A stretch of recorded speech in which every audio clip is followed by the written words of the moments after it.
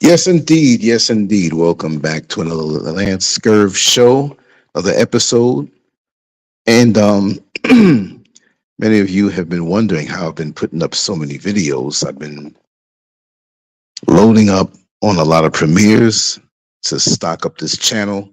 But many said, "Hey, Lance, we love the old shows, but you got to do a live. You got to do a live." And I said, "Okay, we're going to do a live." So we're going to do a live right now. I'm going to do it probably twice a day from this point on. You have spoken, and I will listen. All right. And today we are going to speak about stepdaddy suicide. Is it the fastest way for a man to lose his mind? And yes, we have brother Joe Harden with us. He just popped in. Hello, Talk to me, hello. brother. Yes, yes. Yes. Keep that mouth close to the phone so we can hear you. I hear a little wind or Okay. something. All right. It's But in the yeah, background. I'm coming inside now. Hold on. I'm gonna be gone for a second while I walk back in. just mute yourself. That's all. It's okay. Yeah, yeah, yeah, yeah. Yeah, we had an interesting conversation. Brother Joe left a long, good, deep comment on one of the recent premieres that we did. And I was like, wow, I'm going to have to lift those words and put it into an article on LANCESCURV.com. And don't fret, I haven't been really posting on LANCESCURV.com because of the old videos, but anything new will be put up there and it's still active. So everything will be really put up again and opened up and just set up the way I always set it up from starting from tomorrow. But this one here for me, it's like after midnight, but I had to talk about this in West Africa in Accra. So it's a time difference that I always aim for uh to hit on the East Coast because that's where most of the fans and over on the West Coast also across the country. But if I hit the East Coast, the West Coast automatically gets it. Those who are here in West Africa, they get it when they get it because my true fan base is in America and I'm going to deal with that. And especially those in the UK too. But I'm somewhat the invisible man over here, and I'm okay with that because I'm not going to ditch my family out there in America and just say, "Hey, I'm all about Ghana right now," which I am for my people because I live here. But the fan base is the fan base, right? So, brother Joe, we were talking earlier, man, and I know you were a little sleepy when I called. I just had to praise and thank you for the comments that you left, the in depth way that you did it. That's the way I like to do to go in depth and how do I say it? Surgical precision on any topic, and it's a lovely Yes. thing. And I know that this particular topic is going to piss off a lot of people. I know a lot will applaud it.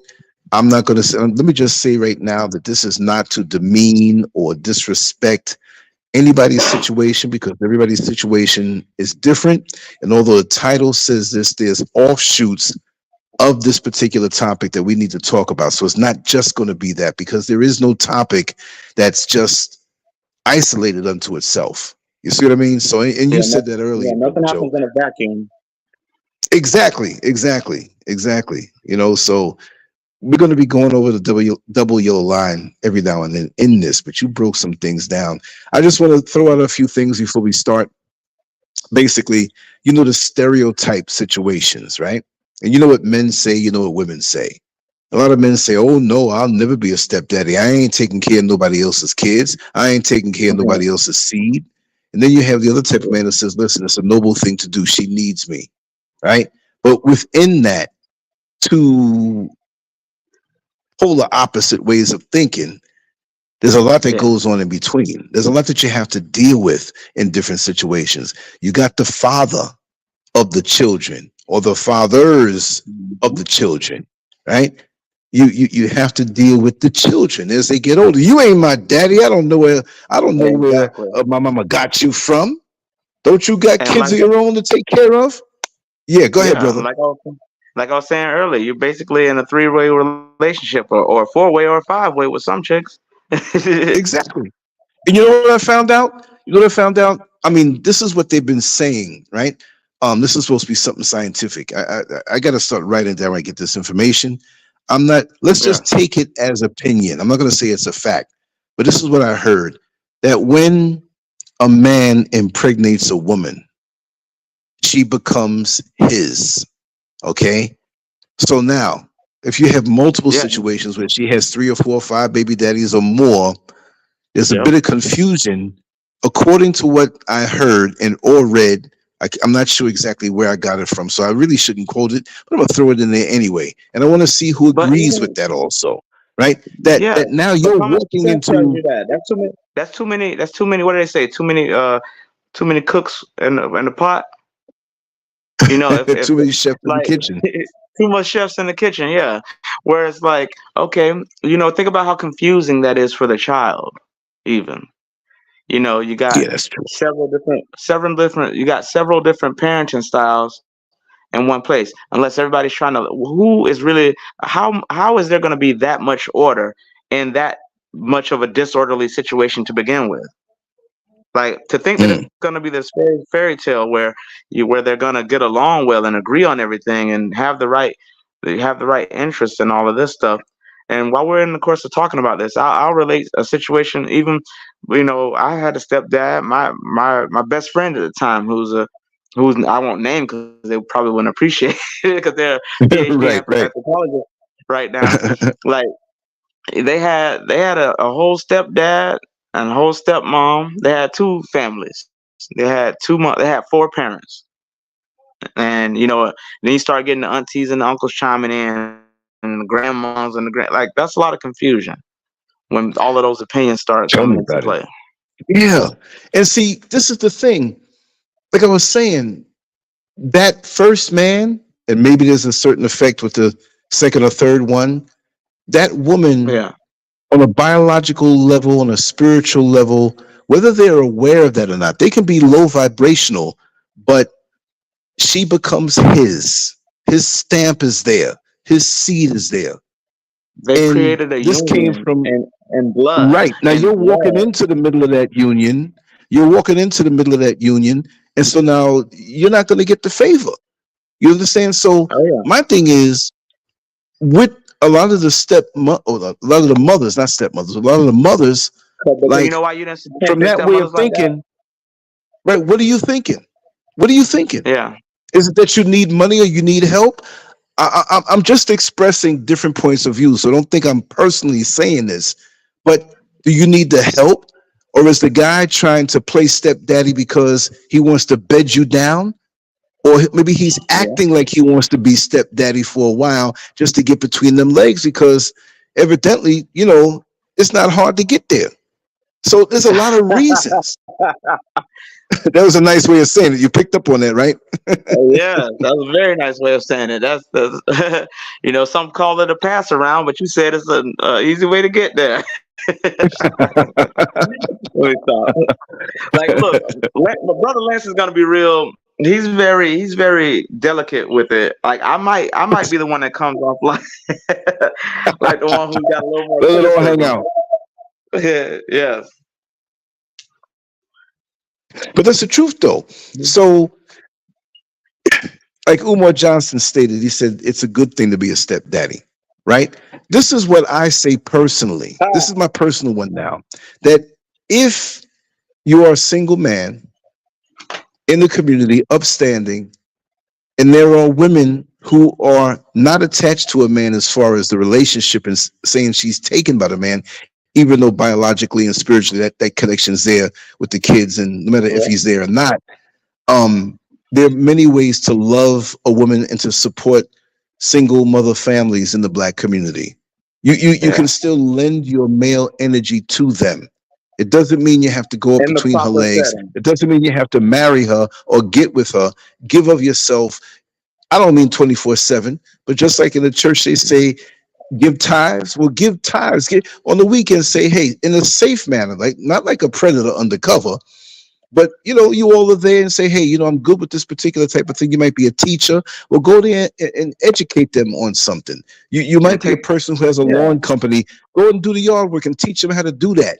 So there's a lot of ways to show love and appreciation to those women who don't have a man in their life. But a But lot of that's them would if say, they're yeah, receptive to it. And those are very good options for a situation where the woman's going to accept it. A lot of times these women will not have a good guy come around that's for their kids because they're worried about the predator angle, because they're worried about, and this could be the most affable guy in the world. He could be the best guy trying to mentor. Maybe he notices that your son is good in school or sports, or your daughter is good in school. Don't let it be a guy trying to, showing an interest in being good to your daughter. That's going to automatically raise some red Oh flags to yeah. people, Oh no yeah. matter how Yeah. nice he's being and how he's reaching out. We used to say it takes a village to raise a child, and we truly believe that at one point because we used to live Right. like that. But we got into this thing where we're all of a sudden assuming the worst of black men, and that's why guys started checking out of the community. You'll see them raising other Latino kids and white kids and all of this stuff, and being guys. You will have a man be more apt to be a stepfather than a woman would be apt to be a stepmother. The statistics Wow. tell you that there are more men being stepfathers. You just think about it in your own personal life. How many women do you know that are going to be willing to be stepmothers with a man who has a child and a woman that he still communicates with because they're co-parenting, Right. versus Right. a man who's willing to do it? And there's less of us. There's less men. There's less black men than there are black women, and we are more willing to be stepfathers. It's like we almost take it as for granted that, oh, well, whoever we get, because of how crazy our community is with the lack of a stable family, we almost accept it as a given that she might have a kid or two already. We accept that, Wow. but they don't accept it like that. And Wow. we know it's true. It happens in a rare case, and sometimes they can Brady bunch each other together. You know what I mean? That, I There's a say that's what I story say about of a dysfunctional exactly. family. Here's a story of a ratchet chick who got tired of passing around Kitty all day. Then she thought, I'm gonna be celibate. That's the way I'm going to trap a man Oh, today. shoot. You crazy man. I thought that was nuts. No, let me stop. There's some Oh, great women. There are some good women out there. I will say this, like you said, I'm not gonna be too hard or whatever, but I will be a little messed up. we gotta have a little fun, man. Let it hang out. I will have a little fun with it because I've seen too much of it in the communities and families and my family and other people's families, and I've seen this stuff, and we've all really seen this stuff. I've had up close seats for this stuff. Like I had a stepdad who was great, and then I had one that wasn't so great. He did it the way that that was just he did it like it's so funny because it was a marriage of I should be able to say this now. Enough years Right. don't gone by where he can still stay in the country. Well, man, it seemed to be a marriage of convenience to me. Maybe I don't know what I was talking about or Could something. be. Could be. No, it was definitely a marriage of convenience, and he got all his daughters all got here, came from Jamaica, and all his daughters got here. My mom treated those girls like they were his stepdaughters. This man, I found out Hmm. later on. This is the bad one I'm telling you about first. This man claimed Yeah. me like I didn't find out until recently, brother Lance. I did not find this nigga would barely talk to me. I was 16 years old when they got married. First of all, I found out Wow. like late as hell. I found out late. I found out after they had already been in the courthouse. Mm-mm. There was no preparation. There was no preparation for it. This and third. So by the time, like by 1998, I believe, like I'm 18 years old. This man, I saw paperwork. Like I got some paperwork that I was digging. I was throwing away a bunch of stuff. And I had some old paperwork. I don't even know It's why always I like that. have it. Exactly. This nigga claimed me on his taxes. I didn't get a graduation Oh. gift.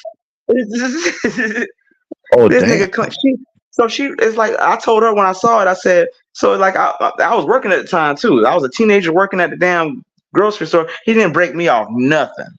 He broke he obviously broke her off because she gave him my information. So he Right. Right. obviously broke Right. her off. But I'm like, I'm already working and paying for all of my school clothes, and I'm paying for everything. I didn't get no allowance like from her. My dad would still give me allowance at that point, I think. My actual father. So Hmm. I would go and get something every now and then, but I was working at that point, so I really wasn't asking him like that because I was making my Right. own money. I was in honors Right. classes and working two jobs at one point. I worked at Winn Dixie and McDonald's in the same park. Remember that? Okay, Lance, you know on Colonial Mm-hmm. where that McDonald's is, that where the worst McDonald's in the world is. Near John Young? No. Yeah, with Wait. John Young and West Colonial. The Oh, worst McDonald's damn. on the face of the earth. But it wasn't See, like I that knew it back right then. off the bat. It's across from the sheriff's office. Just give y'all a little hint. Oh, yeah. And you get the Magic Yeah. Mall. Yeah. Well, it's a little bit down the You street from get the Magic Mall. You're absolutely right. Yeah. right a little bit. Yeah. Right there. Exactly. Across the street from Checkers. It's on the other side of John Young. Exactly. I But I was used to working there when bounce it. at the club on the other side of the street. I used to do the bouncing after I Oh, you got out of the did? corrections I at didn't night. know Yeah. that. That's And it was funny. always like gunshots over there by that McDonald's. Because see, when you couldn't park by the club, they had to park over on the other side. Because at Oh, night they didn't hassle you on that. And a lot of times, the longer the walk, the wow. more they were arguing, and gunshots were always ringing out. And we would Dang. run around the back and duck and just stay low until everybody was gone. I wasn't paid to catch a bullet. You know what I mean? I was paid to watch the door and keep things in Exactly. line. You know what I mean? You But know, the dudes in the superheroes street out here there don't knew be me getting from the powers. jail. Right. Yeah. They knew me. The street dudes knew me from the jail, so they knew I was cool in the gang with them Yeah. like that. But I mean, Yeah. that's crazy. Yeah, that was the worst McDonald's. Exactly. Like it got worse when like it got worse over the years, especially. Like it just became like the transient hangout, like all the homeless and Mm-hmm. they all that started hanging out there, doing all how they come into be high on drugs, do weird stuff inside. That it's entertainment to some people, but just tragedy to other people. I know. There was a dude that used to panhandle there when I would bring my Yeah. bus in when I was driving the bus afterward. He looked just like Jeffrey Dahmer. Just like Jeffrey Dahmer. We used to call him Jeffrey Dahmer. See, exactly. Only thing, And he used to act so weird. only difference between him and Jeffrey Dahmer was the house. He like just didn't have the house. If he had the house, it would have been on. Right? Refrigerators would have been stocked. He couldn't do no stuff out in the street. They weren't going to go for doing stuff on the curb. Exactly. You try to give him some money for a hamburger. He's like, "Nah, I'm good on food." He said, well, you can come back with me. I'm going to chop you up and eat you. Love to have you for dinner. Not have you over for dinner, but have you for dinner. Exactly. But yeah.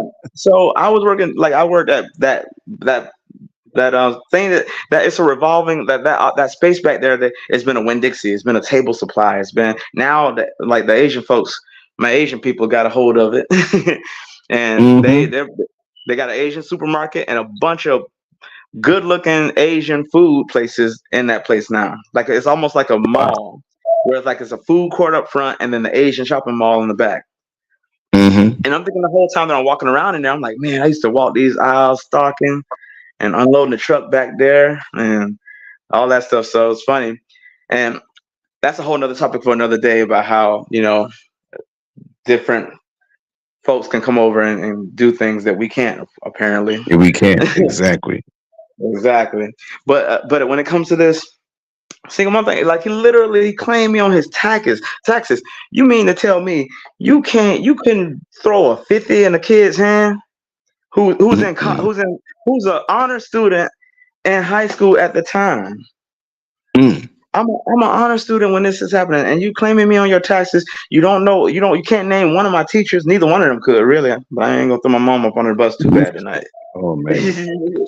I love her to death. That's my baby, but yeah, it was some foul stuff when it comes to when I really think about it, because I was too good. Like I was too, like I say it, a little bit ironically or whatever, but I was too good. I didn't the squeaky wheel gets the oil, and I was not a squeaky wheel. I was a very self-contained sort of kid where I just went to school.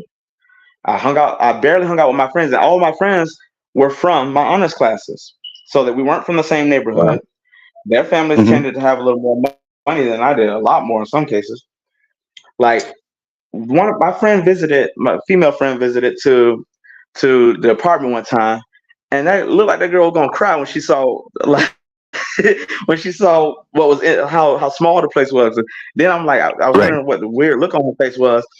Then we go to her place, and the place is fucking huge. They had a bidet. Oh wow. A, Oh a damn. bidet and a walk-in shower. I ain't gonna tell you how Oh I used the man. bidet wrong. I used the bidet wrong. I thought that was the toilet. I was like, Well, what a top part? you know what in the hood what a bidet is, right? I, I don't all you do is know. just you just straddle the toilet and face in and Ah, pretend it's a bidet. the hood bidet. Oh man, I destroyed that bidet. I destroyed that bidet. Um, Oh my goodness. so My you mom didn't came see to all the say jets coming up and wonder what it was? You thought it was for balls or something? I didn't know what. I just hovered over. I didn't know what it was for. I just thought, okay, something wrong with the toilet. She told me to go use the bathroom, and the toilet was hidden. It was like you go in there, and the toilet's behind the door, but the bidet is right in front of you. I'm like, who? What? I'm like, am I like nowadays? I'm thinking like, who is Miss Ellison keeping that thing clean for? I ain't see her with nobody. Right. Yeah. No need to knock out the cobwebs. I shouldn't have said the last name. If you ever hear this video, Elisa, yes, sorry for everything. Don't worry, there's a very slim chance of that Wasn't my happening with idea. me. Yeah, right. But yeah, so it was insane. Like the single mother thing is like you got some ladies that are right, and I don't even mean so much the ones that were maybe married at one point and were a good wife, and they did the best that they could and all of that stuff. But the ones who never were wives, who never intended on being wives, but who were dead set on having a bunch of children, kids look like a peck of. They call that in another culture. They call it crayons. Like in one I think in one African culture, if I'm not mistaken, I know some culture call all them kids from them different fathers crayons. Mm, Like I said, I'm the wow. one that's supposed to say the messed up stuff tonight because I'm thinking It's like tag it. team wrestling. I'm like, let me get in on this. But yeah, go ahead, man. Let it hang out. Exactly. But yeah, it's like you go into and then the crazy like the seedy side of single mom stuff for the alliteration is the hoods that I was in, we there was a drought of fathers. Of course, you know, my family being one of them. I had a father growing up. Thank goodness I had a father growing up until the age, like a father in the house. I mean, and he was a stepfather from Right. I was a few months Right. old, all the way until I had a father and a mother in the same house until I was 8 years old. Like so, Okay. So you remember. those formative years, exactly. And I Yeah. did stuff. My Yeah. dad and I would take the boat. We'd go, you know, go do things on the boat and hang out together. Nobody couldn't tell him that wasn't his son. That I wasn't his son. They were together so close in time, though. I think that he thought the possibility was there for him to be, Hmm. for me to be his son. So, Wow. and you know, I'm short. He's a short guy. I was super thin. He's a Haitian thin dude. He was young too. I didn't know how young he was. He got kind of caught in a trap a little bit to me Hmm. because he was like 19, 20 years old. My dad was 38, 39. And Wow. my Wow. mom was 28. So, Hmm. you know, went from an older Right. guy whose rules she didn't want to follow. And that's what I say where most marriages, like what is it, 70 something, 80% of marriages Hmm. are divorces are initiated by the lady. And then you start getting the tales that get spun. And some of it's true, but a lot of times it's just not wanting to be the under somebody, not wanting to be under somebody else's authority. Right. And Well, and yeah, these things are so dysfunctional now. Um, like, okay, traditional out here in West Africa and many countries in Africa, the young girls are groomed to be wives, but that's almost a curse in America and the Western world. Like, you just raised me to be yeah, some wife walking around the house pregnant and whatever. The home life is very important because the home life is the building yeah. blocks of the community, right? And Even we the know in word the modern day groom has society you changed. have to work a little bit. You understand, but we Yeah, still should stick close to these traditional rules. But you'll exactly. have They are tried and true. They're tried and true ways. you'll have the Uh, single mother who looking for the stepdaddy or open for the stepdaddy who says she never wants to be married, but she'll let a guy come in the middle of the night and get Mm-hmm. there and drill the goods and enjoy all of it and go. I don't understand that. Don't you want Because more that's out of a man? And I'm not saying this is yeah. everybody. This is not, again, this is, we're just picking on specific It's enough for situations. it to be a We're not problem, saying one though. size fits all. It's enough for it to be a problem. Brother Lance is gonna give y'all the nicest part of it. Yeah, like I said, I'm gonna be as nice as I can be. I can be as nice as I can be, but at the same time, the evidence and what we're seeing in our communities are in crisis. The families are in crisis. Like Mm-hmm. the government, the U.S. government, and left wing feminism, second, third, and fourth wave feminism. Those levels of feminism, because I love the fact that feminism, got domestic violence, off the board on larger levels like that, where you could actually go to jail for it. The dudes then used to go to jail for beating their wives, but Mm-hmm.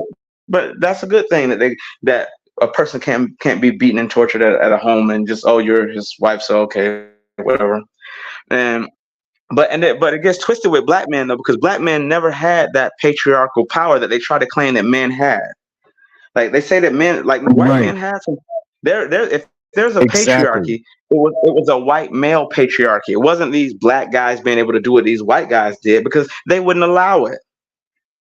They That's wouldn't right. allow it.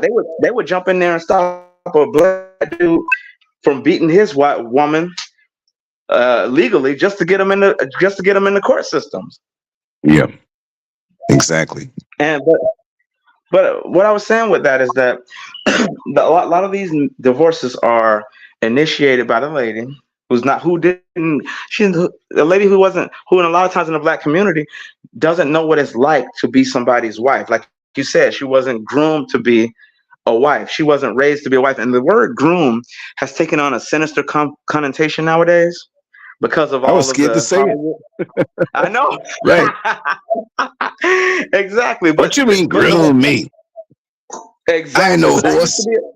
that used to be a thing, though. That people used to talk about it in the NBA, talking about how when you take a point guard out of the college system and then you put them in the NBA, they got to be groomed to become an NBA point guard. It usually took a year or two for a point guard to really, Right. unless you're Magic Right. Johnson or somebody. Because you know what, But with like, that word, there's a level of subservience, a connotation of yeah, groomed. Like I'm just sitting here and you're grooming me. Okay, look at it like in a so-called beauty parlor. You're sitting there, and all these women around you, some doing the eyelashes, some doing the hair. You're being groomed, so it's like a yeah. subservient thing. Like, and usually I think it's the man that's going to do it. You should already be there already, even if you are a career woman or whatever. Yeah. To understand those roles doesn't mean you have to just be barefoot and in the kitchen. But it's so sad because a lot of women who are not groomed to be wives end up barefoot in the kitchen by themselves with a bunch of kids around them.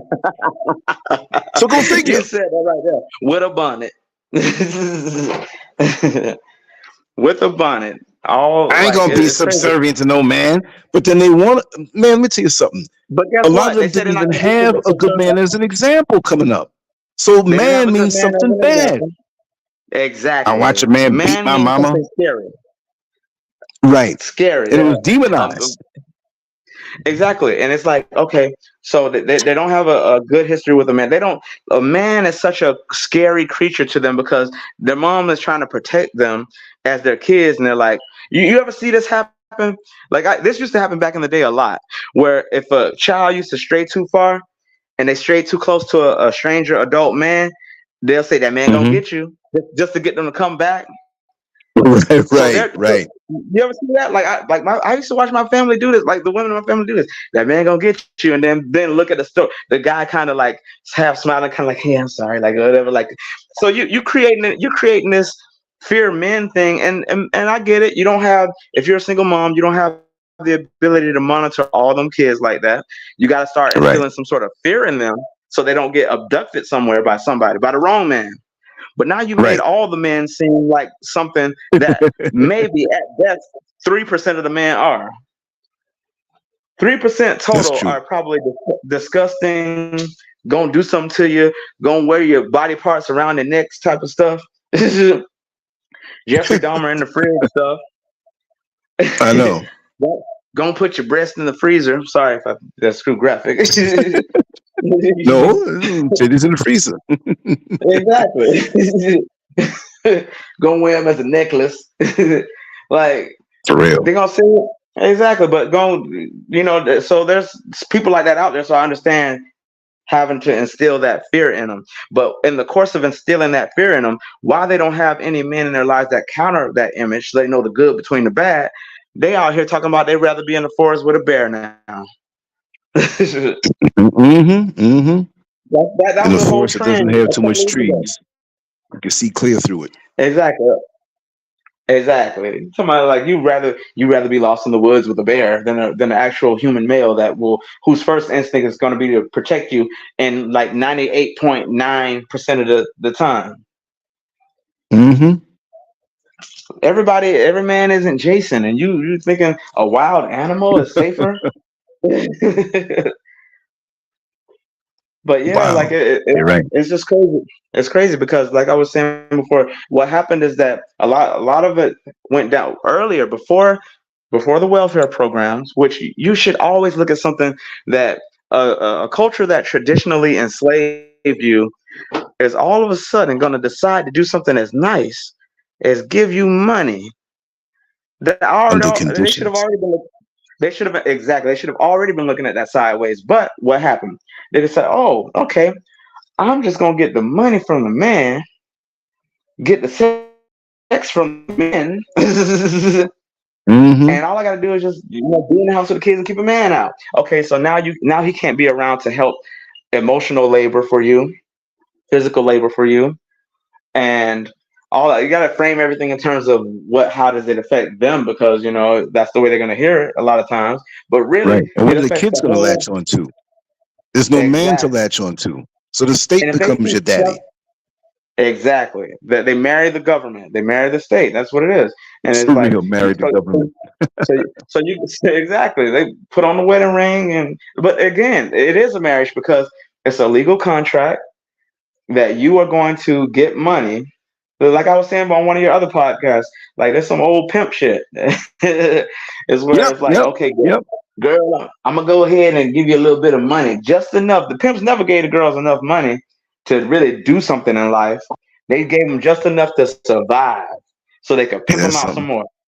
And the way that these guys pimped out the government, I should say, the way the government pimped out the black woman is that they gave them enough to survive barely, kept the men around from raising the children and instilling some sort of form of community, so that by Mm-hmm. the time the kid is of age, they know that they're going to end up in a jail somewhere because they never had some order to the chaos that's around them. Then you throw in a So few true.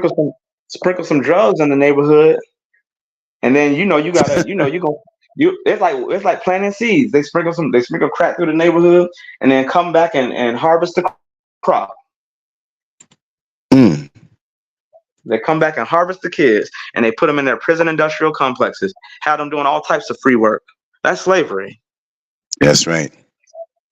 And turning them out too, and putting them in Oh, an exactly. unnatural, place. Oh yeah, exactly. No male role models around. Girls don't know how to become soft. Then the boys don't know how to become tougher, and Masculinized all women. and don't get it twisted. That gangster stuff ain't tough. That in the hoods and I can't hold out my daddy. I got it through the mud. They sound like children. You ever hear the way they Yes, talk? they My do. brother, Mm-hmm. my brother. That sound like a 5-year-old. Mm-hmm. And they keep Exactly. that same my brother talk all the way up They call the until women mama, and they call their home crib. So what do you think? all that infantilize.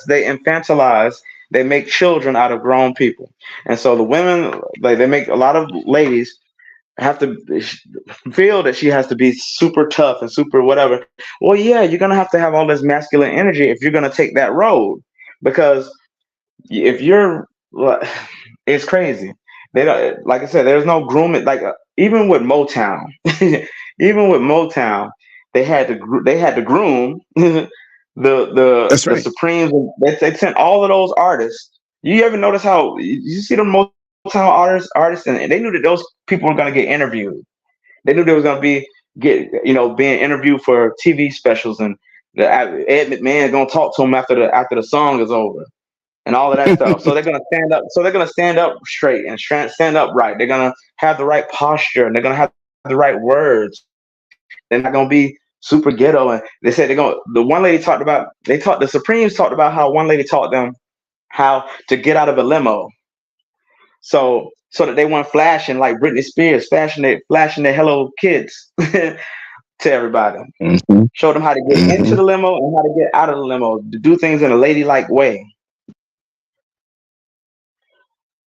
And so that when there isn't that guidance from the men, like again, men can't teach women how to be ladylike entirely like a good woman can. They can give advice on based on what they've seen before.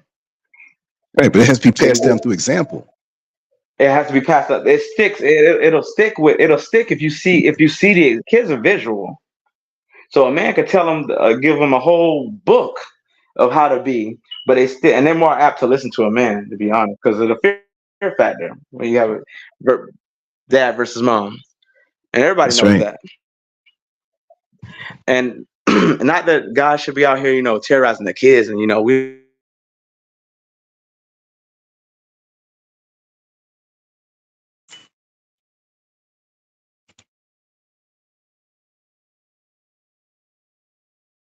You kind of blanked out, my brother. I'm not hearing you. I don't know if the rest of the people who are watching the show are hearing you.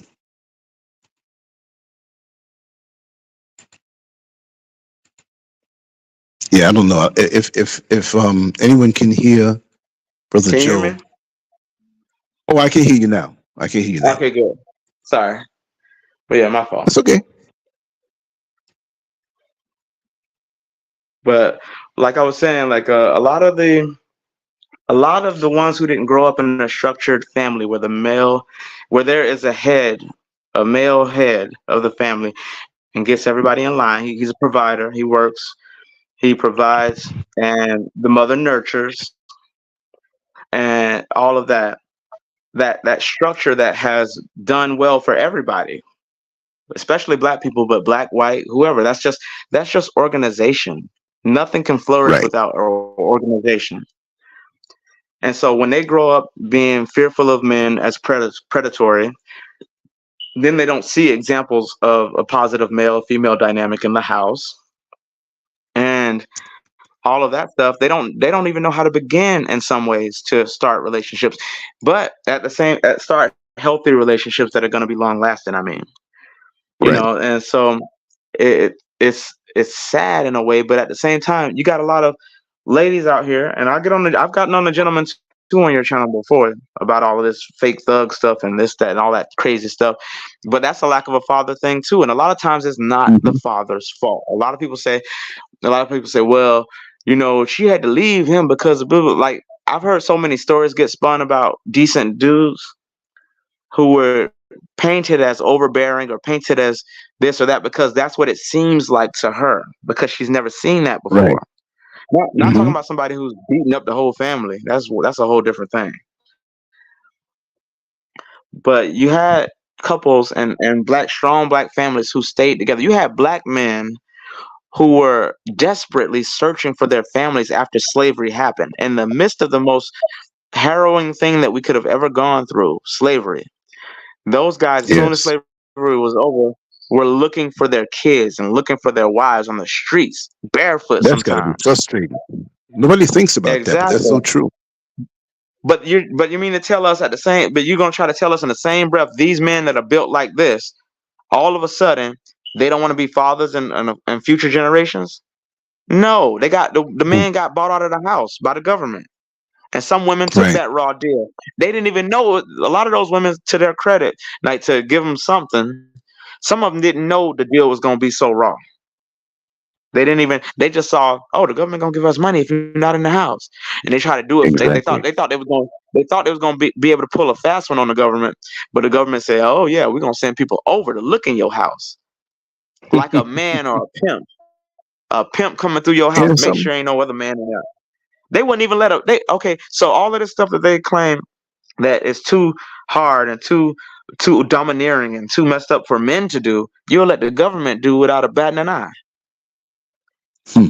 See what I'm Good saying? point. You let the government come in and check your house open closet doors and move things out the way to make sure a man isn't hiding there.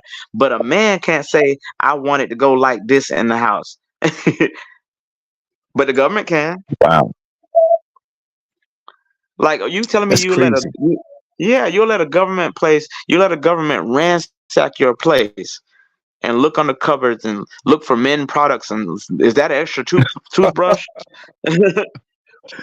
Or like Right, like right, Claudine. right. Remember Those are Claudine man when she was like, shoes. exactly. Remember Those are Claudine when men she boxers. those are men boxes. That's probably why the women started wearing boxes. Remember there was a trend at one point. The women started wearing boxes. They had to I pretend that the know, dude I wasn't know. there. All of those, uh, a lot of the social ills that we see. This is what happened. The government with the welfare system, and then second, third, and fourth wave feminism came into play with their rhetoric and their BS. And those white women they were trying to build an economy for themselves. They didn't really care. That's why there had to be a third wave feminism and a fourth wave feminism, all this stuff, because they started incorporating black women into their feminism. That didn't even exist before. They didn't care about black women before. But as soon as they saw opportunity, they go, yeah, right. men are so terrible. This, that, and the third. You go, girl. And meanwhile, they get married once they get out of college. They're telling the black women to dog out black dudes, to call them all sorts of deadbeat fathers and abusers and predators and all type of things. There were plenty of men, and no one talks about. Everyone talks about, oh, Big Mama was so great, she held it down. But the few that did have a Big Papa along with Big Mama, who Big Papa worked himself to death, and he usually died before he got to see a You ain't lot of the lying. people in the family. But That's true. A lot of times Big Papa was the one that put that house that Big Mama living in into fruition. He made that happen. But they talk about how Big Mm-hmm. Mama held it down, but he was the one that bought the house. He left that to her when he died. But you don't That's see no true. pictures of Big Papa. You might see Big Papa in one picture in one photo album. you know, I you know. might see, I you might know. see He's one picture of Big minimized. Papa. He is definitely minimized, but that's a product of the government and white feminism in some ways. And then some guys just weren't ish to be either.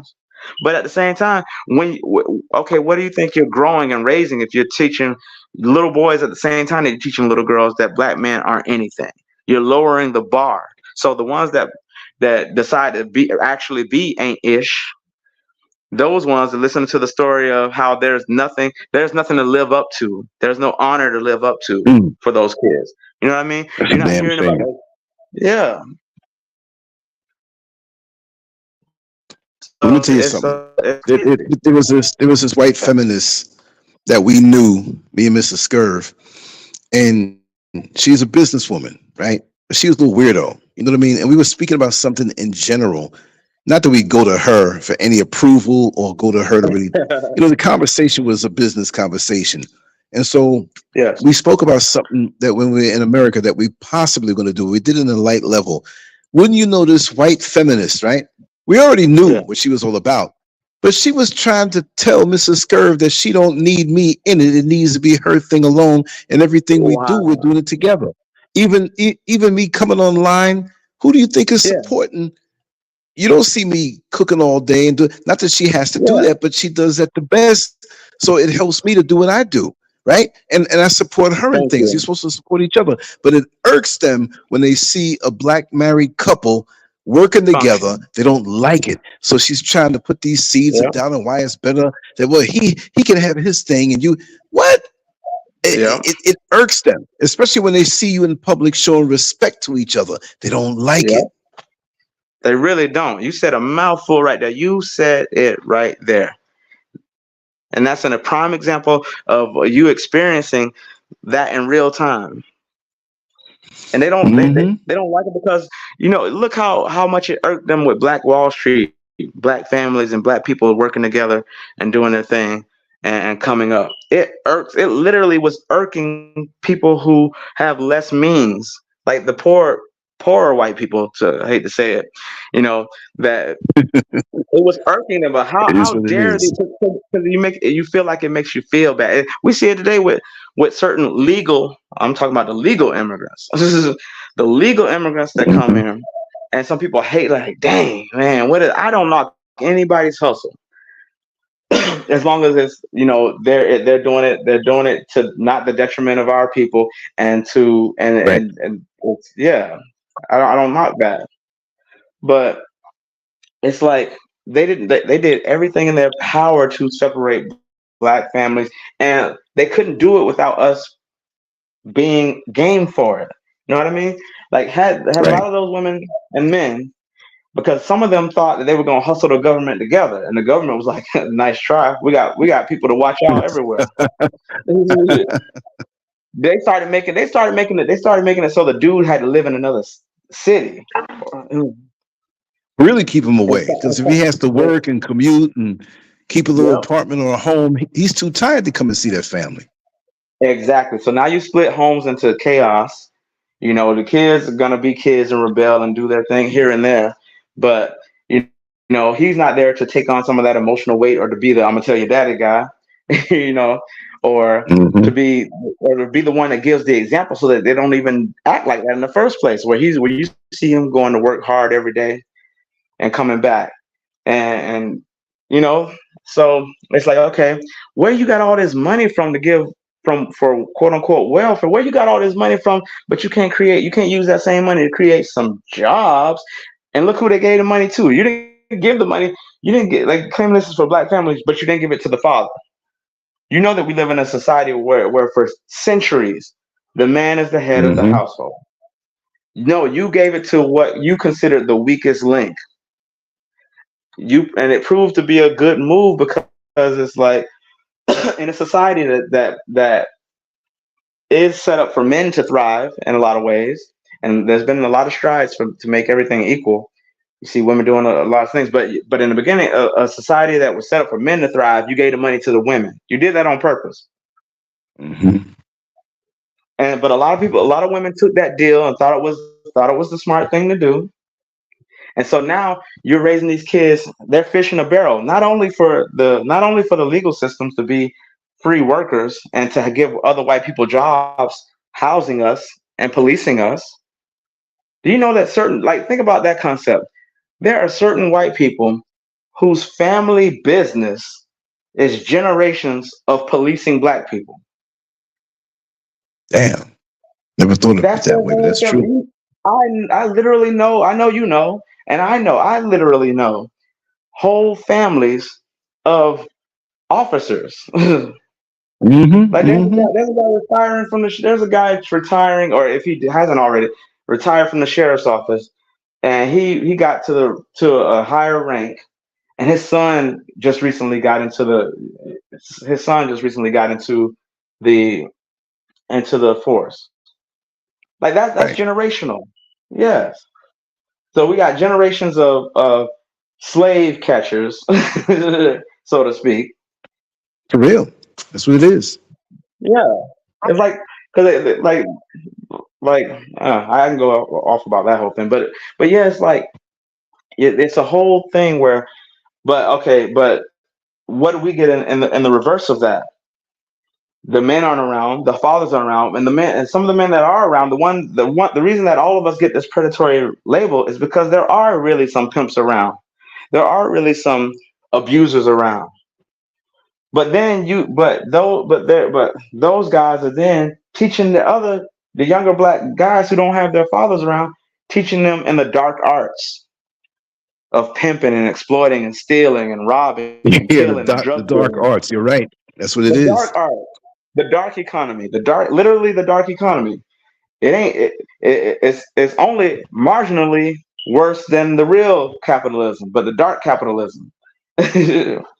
The dark capitalism of selling Serious. vice and selling vice in terms of drugs and prostitution and all of that stuff. It was bootlegging at one time. Hmm. So all of this all of this chaos, and then no men around, and then some of the men that were good men become the ones who are drinking too much, who are doing drugs because they're so torn apart by the fact they don't have their family around them. It's so true. Their wife, their women, and their kids are somewhere else, being. They got the government pimp stalking the place. You know how emasculating that is? Yeah, that's by design. Yeah, exactly. They're out here doing the most to us in some ways, but a lot of ways at a certain point it becomes our responsibility to recognize what is happening and to approve it, because we cannot expect the oppressor to stop oppressing. We have to stop oppressing each other. We have to stop breaking up our relationships and raising kids who are scared of men and women who don't know how to be a good who haven't been groomed to be a good wife and mother, who think low of wife and motherhood. They'll think highly of single motherhood, but think lowly of wife and motherhood. Ain't that something? They never had no good examples. Think about that. Right. Exactly. But some never had. I got to be fair. Some never had good examples and still understand the importance of it. You understand? But yep. Yes. It's all in a personal, individual experience. But still, there's some who just hate it. Look, let me tell you something. You'll have some women in public. They'll see you as a family, as a couple, and you should see how they sneer at you. Not all the way where you see it right away, but they're sneering at you because in their world, that's the worst kind of union that doesn't work out. And when they see it's working out over time, then it's like, wait a second, then there's something wrong with me. I gotta revamp my approach, and they don't want to think that way when they see it working out. There you have it. Yes, sir. And here's the thing: it's like then they start getting into their cadres and their cabals and their covens of you think you gotta listen to that man. You think you gotta listen to that man? You know how the tribal council of women in these fatherless families, the tribal council of the father. Yes, they will teach young girls. I'm learning some terms tonight. Right? They will sit there. The tribal council of trifling chicks in a fatherless family will always make the girl keep in mind, don't trust that man, and always keeping this idea in the girl's head that he might be cheating. I've listened to this. I've listened to the ladies. What the dude, he might not be answering at that moment. Here come one of the tribal elders telling him, well, you don't never know what they might be. All of this passive aggressive stuff, like you never know what they might be up to and things like that. Now that dude got a whole argument waiting for him. That dude got a whole argument waiting for him. Or some of the wilder chicks will just, oh, well, you know what? If he out doing his, I'm gonna go out and do my own. And then you get the guys who don't know how to even be attracted to a modest, sweet woman like that. That's true. That's true. It's odd for them. How. Exactly. They want the confrontation. They're so used to it. That she wears all her clothes. Man, the same girl that you see in the library looking like they don't have any concept of, they've seen the skin and all of this stuff out so much that they don't even know how to undress the woman with their eyes. To where all of a sudden where you see her be a little mousy, a little frumpy, a little whatever, a little more modest, as you put it. I gave all those negative words, but a little more modest. All of a sudden you're thinking, man, I bet if she wore a little short dress with that, or if she wore a little boo with that, you could take that same girl who ain't like that, who ain't out in the streets like that, who ain't got the BBL, who ain't got her melons out in the front, all of that stuff. Imagine how exciting that is to unwrap that Christmas present. Exactly. Because it's for you and it's not for the whole world to ogle. It ain't for the street. You know what I mean? Exactly. Right. Like, dude, the smart ones these days.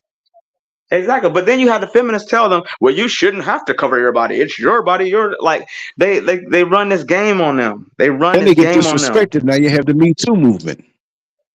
Exactly. They run this game on them. It's like, okay, throw all of this steak in front of the wolves, and then some of them eat. I'm not talking about abuse, but I'm talking about comments and looking and things like that, which everybody's gonna do because they're human and they have eyes.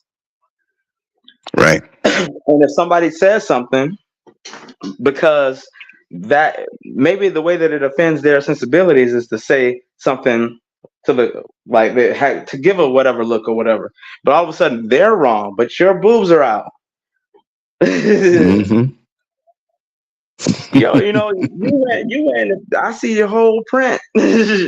like, like you went. Remember cat suits remember them cat suits in the '90s and all that stuff. Yep. All of that. You was a bouncer. I know you saw that. You saw it. Oh yeah. Yeah. I And saw so all kind of situations. remember the exactly. Right, look at you. You picked up on that. remember the cut up dress, the dress that would like it would be if it was a fully like if the dress was fully intact, it would still be form fitting like Jessica Rabbit, but it was like the Jessica Rabbit dress with the front cut out and turned into shorts. Remember that? Remember that? Where the, Yeah. yeah. Everybody remember that? It had the lines on it. Yeah. Who can forget it? But exactly, and that was crazy enough. But then you add all of that to the modifications that they do to their bodies to then enhance the stuff that you're not supposed to be seeing. Okay, so you're gonna wear the low cut thing and then get a breast job to like have them spilling off, so that you literally. I saw a literally a little bit.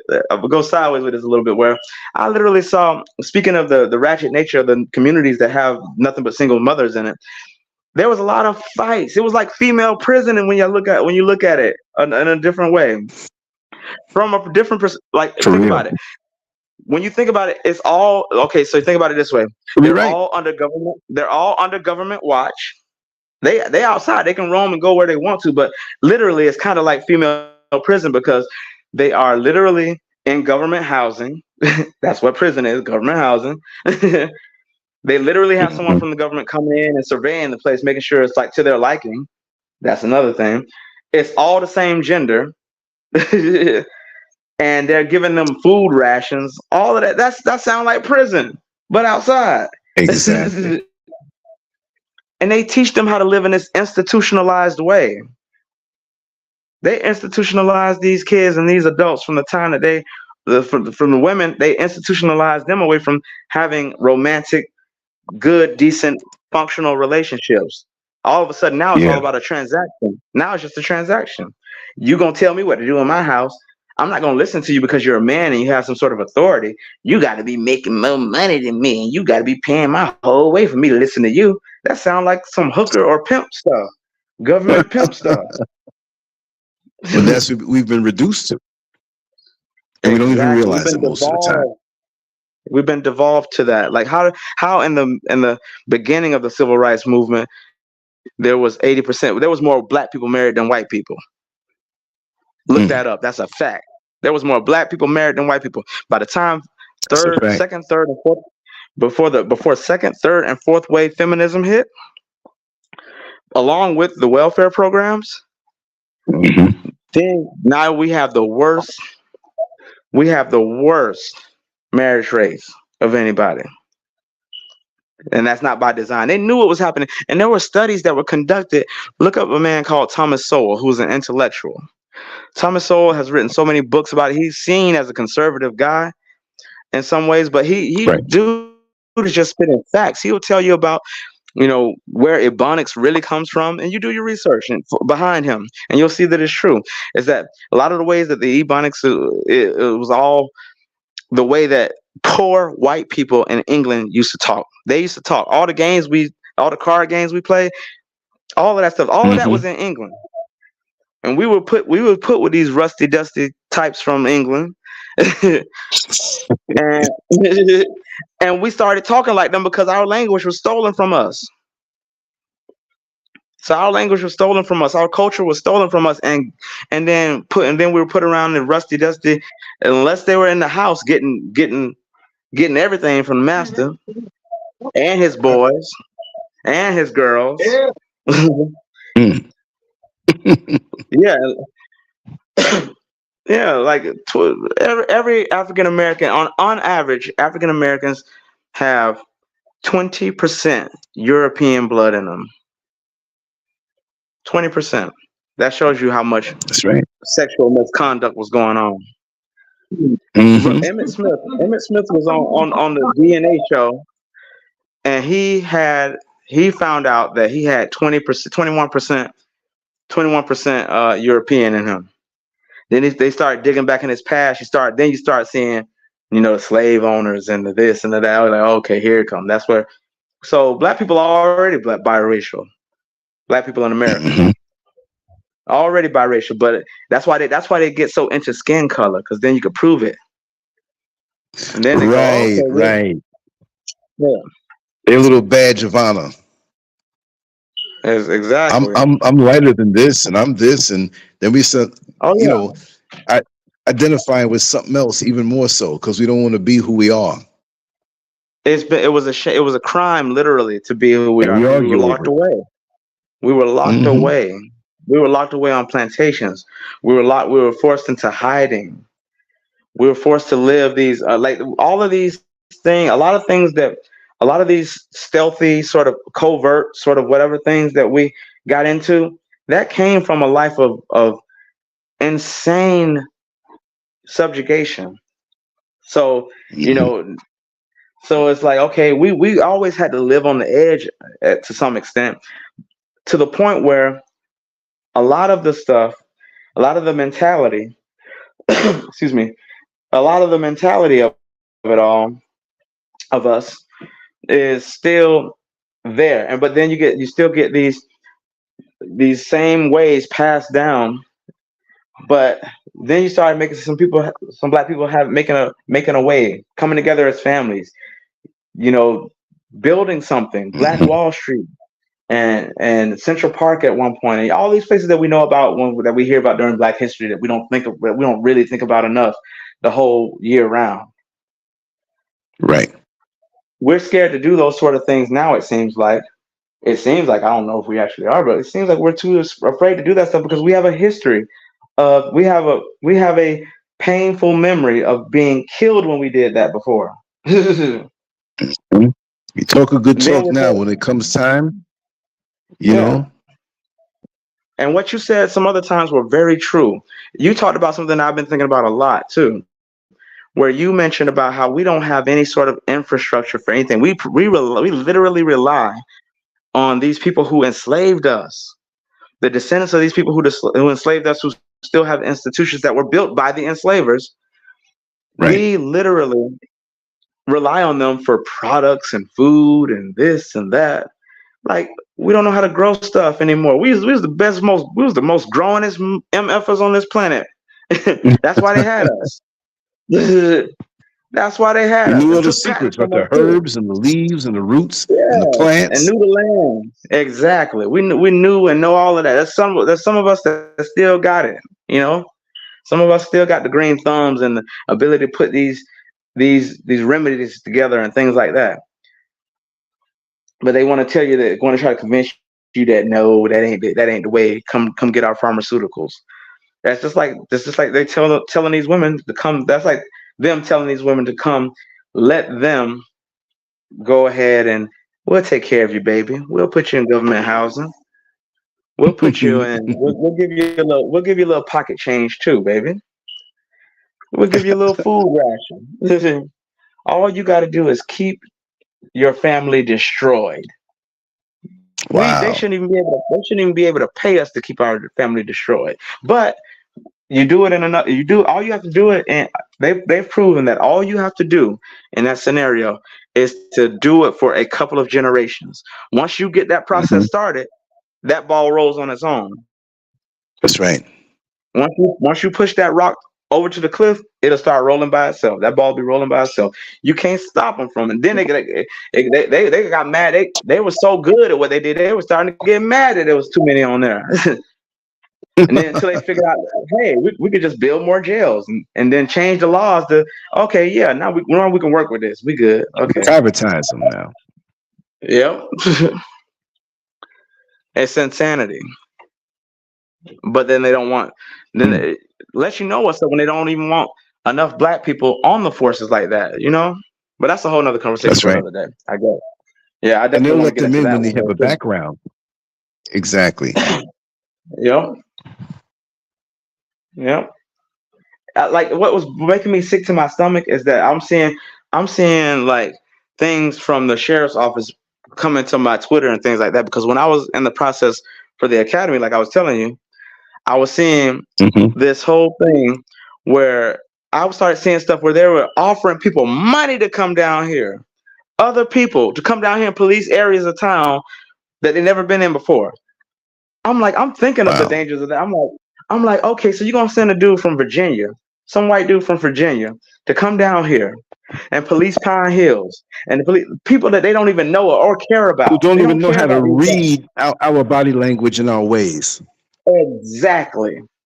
Everything gonna seem like a threat. Anything you gonna seem like a threat when you're in Pine Hills, when you're not from that area. It's people of a different race. You're not even used to the region of people. You're not even used to the That's right. region. That's a whole different world. That's a whole different country, basically, almost. Even though we're in the same Yeah. country, and you're paying them extra money to come down to do that. It got me really pissed when it was like we're talking to the there was like some officers from Brazil were coming down there as special guests of honor for them. Where they Hmm. talking to, I'm like, y'all having conversations with the Brazilian police officers. I understand why, because I'm smart. I know my stuff. I'm like, oh, it makes sense. Right. We're starting to get a large Brazilian population. So yeah, you want to pick their brains a little bit to figure out how you can police the Brazilian population. I get it. Hmm. Where Hmm. why are you not putting that much effort into the black population to try to understand them better, so that you don't think, you know what I mean? Like, I know they're doing it for their own Exactly. means and ends, but I also know that they're trying to recruit some of them over to come over here too, to police the Brazil. Like, Metro West is straight up Brazil now, because they came because Wow. Metro they came to visit. I had Brazilian roommates in Metro West. I know. So it's like they came They over and end they up were they staying. were great roommates. Yeah, but it's like I had to leave when I realized that I was sitting up there paying half the rent of the place. It was a gang. They See. were running me. It was a decent price or whatever, but they had their game on lock. Okay, we're gonna get this Wow. black dude to pay for the lion's share. It was like a 900. Like, they own the condo. They pay $900 a Hmm. month, but I'm paying $600. It's a two-bedroom Oh, condo. heck One dude no. sleeping in, one dude sleeping in the living room, one dude sleeping in the master room, and and this is where it lost it for me. They put another bed in the living room. There was two dudes sleeping in the living room at one point. So I'm paying $600. There's three other niggas in the house, but I'm still paying $600 out of a $900 bill. They was running some cold game, but guess what? They treated me. This is the best up part. They treated me better than my own black family though. Yeah. They knew how to Yeah. they knew how to keep the breadwinner happy. They knew how to keep the breadwinner And happy, that's and that's me looping back around to this single mother thing. They knew how to keep the breadwinner happy. Okay, yes, you're gonna have to work extra hard if you're a single mom. You're going to have to work extra hard to get a guy that has no kids, who has his pick of any other woman who doesn't have kids. They and it's like, he doesn't have to be in a 4 or 5 way or 6 way or a 7 way with other people, other men injecting their opinions hmm. into their Hmm. stuff. And I've been in a situation where I'm just the uncle, where I have a relative who has kids, and they got a gangster daddy. This dude telling them they could cuss. I'm over around when they're around family. I'm telling these kids, hey, you don't cuss under my sister, my mama's, or your mama's roof. Have some respect for your great grandma, my mom, your grandma, my sister, and my niece. I just gave it away. But yeah, I'm telling them because it's majority boys. So it's like, I'm telling them, have some respect. Do not play. I said, I got to the point where I was like, don't even play custom music around them. Those are ladies. Right. I know that Right. y'all are used to them yelling and being harsh with you and trying to tell you what to do. It's a lot of y'all. It's hard to try to get a lot of y'all in order. You know, I don't like some of the other ways that single moms do it either, with the cussing at the kids and stuff like that, because they're so frustrated with what they're going through. I get it. Hmm. Hmm. But at the same time, it's like, you know, I'm trying to tell them that, but they who are they gonna look up to? Me or their daddy? Come on, that's not even a contest. They'll listen, you know, enough that they have to when they're around me, but other than that, they got way more time Right. being groomed in the wrong way. Where daddy said we could cuss and this and that. Exactly. Like you said, you literally killing your kids. Because when you put it this way, when you're teaching your kid to be gangster, and that's one thing to teach your child to be a guy who stands up for himself and to be a man and to be. But part of being a man isn't being flying off the handle and fighting all the time. That's honestly that's more feminine than masculine, because it's a lack. It's more. Right, because It's you your have no emotion. emotional control. Yeah, it's showing Right. a lack of emotional control rather than being a thoughtful, calculated, smart, and calculated can mean good too. Calculated in terms of what to do and what not to do. Right. That's But you masculine. know They what? try to In a flip. perfect world, They you try to shouldn't even flip it have to on say us. that. Exactly, but when second wave, third wave, and fourth wave feminism changed the language, it's even bad to say masculine. That's how good they got. That's how good they worked the system and how good they worked everybody's mind. Gangster. It's bad. It's Right. toxic. They make it sound like radioactivity and sludge and the most gross things you can ever think of. Toxic, like toxic Hmm. waste. Hmm. Yeah, masculinity is supposed to be toxic, but why is all these other people, why with their non-toxic feminism is everybody growing all these extra body parts? I thought the male stuff was supposed to be toxic. Sound like that's the toxic waste. Growing all of these extra appendages. Against nature. Hmm. Yeah, but again, it's like the Imaginary, whole delusional, more mental than anything else. exactly. It's working the mind because you tried because they changed the language. Language is powerful. It's like when people spoke evil or spoke bad against somebody or wrote bad. That they call it spells. You know, spell. You're casting a spell because that stuff does work like magic in some certain ways. Like literally, you're spelling out doom for people when you write and put bad information like that in the public sphere. You know, they called it magic back then because they didn't know what else to call it. But now we know it's things like brainwashing Hey, Brother Joe. and Okay. propaganda. There we go. Hmm. Right. But It yeah, blacked out for a second, bro. I'm sorry, but it's brainwashing and propaganda when it used to be called spells and magic, because spelling you write out people who can write and spell out things, and that was magical to people who didn't have that skill and That's right. predict certain things. Like, well, yeah, so it's like it's just it's insane. It's really insane. I And it's can't. growing What was I on stronger with about? every passing year. Exactly, but they teach all of this stuff. They isolate the women into a single motherhood by marrying the government, and then now they are around.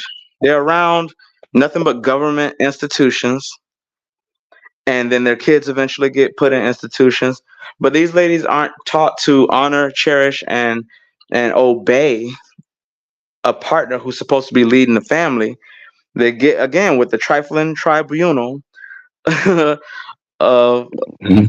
of, of women who were never married in some cases or who were really bad at it. Don't let that man That's tell wild. you what to do.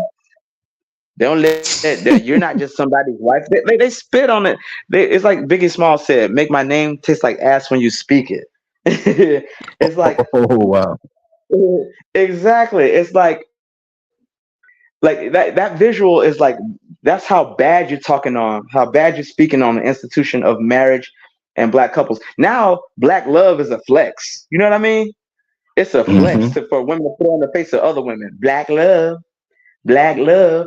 Why don't you teach your girlfriends how to get some black love rather than throwing your black love in their face, and then all of a sudden when they don't have it, girl, you so strong, and give it like pumping the gas on her up, gassing her up to be single. so that you could flex that you have a partner in front of her. But there's not enough women and men that teach. There was a guy who got in trouble for trying to teach like dating tips or like formal interactions between girls and boys in class. He was trying to teach this a little Right. bit, where the guy he sits the kids at the table, tells the guy, "No, look at her, like look her in the eye, pull her seat from up under the thing, and do all of that stuff, all of the courtship rituals that people don't get taught. They don't get taught courtship rituals really. They're back there learning it on the fly from the type of stuff, and then you mix in the social media stuff that we see and all the imagery and all the stuff from the music and all the stuff from the fashion and all the stuff from the TV. It's teaching them be as blatantly sexual and provocative and raunchy as possible, but without giving them the skills. And I'm pointing to my head at the same time, without giving them the skills to manage a healthy relationship. Right. They know how to tell a nigga off, quote unquote, in a second, but they don't know how to approach each other in a respectful manner. That's why they fly off the handle and have crazy arguments in public, crazy arguments on Facebook, go and beat up each other's cars and bust out windows and stuff. Wow. It's insanity. And that's acceptable over being dignified. Isn't that something? Exactly. So a guy walking into that, we're getting on the topic you mentioned. We're talking about guys who don't have to be a stepdad. Why are you going to sign up for that bad role where there's so many actors involved, where there's the trifling tribunal and coven of never married women in that family who have been given that girl bad advice since she came out of her own mother. They've been giving her bad advice about men from that beginning. He's got to fight that. We don't think about that with the stepfathers. He's got to fight her trifling family and the stuff that they pumped in her head that got her in that situation to begin with. The other Pookies and Ray Rays who want nothing, who ain't gonna tell you, I told my kid they could cuss. They ain't gonna be no punks. They ain't gonna be no punks like you taking care of somebody else's kids. So you got the dude over there. He's obviously immature in a lot of cases, but even if he is a decent guy, he might miss his good thing. He got about 2 kids with her, and here you come. They obviously have sexual chemistry. They obviously like getting up with each other. Right. They obviously like laying up with each other. They might even be able to sneak another baby in under you. Wow. Especially if you're all black. Especially if she got a type where y'all kind of look alike. Oh man. Exactly. That's the game. Exactly. And then you think about the resources. Let's say she has 2 or 3 kids already. And you have none, and you're coming in to this situation. Even if you have another kid, you gotta that's 4 or 5 people over there with her and the 3 or 4 kids. Then you and your little 1 kid, you outnumbered in your own home already. That's right. You can't even do as much for your own kid now. Exactly. Right. That the resources that could have gone to raise your kid in a much better environment, a much better way of living. Y'all could have gone on. Think about how many trips y'all could have gone on. It's not even all about trips or technology or getting them into hobbies that they could have got. What type of music hobby can he really have with 4 or 5 other siblings? That's right. Kid can't even have a hobby. He can't even collect comic books because y'all gotta struggle to eat. I never thought of it that way. That's true though.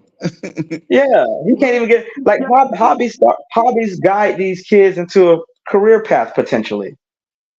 So yes, you might have a little hobby of building model airplanes and turn into an engineer, or can't do it now. A hobby. Exactly. Now you don't have that option, and that's the other thing. Having all of these kids, it's beef. What are we being fruitful and multiplying for when it's a single mom? If you're being fruitful and multiplying as a single mom, all you're doing is creating dead bodies and prisoners for this prison industrial complex. But if you're creating all of it, being fruitful and multiplying within a stable family, you're creating people who can go off to be things. And it's a there's and some people can say, But you know what oh, it is? It's being I get, fruitful. It's being unfruitful and dividing. Because, like you said, oh, that one child won't be able to yeah, do what they could do because they have to share those yeah. resources with them couple of other ones. There ain't no band camp when you have five. Yeah, like you said, like that when sharing the resources, you got it. Like we're both talking about. Like you can't go to band camp, you can't go to swim camp, you can't do all of these things that you can do with one child or children that are all under your Right. rule, and then that's all under that's and then you can't discipline him. You're not allowed to hit him because his daddy. Now you got to worry about his daddy wanting to box you because you're disciplining him, or she ain't even gonna let you. She'll tell you up front that you can't discipline her child. I'll They discipline can him. cuss Well, you out. then you need to stay single. Then if he gonna be living under my roof and I can't discipline, no, your ass to stay single. Because I'm not gonna Mm-hmm. live in a situation where it's like that. There was this internet story that I saw where a man got with this woman. She was a single mom, had one kid, one daughter, and she was the daughter. He acted like that was his daughter. And when they broke up, when the man and the woman broke up, because that was like his daughter, he took on the Mm-hmm. responsibility of being the male figure in her life from the time she was 2 years old. The girl's in high school now, about 15, 16 years old. Anytime the girl asked that man, he didn't even see her. Every time that she contacted him on the telephone, it's a court case that you could find on YouTube. It was like a little family court type of thing. Mm-hmm. Every Mm-hmm. time, every time that daughter contacted him for something, that dude was sending cash out money, sight Wow. unseen. He was sending. Okay, so now the mom would get mad. That woman had the nerve to come out the side of her face and say, "I don't know what his intentions are." His Unbelievable. intentions is that he's known that little baby since she was 2 years old. And now she in high school and she want to go places with her friends and she want to do this thing and that thing. And you obviously can't afford it or won't do it for her. And you're mad because he's giving her money. Now you got to. First, she was trying to tell him that he had to run it by her. Then Wow. he found out that she was still giving her money. She come try to take this man to court. And then in the court, in front of the judge, like the judge had to stop and tell him, like the female judge was like, "Why are you're trying?" It was a white lady too. She was like, "You're trying to make it seem like he has some sort of sinister thing, he's like, look at how he's trying to make me look, like."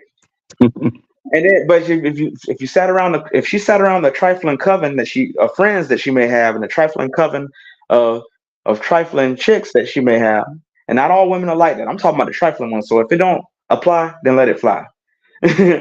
So we all know the trifling covens when we see them. We all know them. And the good women, and I had to notice. I had to start noticing this when I grew up as a kid. I was like wondering why certain women didn't hang around certain women in the family. Well, all of us family, but certain ones wouldn't hang with certain ones. Certain ones wouldn't be a part of the group. I'm like, oh, these the trifling ones. I get it, and they don't want to be a part of that. My uncle's not gonna let her. My uncle's not gonna let her hang with those witches. My uncle runs his household. My uncle runs his household. He's got a nurse, an anesthesiologist. I mean, she was a nurse first. She became an Right. anesthesiologist, and she does real estate now. My cousin, he has another daughter doing something else that I won't mention or whatever because it's Right. good stuff. It's all like they raising his family right. He was not gonna put that poison around his kids and his family and his wife all the time. They would come to visit a little every now and then. That's the ones that they try to call stuck up family members. No, they no, they on their way up, not dealing with y'all. That's right. That's right. That's right. Because they got order, they got balance, they got order, and they know who the lead. They know who the lead is. But when you have that coven telling a single dad, oh, you can't. Why he gonna tell you how to raise a kid? He gonna tell you this. He gonna tell you that. Yeah, Yeah, I he had to wouldn't. raise your kids. Exactly. I wouldn't let that. All of the ones on the phone sitting around talking like that ain't got nobody. You I ain't started lying. noticing that as a teenager. I'm like, these kids, these chicks, the ones who out here talking all this crazy stuff ain't got nobody. Talk everybody else out of their relationships. So yeah, like so a single man is taking on a huge financial burden if he's gonna do it right. You're not coming there just to be another burden to the woman. That's a no go. And these days she won't let you be a burden to her. She'll go find another one real fast, even if she's just using you for the eggplant. Yeah, exactly. you You know, know? she gonna get either way. You know what I mean? But Yeah. the funny thing about it is, she'll talk about not having a man who is going to be a burden to the guy who makes money to make him feel guilty to do more. But then the Yep. bum Negro, she'll have him Still slip getting. by or meet him somewhere and give it to him good too, and probably plop out Yeah. another baby and say it's the good man's baby. There's a lot of Exactly. dirty stuff out here, and we're just speaking realistic. There are a lot of good women out here. We understand with all statuses, but there's some grimy We talking about situations the out here that trifling you have ones to be tonight. careful for. We talking about the trifling ones tonight. Yep. Yeah. The trifling ones got to get some play too. They got to get exposed. And the women, this is the thing about it. People get mad when men talk about it, but I say this: women should hold women more accountable. We reached a point in black malehood where we started holding each other. Like remember the '90s Million Man March and father daughter this and Right. that, and we were putting feet up our collective behind to be better. Right. We were getting on each other to be better. Why can't we do that with the women? Why is that not allowed? Why and I mean we as in black women doing that to black women because I'll tell you why, because they have more of a inclination to be nurturing, so they're trying to nurture the women who are in these led astray ways. You know what I mean? They're going sideways, but they loving on them. But some tough love got to be in order too to tell them how to act right. Yes. Right. Like, girl, why are you doing that? Why are you treating that good man this way? Like, I have like. I hope my sister don't ever see this, but she probably knows too. But I love my sister too. That's my baby too. But but she was Oh, she dogging know your out. voice. She knows it. She'll know. She'll talk to me about it. I have to hear it. But she was dog. Well, part of the problem was he had his own substance problems too, or whatever. But this was a Yeah. good guy. The guy was good. I remember him coming over when I was a kid because my sister's 12 years older than me. He would come over to my mama's house crying, telling something about what my sister's doing or whatever. I just I was laughing as a kid, but when I grew up, I'm like, he put his name, another stepdad. He put his name on one of the kids. He put his name on one of the kids, and Wow. and he put that wasn't his, and he was a really good guy. He still is a good guy to this day. I think he still, comes around. Like women never lose that with those guys either. Like that's another thing that the stepdad has to worry about. Those guys that have kids with them, or the guys that just simply admire them, will always give them something. Mm-hmm. You have to. That's why they say they want guys making these 100 grands and this and that because they want to find a reason to get rid of all those other resources. Women have a lot of resources when they play their cards right. They have the man who admired them who might do mechanic work for next to nothing or a little bit of the That's true. muffin. Mm-hmm. Mm-hmm. there's a guy who's gonna come over there and might do lawn stuff and carpentry and this and that. Not to mention just the men in the family who might just do these things too.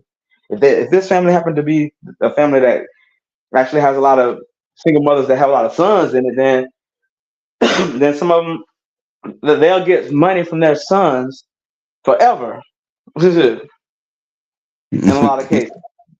So You're you right. got this whole this independent woman got this underground network of men giving her resources left and right.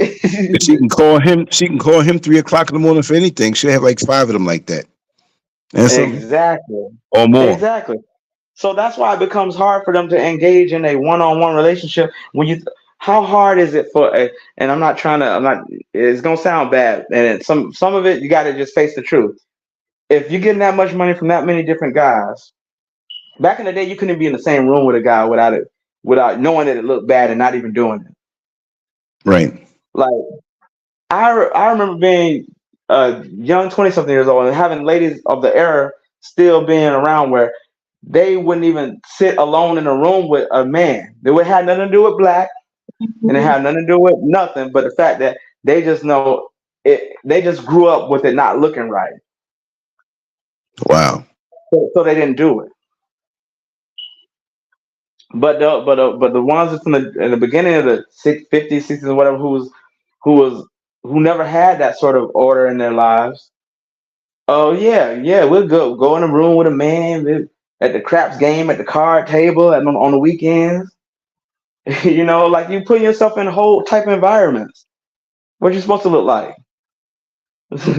What you doing there? That's not the deal. Drinking like a man and going out there, ha ha, like all of that. That's unsightly. And then you have other young girls who see that, who see the loud, sassy chick coming there. Yeah, hey, yeah, ha ha. She's funny and entertaining. But is that the most? Is that the most? Is that the best thing to have around your children to be influenced by? That's right. And that's what my uncle kept a lot of. Kept that stuff away from his tribe, his part of the tribe. But yeah, the single father has to go through. Okay, so we went through. The single father has to go through the council of trifling elder chicks. If he doesn't, if the single guy doesn't come in that family bearing gifts for all the women that's around her, Bearing gifts. you know it's Exactly. true. That's the Bearing membership fee. gifts. That's the Exactly. approval fee. That's the Exactly. collateral down payment. That. But we want to talk about grooming and hoeing and all that type of stuff. Think about what that is. Coming in there paying the madam, the head of the family, the madam. When there's a father in the house, he don't got to come in there bearing gifts. You see what I'm saying? When That's there's a right. father in the house, he doesn't have to. I'm gonna say that again. When a father is in the house, that man that comes into this family full of women or whatever, that where he would have come into a family full of women, whereas elder women, aunties and cousins and grandma and great grandma, where he previously would have come into a family of women, giving all these women money if he wants to be seen in a good light, at least to his face. Right. Now, but if a man is in charge of all that, he not giving some old hooker fee. He just got to treat his man daughter right. He just got to treat that man daughter right. And if he and if and that's what happened to the oh, we have bad guys that are. That's why I'm a single mother, because the guy turned out bad. Well, you know what? If you had a father, the minute that joker came around, he would have sniffed him out in a second. In a lot of cases, he would have watched y'all date each other for a while, and you would have been able to tell your father some of the stuff that's going on, and your father would tell you, hey, that's not. He would tell you something about that. He'd either tell you that's a good man, don't whatever, or I don't like that punk. I don't. There's something about him I don't like. We know what these Mm-hmm. type of guys look like, but all of Mm-hmm. that wisdom gets taken out of the family, and now they're trying to couple together a man with sassy attitudes. You know what I mean? They think if we just have enough sassiness, if our sassy powers combine, we will have it. What is effectively we don't Frankenstein together a grandfather. No, you didn't. Still ain't the same. You didn't Frankenstein together a grandfather. You just made you just made Really give us a some guy. spare parts. Exactly. You created a gynocracy, but a gynocracy, a cabal of women who can be bought because they're used to getting things. Mm-hmm. Look at So that. I don't watch these dudes come through family type of stuff. I literally had to tell one family member. I won't even tell on who these. They know who they are if they hear this. One elderly female in the family was telling the like, okay, that it was currently a ongoing infighting issue with a family member who was a single mom, and she had a new boyfriend. And Right. then here comes takes him he takes him to visit her elder female, and then the elder female is telling the guy who she's just meeting about infighting that she's having with some of the elder men in the family about the argument over the house situation, about who ownership of a house and this and that. Right. You're telling a dude who's brand spanking new about that. What you told him in that moment is that your family is in disarray and in chaos, and that you're fighting with men, and that they're not on your side, and that there's no Hmm. one to protect, and there's no one to protect this woman. Tell me that this guy didn't start beating that young girl. He already knew. He knew that that family was in disarray. She did it. She didn't even know how bad it was. That's how little she knew about how men run, how men work. That she just venting and sassy and going off. Didn't even realize she was telling a predator type of dude that that family was in chaos. Just Mm. arguing and going off on men because you're so used to it. You don't gave away the secret that everybody is not together in the family like that. That there's disarray. Right. That there's fault lines. And okay, that dude goes from and he becomes disrespectful and physically abusive. I remember when I walked in on the person doing that, I said, "Why are you like?" I pulled her to the side. I said, "Why are you telling this guy?" I said, this is a dude. You don't you don't like dudes don't meet other dudes and start telling them all of their weak points. You know what I mean? Hmm. We don't do that. We already know better than to do that. So I literally was like, "Don't tell him that. This dude don't need to be knowing what the family divisions are. He's literally just met you. Why are you telling him that?" Well, I'm just For saying, so real. I need somebody to talk to about like the new guy, her guy. Dump all that on him. Exactly, but dump it. That's if he was just a bad guy, a good guy. That would be dumping it all on him as a good guy, but also empowering a bad one. We saw the What Love Got to Do with the movie with Tina Turner, where and we know it's Hollywood and all that stuff, but if there's any truth to it, Tina Turner was 19 years old, 18 years old when Ike got a hold of her, and he paid off the mama. All he had to do was come in there, like my daughter ain't gonna be singing with y'all. Put some money in her breast, put some money on her hand that she put in her breast, and it was done deal.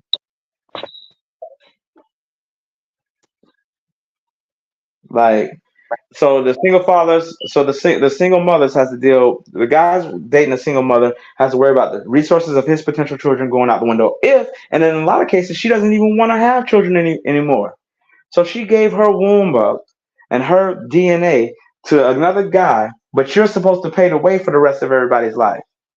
So they ride off into the sunset. She was like, I'm tired of all of this stuff too, where it's like, oh, I was young and dumb, and how much young and dumb is there? Why are some of them waiting into their 30s to try to get a husband when they've been dating boys since they were 15? By the time that they were 20 years old, they should have been starting to focus on dating with intentions and with their eye towards marriage. That's right. But no, they want to have a hot girl summer for 15 to 25 years. And then at the end of it, come away from their hot girl summers with at least a couple of baby daddies. And then that new guy, that fresh guy who don't bring nothing to the table but his resources and his non-kids. He don't have any kids. He has a bunch of resources, and she thinks she deserves him just like the other girls do, who didn't Hmm. do all of that. Nah, Hmm. nah, that ain't the way it goes. That's why it's single father suicide. Not single father suicide, but single mother, stepdad suicide. I don't watch some of the best men go down to a single mother. And then what do they do? Okay, when the kids are graduating and then they're up on a podium or a stage or they're getting some sort of congratulatory thing, they're gonna thank their mama and their daddy. They might thank you. You know how above and beyond you have to be to get a recognition as a stepfather? Not even like you'd have to be, and you still might not get it. You'd have to be an above and beyond super stepfather, and you still might not get it. It's a gamble. It's a gamble that's not. It's a risk that's not worth it. Like unless you truly just want to raise somebody else's kids for whatever reason, I know, like you right? can't have, yeah, if you can't have kids, that's one thing. But They want to if even validate then, their it's not existence. exactly. It's like there's too much of a risk, like you said. There's too much of a risk for your own sanity, for your legal. Let's say you start disagreeing with her about anything. Now, wait a minute. I don't like the way you're arguing with my mom. Now you're getting jumped by four teenagers in the house. Hmm. But weren't you a single dad who like rescued everybody? They beating you with their trophies that they got because you bought the sporting equipment for them. They beating you with an MVP trophy that you go to the games for, that they daddy never went to the game for, and they gonna thank them in the end. Wow. Like, man, it's wild. And the crazy part is no one cares what happens to the stepfather. No one cares. That's the sad At the end part. of the day, no one cares. Like no one. It's bad enough of people really don't care about how stuff happens to men anyway, but with a father, with a wife, like anytime something happens to a man, they go husband and father, such and such. That's the only time Right, you'll get right. some play. Husband, he leaves behind the kids, blah, blah, blah, and the wife, blah, blah. That's the only time they really care about a man, especially a black man. That's the only time they Wow. care. But when you're a single father or stepfather or to a single mother, I mean, you are rolling the dice hard that you're going to be living a very, very, very, like she has to make time for you somewhere in between all of them kids. So something's going to happen. Either she's going to ignore her kids for you, which that may happen in some cases. Very few nowadays, especially because Very that's few. looked I was down going to say the upon. same thing. That's looked down upon. But at a time, there used to be a time where where a stepdad was more valued than there was a time where the adult male was more valued than the kids, because that just made sense. You just got to pick the right male. The adult man was more valued than the kids because he was gonna make sure all y'all was all right. Hmm. You didn't give him the big piece of food. You didn't give the kids the big piece of food. I mean, you didn't let the kids eat before the man. Those little things that they think of as misogynistic now, those were just Hmm. ways of saying thank you to a hell of a provider. Now they took away the thank you for the hell of a provider. Then you come in with all these other kids, and then this guy's supposed to be he's supposed to be happy for this. He's supposed to be running towards this. When they outnumber us by 2 million, according to the last statistics that I saw. Hmm. We They outnumber us by 2 million. So we don't really have to settle for a single mom, to be honest. Why settle for a single mom and put yourself in that position for no reason? That has to be one hell of a woman. It can't happen. It can't happen, but you'd have to expect, and not even like not throwing it in her face or whatever, but she have to know that she has some ground to make up. It's like guys know when they have ground to make up. If a guy knows something is not to the liking of whatever, to the general liking of women or this or that or whatever, or even in business or this, that, he makes up the ground somehow. You know what I mean? He might become more of a flashy dresser, or even though he don't look the best, he might become a better dresser or better accessories or better, more money or better this or better. Like guys have to, they have to subsidize the lack that they have in one Hmm. area. But these chicks are out here believing that they don't have to subsidize that they're above that. The That's nerve, right. the audacity, and that what that really says is that black men aren't worth it, in their opinion. Black men aren't worth having, like we're not supposed to think enough of ourselves to have a clean slate family. We're not supposed to think enough of ourselves not to deal with somebody else's kids.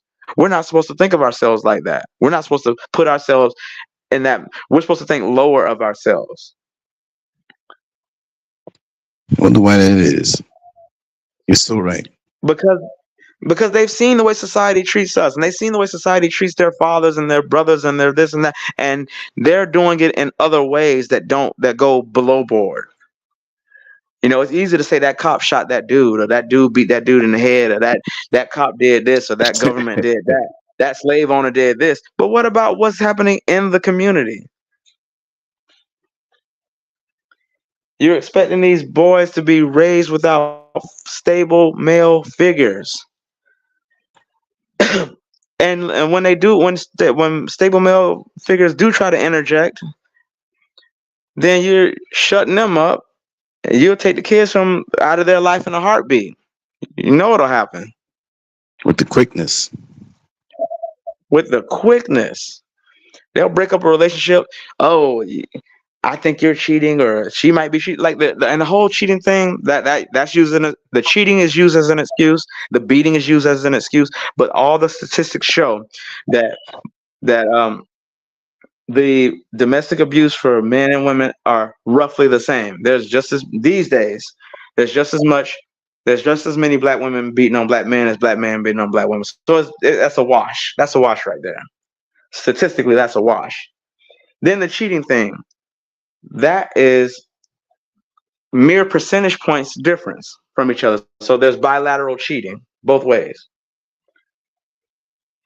So all of those stories that they tell the kids when they tuck them in at night without a father, to make them look at that guy as a deadbeat and an asshole and all sorts of punks and cowards that ran away from the family.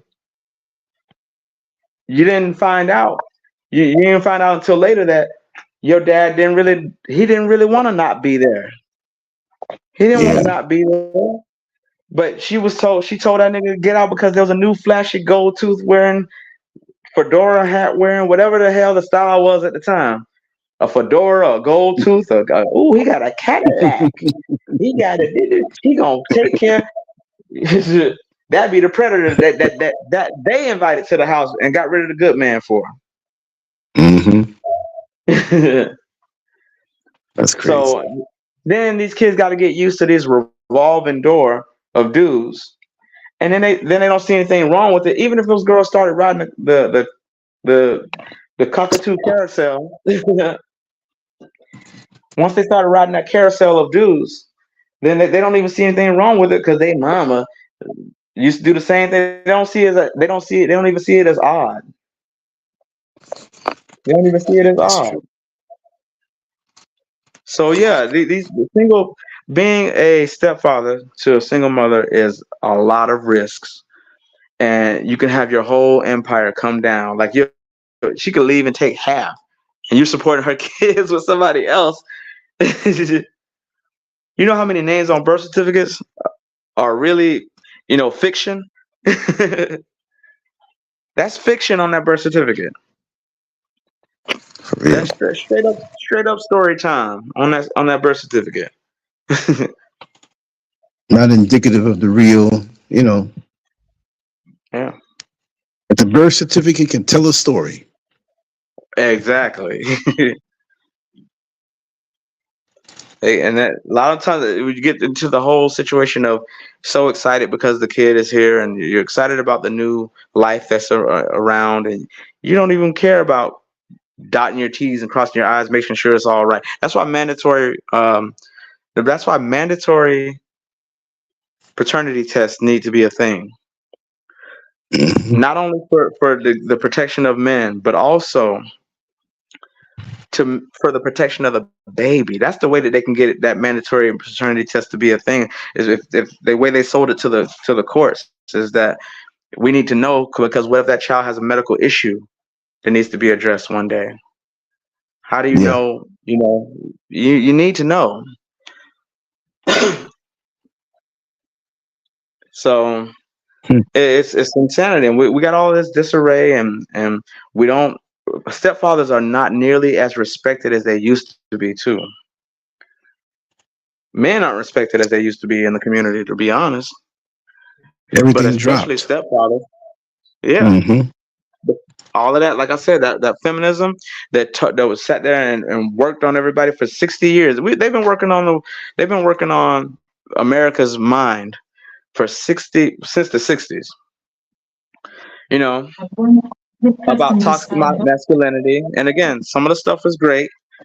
Some of the stuff is amazing in terms of like, okay, let's make sure that certain things are equal. But when you start moving to the point where you're saying that men are evil, black men specifically are predators and violent, and you're slowly chipping away at family and masculinity and that's anything other than a man being subservient, which is weird. It's not like those type of feminists don't want equality. They want to reverse the roles that they didn't like. It's Right. like revenge. It's revenge day Mm. for those types.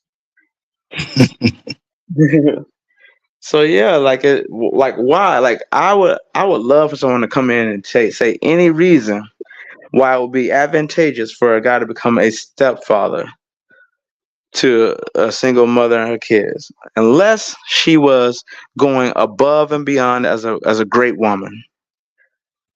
Anything other than that, which is rare, because it ain't that many great women or great men like that out there, to where it's worth it to be. And when you look at the statistics too, look at how many people. The proof is in the pudding. How many single, how many single non-married, no wait, how many women who have no kids and have no, they have no kids, and then they're all of that. They have a good life for themselves. How many are rushing to become mothers to single fathers? It That's true. That's don't happen like true. that. They know it's a raw That's true. deal. But the ones who are single mothers have to try to run the game. They have to run that old pimp game that got ran on them. They start talking like those Mm. niggas, so to speak, the N word, the dreaded N word. They start speaking like those jokers who ran game on them. You know all the tricks that they use, try to beat them mad. They try to be mad first. Well, if you don't want to be with, you don't got to be all of that. It's the attitude, Yeah. the reverse psychology, the bait and switch. They use all the tricks. They use all the tricks.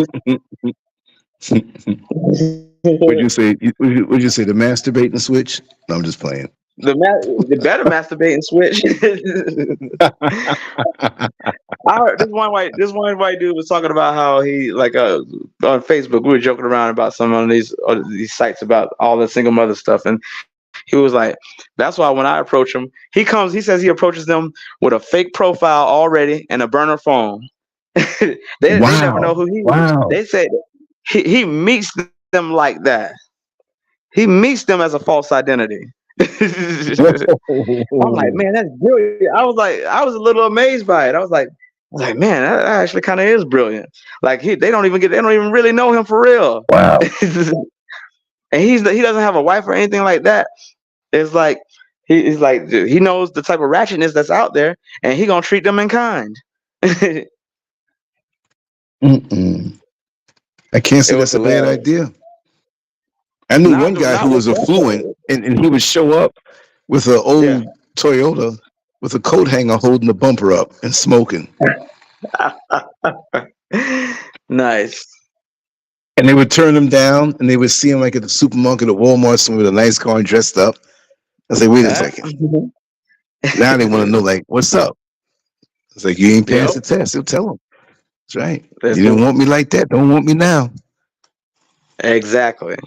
And we've seen all of the internet things recently where a lot of these single moms will bring several kids on a date that he thought it was just going to be between those two. Oh man, I've seen that. Oh man, it's so crazy. The And then first they get date, mad, it's a lot of them. Yeah, Yeah. because that's that game that I was telling you about. They're running game. They try to beat you mad. They call, you know how they call that in our community, beat you mad. Try to get mad first Mm-hmm. because they think if they show the outrage first, that their outrage is valid. No, you just try to reverse psychology and outrage first and try to beat somebody else angry. Like he has the right to be angry because you didn't tell him that all of these extra people are going to show up.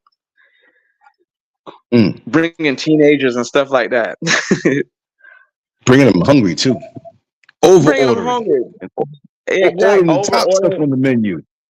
Exactly. Most expensive things on the menu. My favorite was the guy who was like, "Yeah, you get enough to eat there." One guy got up and walked and left him in the pay. That was funny. I love that one. That dude damn near sprinted out of there. He filmed it all the way to him getting into his car and leaving. Because I guess he wanted to show everybody that he got a nice car that he was getting in and leaving too. He was leaving them all with the bill. How you gonna bring a whole? It's you and him, and it's like 5 people that show, like 5 extra people. Like it was like 4 people total. Her 3 children, excuse me. Her 3 children and her when it was just supposed to be her. So it's like they use the social medias and the this and the that to the Instagrams, the Facebooks, the YouTubes to try to put this sort of things out there. And I'm loving the fact that guys now are starting to fight against that stuff. Just like I'm happy whenever girls and women fight against stupid stuff on their end. Like I like when guys fight against stupid stuff on this end because it's like, what would be the point? You're gonna convince they get downright disrespectful to guys who say, "I think these chicks are poisoning me, Lance." Yeah. No, they get downright disrespectful. They get downright disrespectful to these guys. They say things like, "Well, was your mama a single woman?" You're like, "Yes," and I didn't like that. Like, and Kevin Samuels used to ask all of these women. He used to always get them with this, where he would turn it around saying, "Well, would you like it if your son, if you found out she had a son or whatever? So would you like it if your son? You think it'd be better if your son got with a single woman or one that has a couple of kids?" And a lot of times they know how to answer that one. Yeah, they'd be honest enough to answer that one. But guess what? The man who you're talking to is somebody else's son. That's somebody else's brother. That's somebody else's whatever.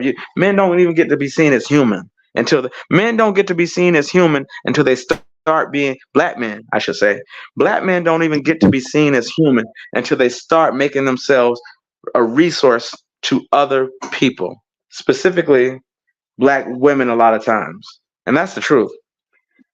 It's rough, and it's very rough. It's like until that dude is handing out money. I had to tell my nephew about that one time because I really do love my niece-in-law from him. My nephew's girlfriend, who should be wife. If they ever hear this, I want y'all to get married.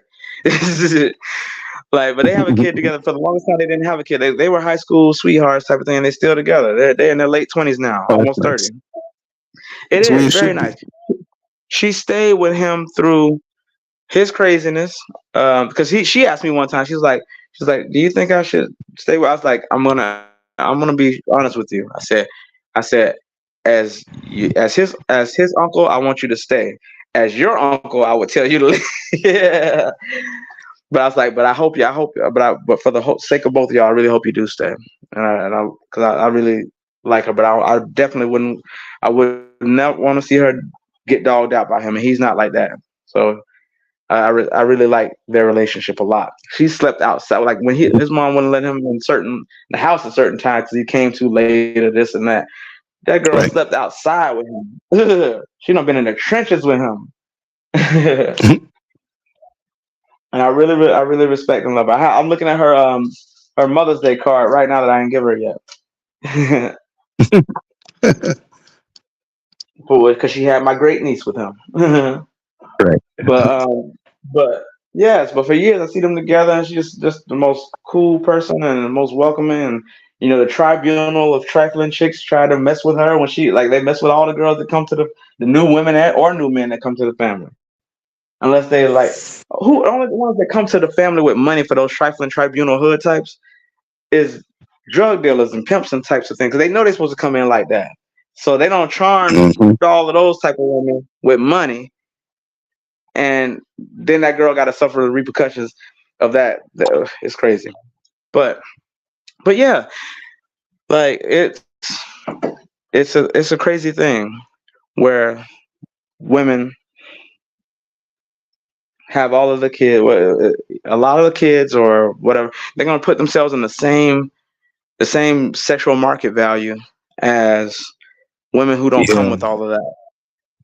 But it makes Then they sense when say, you speak about market value, you know, because yeah, we're really placing ourselves according to our decisions, and we don't want to really have any accountability for our bad decisions. That's the bad part. That when that it's part.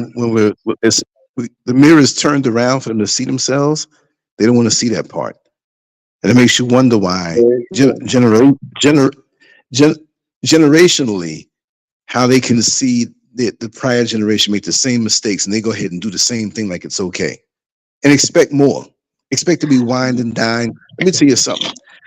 Yeah, When you exactly. keep yourself, and this is for all women, this is sincere, really and truly. What makes you a catch? Is it your butt? Is it your breast? Is it your ability to suck a golf ball through a water hose? No, it's not. That's the icing on the cake, and that's nice. But let me tell you something. Let's get raw for a second, right? I'm gonna get raw. When a Give it man to them. look, when you giving a man some good head, it's not because your lips feel good. It's because in his mind, if you are a quality woman, he's celebrating in his mind all of the attributes that you have because you're a quality woman. Now, a blowjob from a $5 crackhead does not feel the same way as it does from a quality woman that he had to work to get for and earn her love and trust, not just to There get you that go. act. I'm just breaking it down because we all can understand that.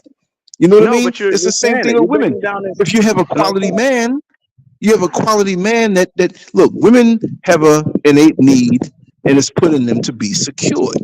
And this is why a lot who have done for themselves well are very bitter because they feel like, man, I did this on my own. So now they want to throw it back in the man's face because they're really in the back of their mind and in their soul wish they had a helpmate, which you are Yep, both each other's helpmate.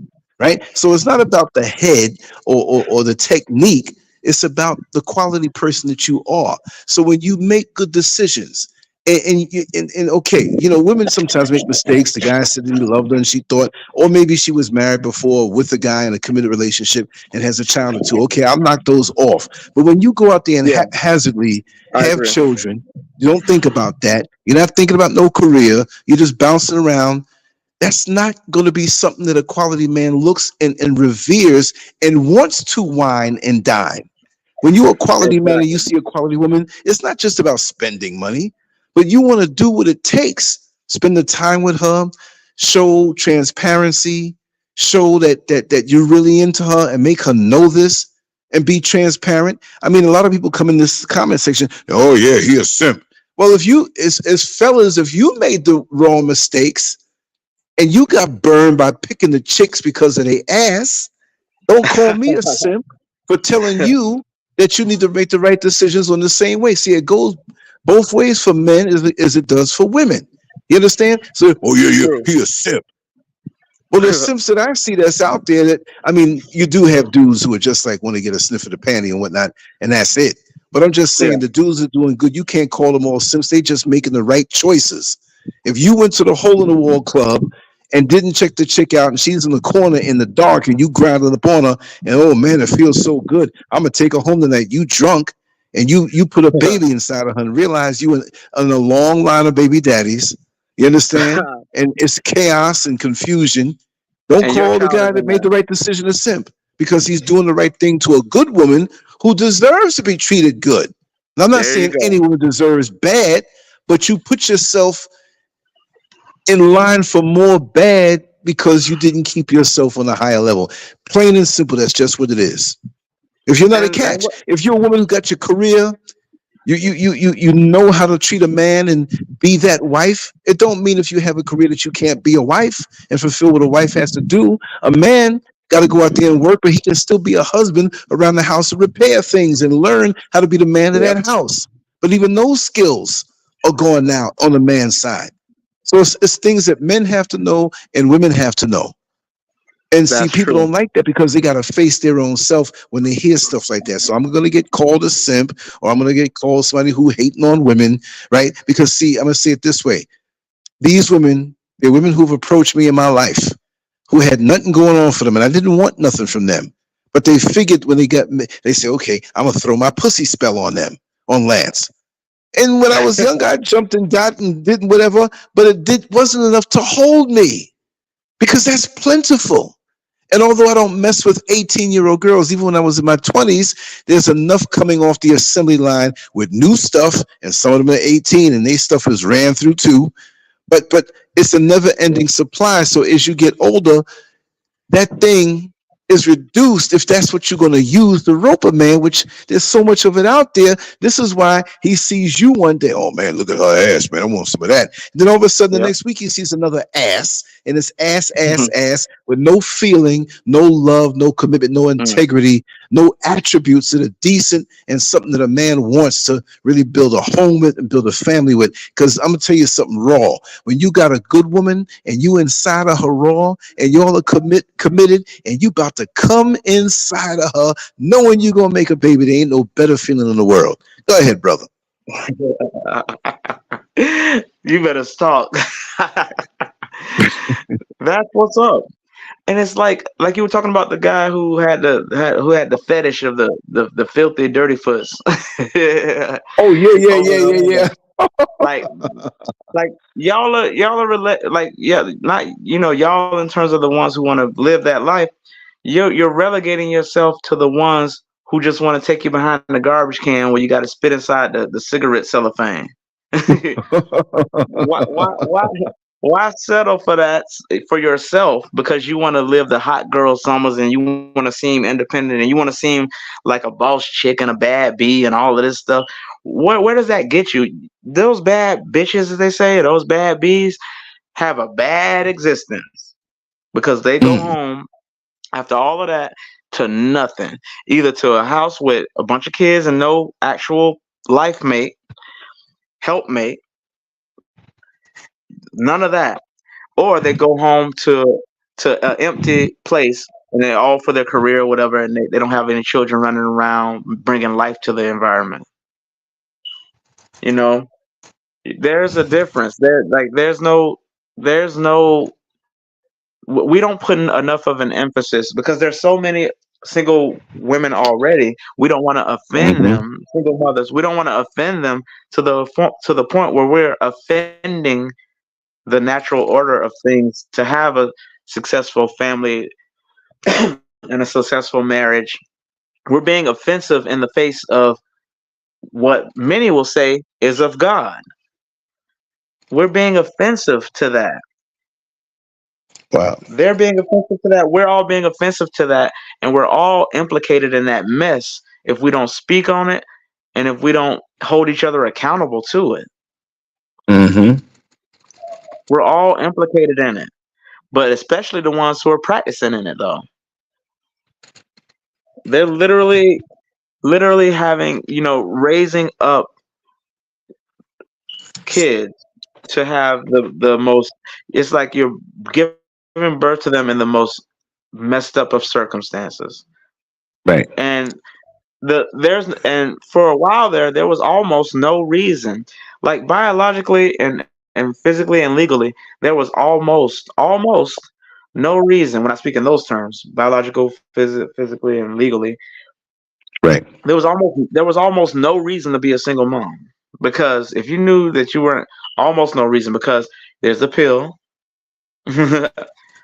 There's other options that you may, and I didn't say religious, so that might be a religious barrier for you, but you know, though there were so many different avenues to not be a single mom, but no, you're gonna have it because you like the daddy cute eyes and stupid stuff like that. But you're gonna raise a baby with cute eyes who got to face a judge Oh because damn. they don't. Yeah, It's like a little statement. exactly. And then have so many that there's the resources are so thin, and the government is going to, like I said before, keep you so poor that all you can do is barely eat. And then when the kids try to keep up with the Joneses and all of this stuff, they fall into things like prostitution, trafficking, and drugs and things like that. Hmm. And it's like, why put that strain on yourself, on your family, on your community, and everybody ends up paying for it including the people who don't have kids, because there are such thing as taxes. Yeah, There could be all sorts of things. There could all sorts of things that these tax dollars could be going to, instead of somebody's kids who they're not raising right, and they're not putting in a position to do anything but probably rob a good citizen later on. that's the truth. Yeah. So but again, the whole angle of and you're expecting a man to walk into that, a man who's got his stuff together, especially because they're not even saying they want just anybody. They are saying they deserve the nerve, deserve deserve the top guys. So okay, so what are the women who didn't do all of the stuff that you're doing and doesn't come with all the baggage that you have? Because again, you're going to see your kids, and rightfully so, you should. You're going to see your kids as blessings and as of life affirming, as of these great things, as you should if you're a good mother. But also, if you see them as this blessing and this life affirming thing, have them and present them in the right situation too. Bring them into a world that's better than that. But then all of a sudden, if you're not going to bring them into that, then some guy has to take on all that responsibility, take on all these things. Hmm. And you said it the right way too. People might not like it or whatever, but there is nothing like climaxing with somebody that you love. That's a whole different ball game. And Somebody you're that you want to committed to spend the rest of your building, life. Yeah. and you know you're part of something that's going to be around, not just a cheap thrill. And it may sound, well, Lance, you was something Yeah. back in the day. Well, I'm not going to not take the Yeah. blame. It's like, you're young, dumb, full of protein shakes. And I mean, you're not thinking that far. And then a lot of women are aggressive too. So, I mean, what am I going to do? It's not like, oh, Yep. no, no, I can't do this. Please hold your integrity. I mean, I was looking good. I was in shape and they were coming at me. So I'm not going to say it's the time for it, because maybe I should have started, and I was raised right. But I was in a very unique position as a young man, and testosterone is a hell of a drug. Yeah. Yeah. You know what I But mean? Lance, But you were literally put in front of these chicks though, with the pictures and the muscles and the flexing and on stage. That's a whole different thing. and I was a Like male so. stripper, so that made it even worse. You know what I Oh, mean? So shoot. See, there you go. I used to tell the guys that I work with in lockdown. We joke Yeah. about a lot of stuff, and they would always say something about, oh, you ain't getting no women. When I said, man, I'm gonna say it raw. I said, man, you jerk off to the things that I used to do. You think about the things that, you know what I mean? You jerk off to the Yeah. things that I used to do, and used to do before the age 18, 19. Come on, man. Yeah. Oh Exactly. man, I'm and trying to I'm tell not bragging you, about right? that. I'm just saying, don't put so much weight on it. And maybe it's easy for Exactly. me to say because I've come full circle in that way, but these guys put too much weight on that, and that's how they get snagged by the lower vibrational women. Because Exactly. let me tell you something. Let me tell you something. I'm gonna be real. I'm gonna be real Yeah. from now on, because you see, and I just want to Mhm. change for a second and give a little verbal commercial. I've been premiering a lot Yeah. of the older shows that I'm transferring over to the channel. I'm gonna stop doing that. I'm upload them directly. You'll see them there as uploads. But anytime you see any kind of live looking something, it's me live or whoever else I have on, like I have Brother Joe Harden here, right? Unless it's a premiere of something that I put together where I videotape something in the street and had different stuff and I put it together and I'll specify that, right? But for the most part, Yeah. 95% of what you see from now on will be live, and I'm gonna do it that way. Had a few obstacles, but we're good right now, right? But Uh-huh. I'm gonna tell you, it's nothing like being with a woman who is about something. She got Mm. something she's passionate about, right? Yep. She don't have to have the little narrow waistline and the big boobies. Stop being all pornoed out, because I've Thank I've you. known That porno part. stars. Okay, let me tell you something. I was down at Greenwich Village late one night with my old girlfriend, the one we used to do the freakishness with, and I saw this white woman, but I didn't know it was a white woman because she had this tight tracksuit on, Mm. and I'm like, and my girlfriend was into the women thing too, so that's the way it was. And I looked and she said, that woman, look how she's built. I said, yeah, she's built kind of nice. And so we got closer and I saw the face and I knew the face. It was a white woman named Nina Hartley, the porn star from way Oh, back in the late 70s and early 80s. And she's still doing granny porn right now.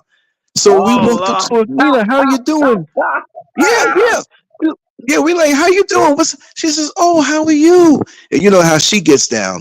So she started flirting with me immediately because see, her husband wasn't there, but her husband she loves black men, and her husband's an old white Yeah. man, so you know what happens with that one. So we talked and talked and talked. So that then she started flirting with me and said, listen, I'm gonna have to take him home. And so she's like, well, hey, we are a package deal. So she gave me the number, gave me her card. Well, we got to get together because she wasn't just a porn star. She was really about that. So I called one time. I don't know what I was calling for. I just called, like I found the card again a couple weeks later. Then I lost the card. But I'm just saying that I've not run in those circles. I met Vanessa Del Rio. She was a girlfriend of a guy that trained at Better Bodies Gym. I don't know if they're together right now, but all the other people on a lower level who are not really known, it's not all that, y'all. It's not all that. It's illusion. Let me tell you something. When you get with a woman who knows what she wants and she's determined and focused, and she don't have to be this illusion. She can have a little belly. Yep. She ain't got to have the rounders behind, whatever, but she will put it on you with her intense self, especially if you're into something also. Right? And then when you get with women, it doesn't always have to end up being sexual. Intimacy is a beautiful thing with a woman that doesn't have to go there. Some men push it sometimes. It's almost like when you're in a relationship and you think you're horny and you want to just do it, just sleeping pill sex, and it ends up being terrible. Let it build up, man. Let the bank account build up. Let the feeling build up. Doesn't have to always be where on schedule. Well, we always do this on Thursday night, so let's push it. Then it becomes a burden. But energies can flow so many different ways. And this is what I say, that there's so many different ways to love a woman. Penis does not have to end up in mouth, anus, vagina. It doesn't have to end up there because you can have a beautiful feeling without it. And I'm telling you, there's a pressure to perform with men already. So you're going to try to screw down everything in sight. Man, that thing ain't going to work one day. Don't think you can take all the Viagra. They got these machines to stimulate the blood flow and pills you can take to open up the arteries and stuff. Listen, most of the time when most men of all ages die, they die with a rubber band and a popsicle tied around their dick to keep it hard. All right? So what you going to do? And then when you're in the ground, if you can look up through the ground, through the casket, you're going to be looking up the dress of a shapely woman and see the most beautiful backside that you're never going to get because you're dead. All right?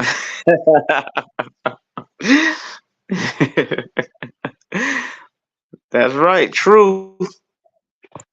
I'm 61 years old. I'm in the old man phase. I'm just going to let it hang out like this on every show.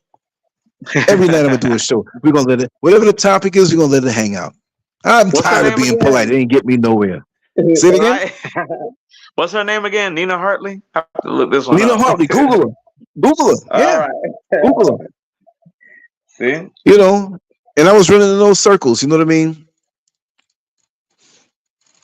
In other ways, I just happened to meet that one. You know, because that world, when I was training, that world was trying to pull me in anyway. Because I mean, they're looking for people with good bodies and stuff like that. There was no internet then. You had people calling up or coming around to different gyms or bodybuilding competitions and stuff. I put my foot not in the actual movies, but you know, still pictures. Yeah. I did a lot of those, but you wouldn't recognize me. 1984 and 2024, 40 years, big difference. True that. Most you'll get out of that. He looked like somebody I know. But I had about 10 pounds of Jerry curl in my head and no fat on my body. Face was chiseled, so you wouldn't recognize. You said that's some old 1980s dude. Yeah, that's the reason why you got out the circuit, because you like nah, I ain't gonna, if I stay chiseled and all of that stuff, the jig will be up. Well, you know what though? At one point in my life, I was trying to eat myself out of shape so bad and put on weight to not be at that time that level of it. And I'm not saying, Yeah, oh, I was attractive. I'm not saying that. I don't have a ton yeah, of pictures, but you can kind of see from the few pictures that I had. The people who know me, they know I'm not lying because I worked on myself, and it was really just strictly exactly. bodybuilding and stuff like that. But when you look at it, I realized it because see, a lot of oh, man, it goes deep. It goes deep. I was looking for love in a wrong way because of things that happened to me, and I was just Yeah, looking for love and never got it. And men can get hurt. Men can think they're going after the sex, and they're really looking for something else. That they're going to that's find true true too. intimacy. And I have no issues being raised, loving family. My only thorn on my side was my brother who was older than me who did drugs, and I always wanted a Mm. relationship with him. You know what I mean? But other than that, Yeah, I had a good childhood. It's just that, see, I think also too, adding on that my parents were a little older than most parents. Well, my father was born yeah. in 1916 and my mother was born in 1930. It was Oh, him who wow. was a little older, but he was still virile. But we have to really take time and meditate and understand ourselves, and then we look at that and we look back on our lives and we have a better understanding. It's like, wow, this is why I felt this way. This is why I looked at things this way. This is why, because I go through things now and I'm like, why do I feel this way sometimes? So I have to go Yeah, deep and analyze. Take a long walk, leave your cell phone home, and really think about it and be honest with yourself. Because most people are not honest with themselves. What they do is they add on extra layers of stuff on top of mm, something that's already dysfunctional. I'm not saying dysfunctional like I'm putting anybody down, because we're all born into some container that's slightly crooked or severely crooked, and we take on the yeah, shape of that, and that becomes normalcy for us, and then we want to emulate that in our relationships. I'm quite sure that young lady who always finds somebody that beats her in a relationship doesn't want that. But maybe if she went through that when she was young, through seeing her mother have various boyfriends that beat up on her, that became normalcy. I've personally known women like that that didn't like me because I treated them nice. They didn't say, "Oh, Lance, I want you to beat me." But when it came time for the sexuality, it's like, Lance, you're just such a gentleman. Why are you such a gentleman in the bed? Why don't you rough me up a little bit? Pull my hair, yeah. smack my ass. Do it hard. So, Urgh. so And exactly. I'm like, Somebody don't turn them out. So they turned them out right, the same way. right, Pimps do that. Pimps actually do that. They will turn out a girl and do the nastiest, freakiest right. thing with No, them no, no. right And away. I can do the nastiest, freakiest things if that person, I don't like to start out that way. I mean, we're all full Yeah, range. I'm not saying anything. Most of the people yeah, listening to this have that chip inside of them. But what I'm saying is that automatically you would think they'd want something better. Sometimes you don't even know that they've been through these things. So because you see, exactly. because of the physique I had at the time, they thought I was going to be some rough, whatever. No, I'm gentle, but I can be that way.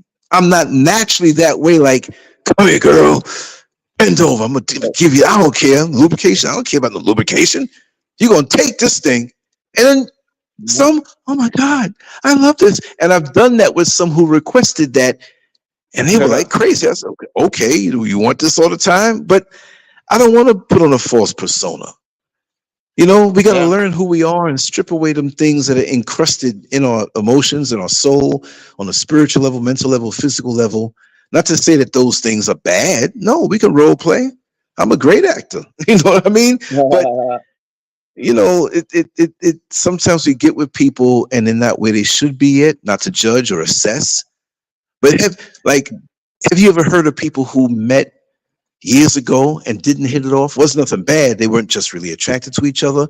But guess what? They met 10, 15 years later and they hit it off like, whoa, we yeah, met before and it just wasn't like this. It's because they discovered themselves. They know themselves better and they know what they like. You keep going to the same restaurant time after time. You'll learn the menu by heart and you'll know what you like. You know what you're all about. You walk right on in and they already know. The usual? Yes, the usual. See?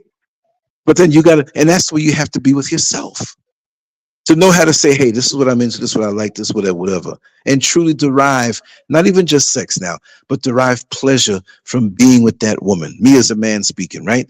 And it works both ways. But if you don't know yourself, this is why, say, for example, You take, and I'm going to exaggerate, you take a person who's 75, 80 years old, a man now, he loses his wife, and then you have a woman who loses a husband, and they don't really know each other that well. I mean, the 2 or 3 years went by, which is quick for them, and they meet each other, and they're damn near 80.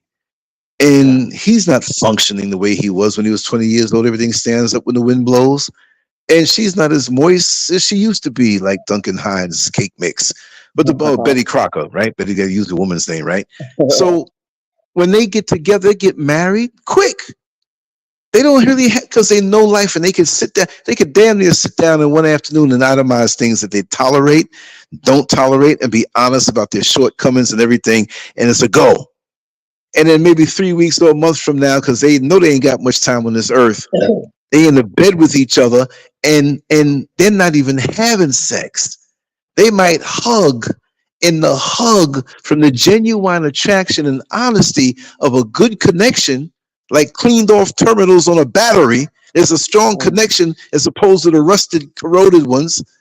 That their hug is more orgasmic than the wildest, craziest sex than they ever had. He probably didn't even see her titties for the next 2 months. You know what I mean? It's not about that. Yeah. It's a beautiful thing. The intimacy, true intimacy. They getting old. Their bodies are not looking like the way it used to. But it's a beautiful thing.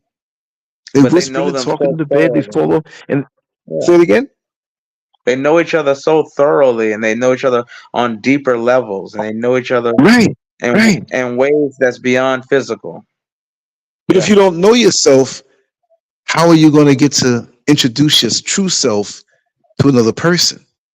Because that's a see, great even though point. you may tell them and go down the list of what your shortcomings are, what your strong points are, they still have to find out. But as they find out and realize that, wow, they were telling the truth. See, they Yeah, telling the truth. And this is how parents can win over their children. Never lie to them. Tell them the truth. Because when they go outside in the outside world and do what you told them not to do, they're going to say, oh, mommy, daddy told me not. Or even if it's a grandmother, it doesn't matter. Uncle, whatever. Oh, they were right because I went and did this. They might get away with it twice, but then it hits them. Those are the consequences for making this decision. So if you do that with the minor, smaller decisions, they're not going to do anything major when they're real young. As they get older and you tell them, listen, you're grown now. You're 25 years old now. And I might be 50 or whatever it may be. But remember, I never lied to you. And if you keep doing this, this is what's going to happen. And I don't want to see this happen to you. And they still might go ahead and try something, but the consequences are deeper now because you're older, and the risk with your time that you can use for something very productive is wasted because the stakes get higher. You have more to lose when you get older. More to lose. That's why I true. ain't trying to walk the straight and narrow. Oh no. Oh no. Can't fall back into the old ways.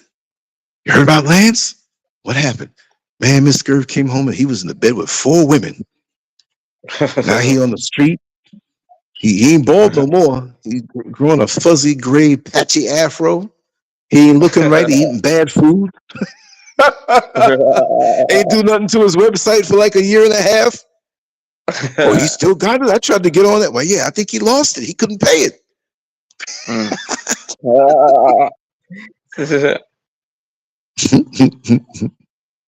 That's what it is. And those things, those connections, and those spiritual and affection, the spiritual connection and the affection, and everything that's above the sexual and the carnal, all of Right. those things, that those things combined with the togetherness of a family and building networks and futures, and that sort of positive thing, that almost seems like television, like to our community nowadays, It's like so it's something distant like now. a fantasy. It's so Yeah, like distant. it's a different thing. Yeah. Hmm. I And think I sort of said on another show where on the bus there'd be little girls getting on with their mothers. It happened a good 3 times in different ways. And I said this the other day on one of the yeah. shows where the little girl is looking at me while I was driving the bus. You know how I kept myself. I look fresh after the shift as I did when I started it because I live clean. And so they Yeah. saw that, and they saw the professionalism. They saw how I carried myself and kept my eyes where they're supposed to go. And each of those little girls, in their own way, it wasn't the exact same situations. They sat up in the front. They would say, "Mommy, mommy, is that my Mhm. daddy?" Because they saw some true masculine energy. Because they didn't see Oh, anybody. I'm yeah. not putting myself on a pedestal. I'm just But, saying that but these little no, bum dudes that they met that were just, you know what I mean? And I'm no, not I going to know be ashamed exactly for what you're saying talking that. about. Exactly, you I'm not. shouldn't be. I'm not. That's what I'm saying. That's what I'm Right. Right. saying. You like the way. That's the reason. That's what you do that for. That's what you do that for your own edification, no, and also for the uplift of your own people too. We lost that. Like Exactly. it's a thing. It's a thing where the guys used to go out there and the women used to go out there, and you see that's the reason why when they did marches and civil rights things and things like that, that they were dressed to the nines, that they were dressed, they were Right. Right. that Exactly. they wanted them to show, they wanted to show them the image of them doing that to a human being who was upstanding, clean, proper, doing their thing, doing that imagery matters, and we know imagery matters because of the way that the world wants to try to throw the worst images to black people of black people. Hmm. Image matters. When you see somebody That's walking with right. a bonnet with who's coming to the school, well, she's coming to the school with a bonnet to deal with something with her son. They don't care that they're mistreating her children when they see that she's coming to school in a bonnet. They don't even take her serious. Hmm. They don't take Hmm. they don't take him they don't take that man's child serious when they never see him at all. They don't have to answer to anybody. They don't have to answer to that guy's father because the father's not there. You know, it's like we are creating all of these things that we talk about as the mistreatment of our children, or the mistreating of our culture, and the mistreating of our people. Yeah, it's messed up, but let's not make it easier for them to do it either. Let's not give the image of us doing these things to each other, or we can't hold our own structures together and our own families together. And a lot of times, a lot of these situations where the lady is a single mom, or something like that, because we're on that topic. A lot of times, not all the times, but a lot of times, it's simply a matter of her and him, who could ideally make a good couple, who they aren't they don't know how to be parents. They don't know how to be in a union. They don't know how to be in a home setting. They don't know how to be in a Right. home setting with Right. another adult living their life like that. They don't know. They haven't been taught in any Even way. that. Even that Yeah. adjustment. This is why it's so important for the structure. But most of us don't see how, and maybe this is another topic I can talk about tomorrow. Most of us don't see how degraded and destroyed that our communities and homes are, because the proper home is a building block for community. And if we don't focus on our home, it's like a brick that's busted up. You don't want that brick that's busted up to be in the brick wall, because it's not going to look right. It's not going to hold up right. But if, Yeah. and this is why when they destroy the black family, many of us think, well, it ain't my family, or, that ratchetness is across town or it's just in the hood. But you have it in the black affluent areas too. And we don't see it as long as we can slap the weave on top, or keep it hard and keep it hanging, and drive a nice car or whatever, and just the end is important to most of us on a low vibrational, not the means.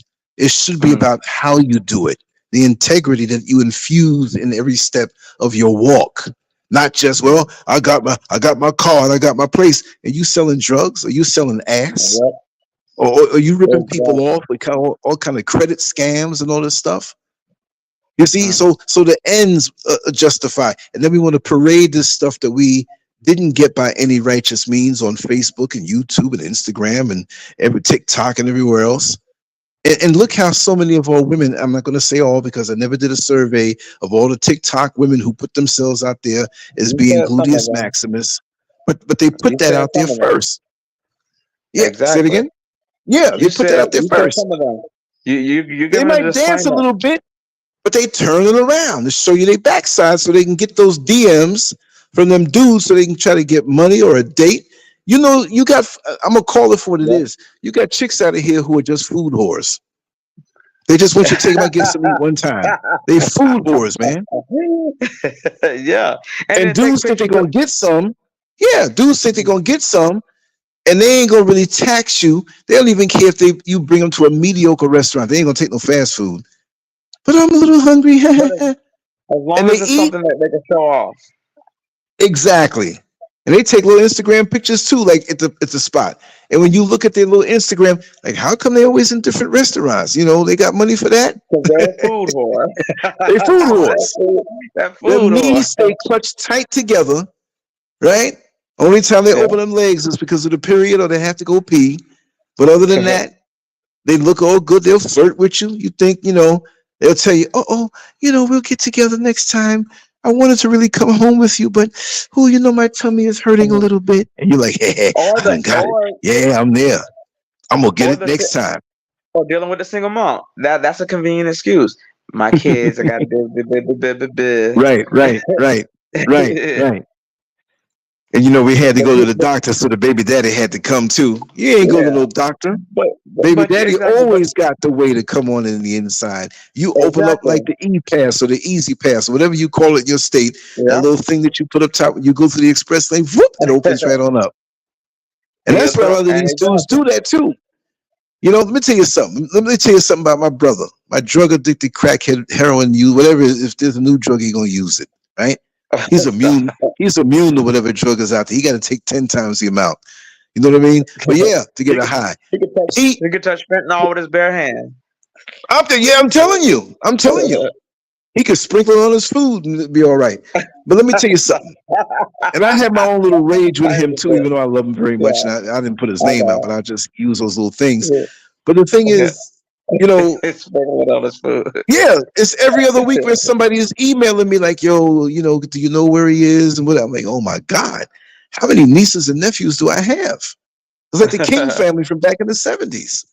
It's like you Hey, might be high and using drugs, but you springing some, you spewing forth some drug infused seed, and all you want to and see oh, he'll prey on the welfare mothers who get taken care of by the state, who got babies from other dudes who might be locked up, drugged out, and not on this earth anymore because, like a lot of dudes, they feel that they can come around and check on their child. See, exactly. and that kind of dude knows when he's about to get some from that woman because they had a child, they had some kind of intimate moments as much as their low vibrational mind thinks, because it doesn't take much to impress a low vibrational woman to make you think that there's some kind of intimacy because of their dysfunctions. So you go over there for the night, you can spend the night, a couple days, whatever have you, they're glad to have you. And you doing the same thing again because you got a child. And then guess what? They got 25 other ones across town. Mm. Because some of these dudes, like I say, never worked a job before. Never worked a job before. But they have a little bit of intelligence over and potential. They'll be the shining hero to some of these women who are out there like, oh man, he's so smart. And these types of women, I'm going to just tell like it is, they make excuses for these men. Well, you know, he's Mm. down, you know, the system, you know, the white man. And so no white man ain't got nothing to do with his little hustling you. He using you. And you know he's using you. Because you see him in the street with other women. But you want to lie to Exactly. yourself just to say you have half a man who'll be there and he'll treat the other little kids good because he want to get to you. And now just he pops up sometime. And that night he's laying up in his bed with a full stomach of food and drained balls. Because you know, empty balls and a full stomach makes a man happy, at least temporarily. But that's part of it, right? There's other things you got to have, but it's crazy. Let me tell you something. I this was a long time ago. I'm losing track of the dates. I know this was the 80s, right? And I met this young lady. And again, you can believe that I wasn't some guy that was just out there looking to, you know, I'm a conversationalist. I like to talk. And the joke on me with my friends is like, man, and I'm gonna say it raw, y'all. I'm gonna just can I be raw most of the time without really saying the F bomb? I'm gonna say I'm just gonna talk street talk, right? Man, you talk the pussy off of these good, you talk the panties off these girls' pussy. And I really want to talk. I mean, it's not like I'm talking to you just to get that. I like talking. I like talking, right? So it ends me up in a lot of situations where they're like, because a lot of dudes don't want to talk, they just want to get with you and leave. So it feels good to a lot of these women, and I'm adventurous. I like to go places. Look, I'm in West Africa right now. I never knew that I'd be in West Africa, right? But I'm willing to try stuff and go places, and that's why I have so many stories. Man, I haven't even gotten through 15% of all the stories I can tell you, right? So anyway, there was this one young lady. Man, she was built so nice, and she was so nice. She was really a nice person. And so we ended up, or I ended up a couple of days later over her place. It wasn't like we planned on doing anything, but I kind of really knew when she answered the door in some stilettos and a thong. I said, I kind of think we're not going to watch National Geographic tonight. I kind of think that we're not going to talk about the stock market tonight. It's kind of obvious what's going to go on.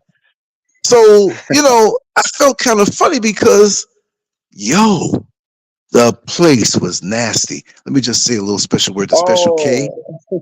Yes. Special K said, very good show, Lance. Have this brother back. So much truth that I can't add anything else. Thank you, Special K. Yeah, I flashed it across the screen. But yeah, look, we live life. There may be a few dishes in the sink. There may be an outfit tossed down or something, or whatever. Bugs are all over the place. Maybe the apartment next door is nasty and they crawled over by you or whatever have you. But the place was nasty. The bed had so much clothes on it that weren't clean. Oh. And she told me, sit down on the side of the bed, and I did. But I'm like, it wasn't like the clothes had mud on it or whatever. Did she have? This is the key. This is the quick key part.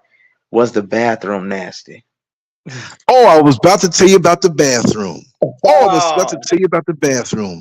Now, what job did I have at that time? I was doing part-time security, and she met me that way, and I was doing another job. And I know I've always had like multiple jobs. They overlap or whatever. I bounce around. This is back in the 80s, kind of like the middle. Yeah. Maybe like 83, 84. I was much younger, right? How is it that when I went to the nasty ass bathroom, I'm not gonna open your medicine cabinet, but I'm gonna damn sure pull back that shower curtain and see if you got dirty bathtub rings around that bad boy that you can't reach back. It was already set, written in stone. Like a fighter who lost 11 rounds of a boxing match, don't expect a decision with if you win the 12th round. You done lost the whole fight. Yeah. You know what bugged me out? When I went into the daggone bathroom, I went to the bathroom and I couldn't hold it. I don't usually go over nobody's place with my stomach not right. I'd rather go under the tree around the corner before I show up. But this one popped out of nowhere. So I had to do number one and a number two. But I balanced myself like I was water skiing, right? My butt did not touch that seat because I didn't know what that was, right? I cleaned up and everything, whatever. So I'm washing my hands, looking in the mirror, and something said, look to the left. Look to the left. And I look to the left, and when I hear that voice in that situation, I know it's something divine talking to me, even though it was a very decadent situation at that particular time with her high heels, nasty clothes on the bed, and a thong. Now, she was well built, and most guys would have jumped down and performed any act on her. She looked that good on a carnal level. But even in my most carnal, I don't really get totally carnal, like a total eclipse. It might eclipse a part of me because I'm always still thinking. That's why I could absorb the tales from these stories and these experiences. So I looked to the left slowly, and I saw in pencil mark writing on the wall that she forgot to erase. Now this was Saturday night, but on the wall it said Saturday night security guard. That was me. Oh. Sunday night mailman. Monday night bus driver. Tuesday night dope boy. Wednesday night, it was blank, but it had a guy's name in it. She didn't know what he did. You're not going to serve me up with so... Look, you never know what people are doing. But in this case, literally, the handwriting was on the wall. Get out. Because you don't... And who is it Friday night that I didn't know of and Thursday night before me? So this was an STD gumbo waiting for me in that bed. Yep. And see, I wasn't driving at the time. She didn't know that, didn't come up in the conversation. And this was in Brooklyn. And so I looked out the window and I said, you know what?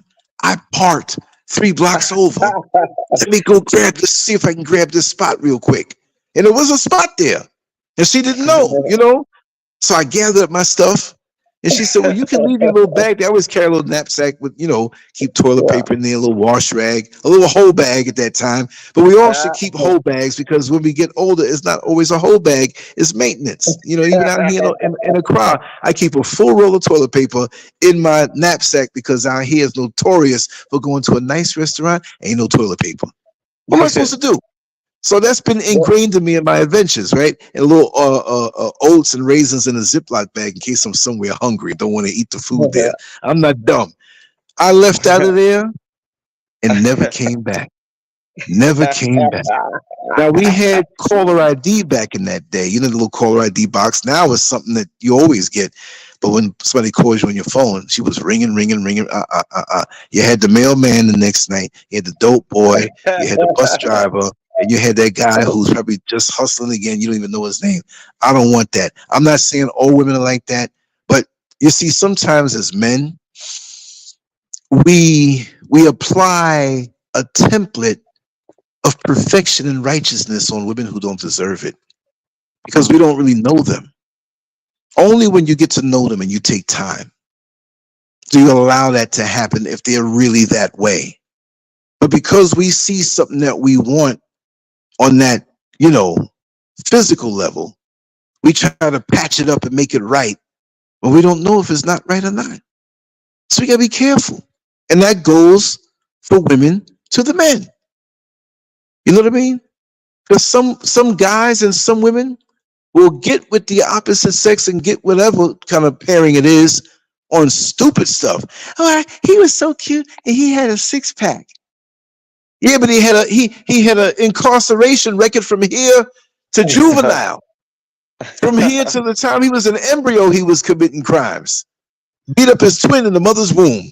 Got arrested and had little baby cups on. You saw him, you know what I mean? You saw him punch the last girl on Instagram. For real.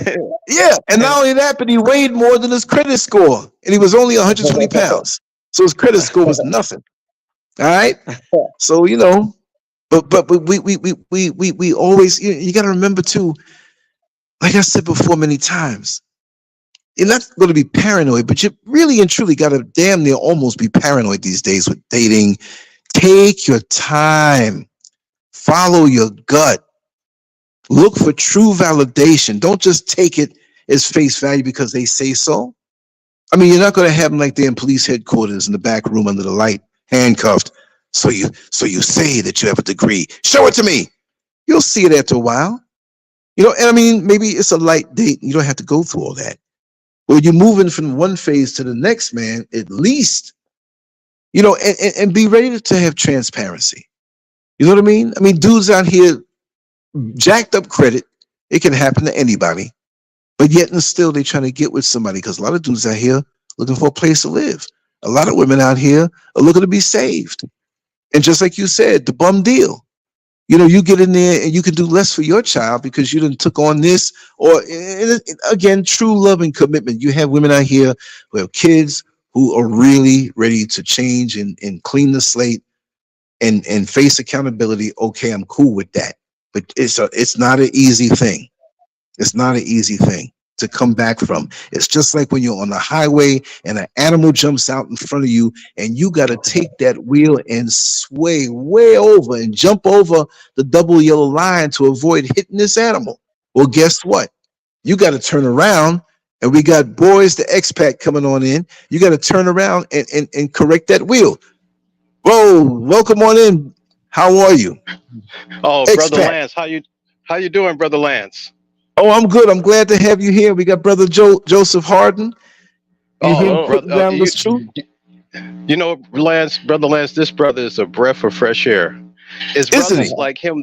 Oh man, it's brothers like him that make me feel like there's still hope for us as a people. Because I'm past middle age. I'm in my mid-50s, and wow. You're a to young him, man, man. brothers. I'm 61. I'm Brother Lance, I'm getting up there, brother, slowly but surely. Every day, we just get a little bit closer and closer. And it's Yes, brothers like him. It's nothing like experience, too, Brother Lance. It's exactly. nothing like Exactly. experience. And I was just gonna listen in. I was just gonna listen in. And like I said, I'm currently on vacation, here in the Philippines with my Yes. in-laws and everybody. And Yes. Awesome. it's And my again, wife and I. congratulations on how you explain that. Because I Yeah, was really speaking of cases of what people usually say, but you're doing yes, it sir. right. You got true love, a wonderful marriage. I take my That's hat off to awesome. you, and I can hear the happiness in just how you talk. You're talking Yes, normal, sir. I but you're know. I can hear fulfilled. I can sense it. But go ahead, brother. Well, before I say anything else, thank you for that. And brother, greetings to you, brother, as well, brother. Greetings, Thank you definitely, to your and guests. I like hearing that too, where you don't have to be, where people from my generation don't have to feel like they're chained to this this sickness and this toxicity going on in the modern dating world and all of that stuff here in the West over here is crazy. It's crazy. Seriously. Well, I was just going to say, just to add to that, a lot, and Brother Lance can bear witness to this. A lot of Hmm. things that you see today has always been going on, but it was more so Mm. behind the scenes. It's just Yes. Okay. that today we're seeing the manifestation of the defect in our faces. In other words, what's traditionally has been behind closed doors is being made manifest in public. You know, Okay. uh, Richard Nixon, President Nixon, who's not one of my favorite personalities, but he said something that was very powerful in those Nixon tapes when he was in office. He was talking about, because he was from California. He was a politician from California, and he was Yeah. talking about what happens out there, Bohemian Grove, outside of San Francisco, and in the language that he used on the Nixon tapes, he talks about when all these big shots within the industry, politics get it together. It's just males, just men. And they used to go out there and have their little burlesque shows and dress up like women and chase grab ass, play grab ass in the woods and all this. And he said himself, he said, it's the most faggotish thing that you will ever see. That's what he Wow. said. That's what he said when he was president in the Nixon tapes. He said it. And if you Wow. go back and listen. He said it himself. So I'm saying that these guys have always been into this.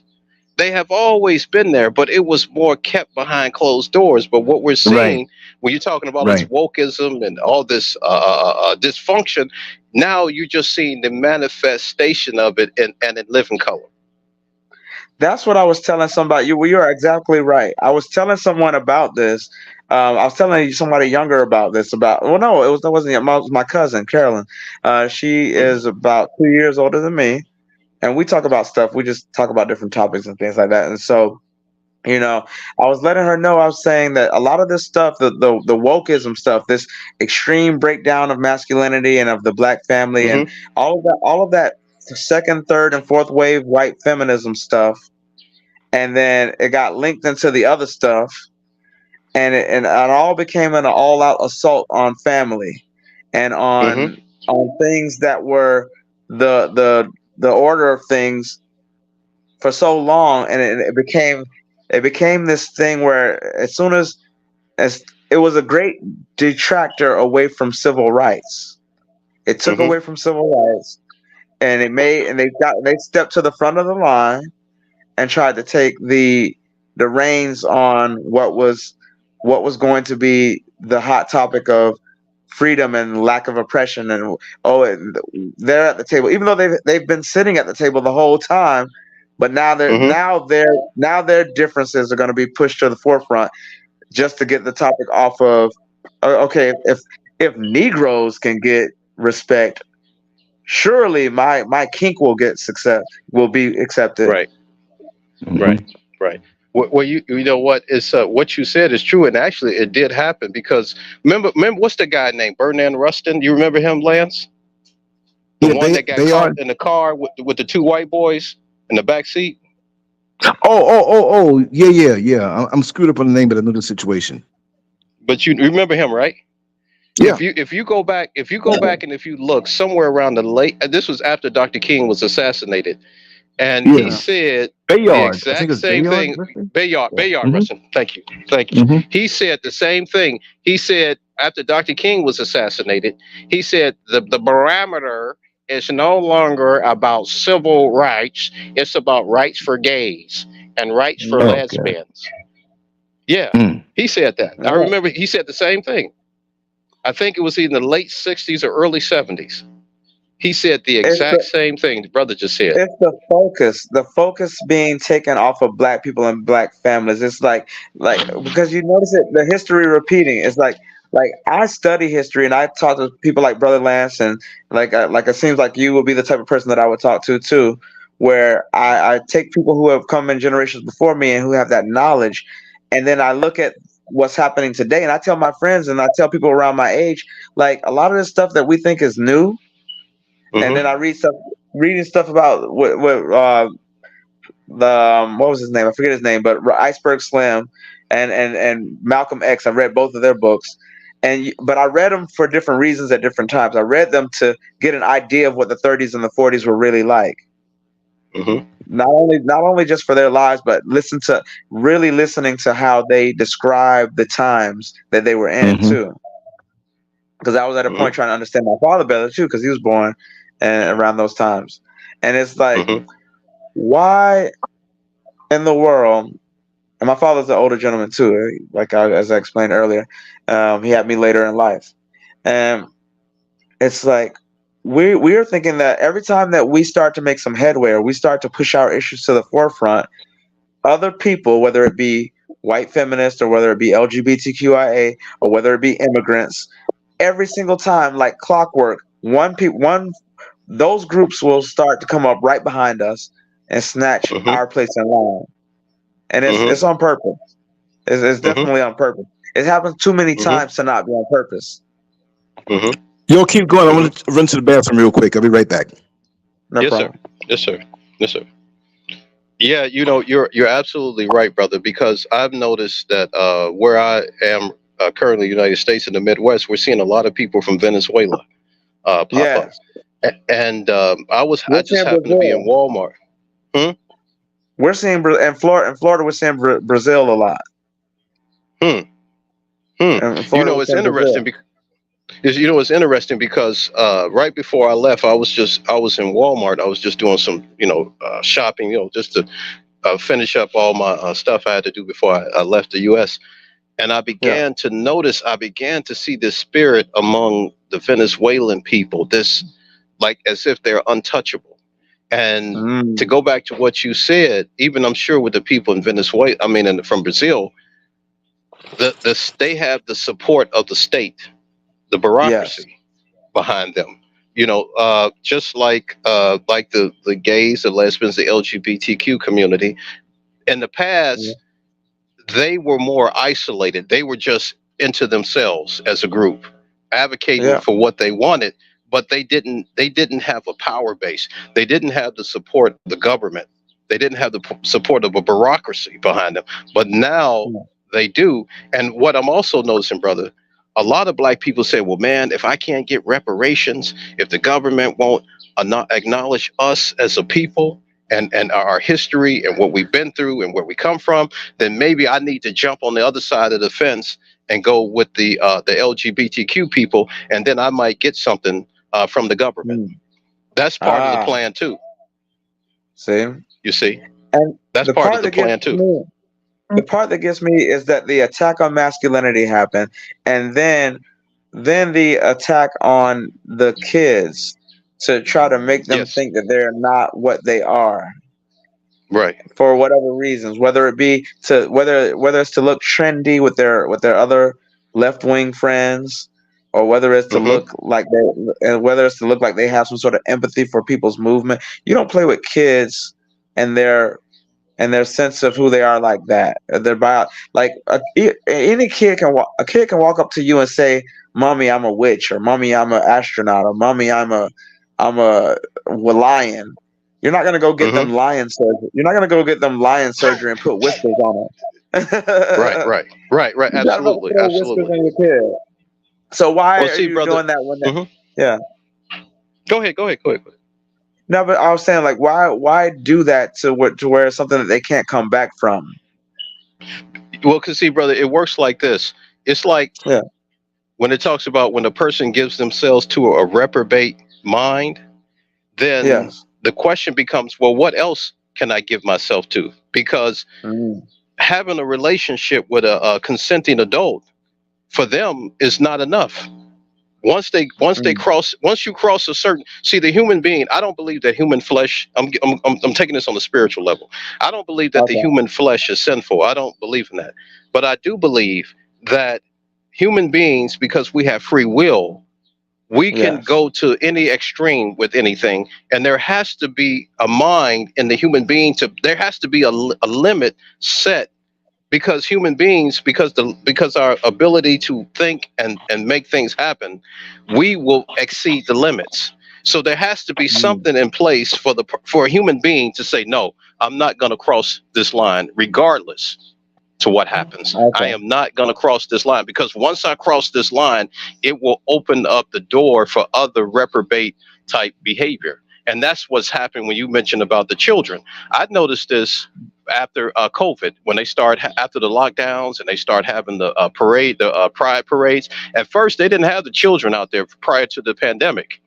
But after the pandemic, like I saw a video, I think it's from 2020 or 2021 or something like this, or 22, that they had these adults out there in Seattle riding the bikes naked, men and women with their private areas out, and they had the children on the sidewalk watching. And you can tell with that part of the parade, as it was coming down the street, the camera had panned to the children, and they all got their little bright colors, and then it panned back to the street and saw these people riding naked on bicycles, and then they panned back to the children. And the children, even in their natural innocence, they're looking like, what the hell is going on here?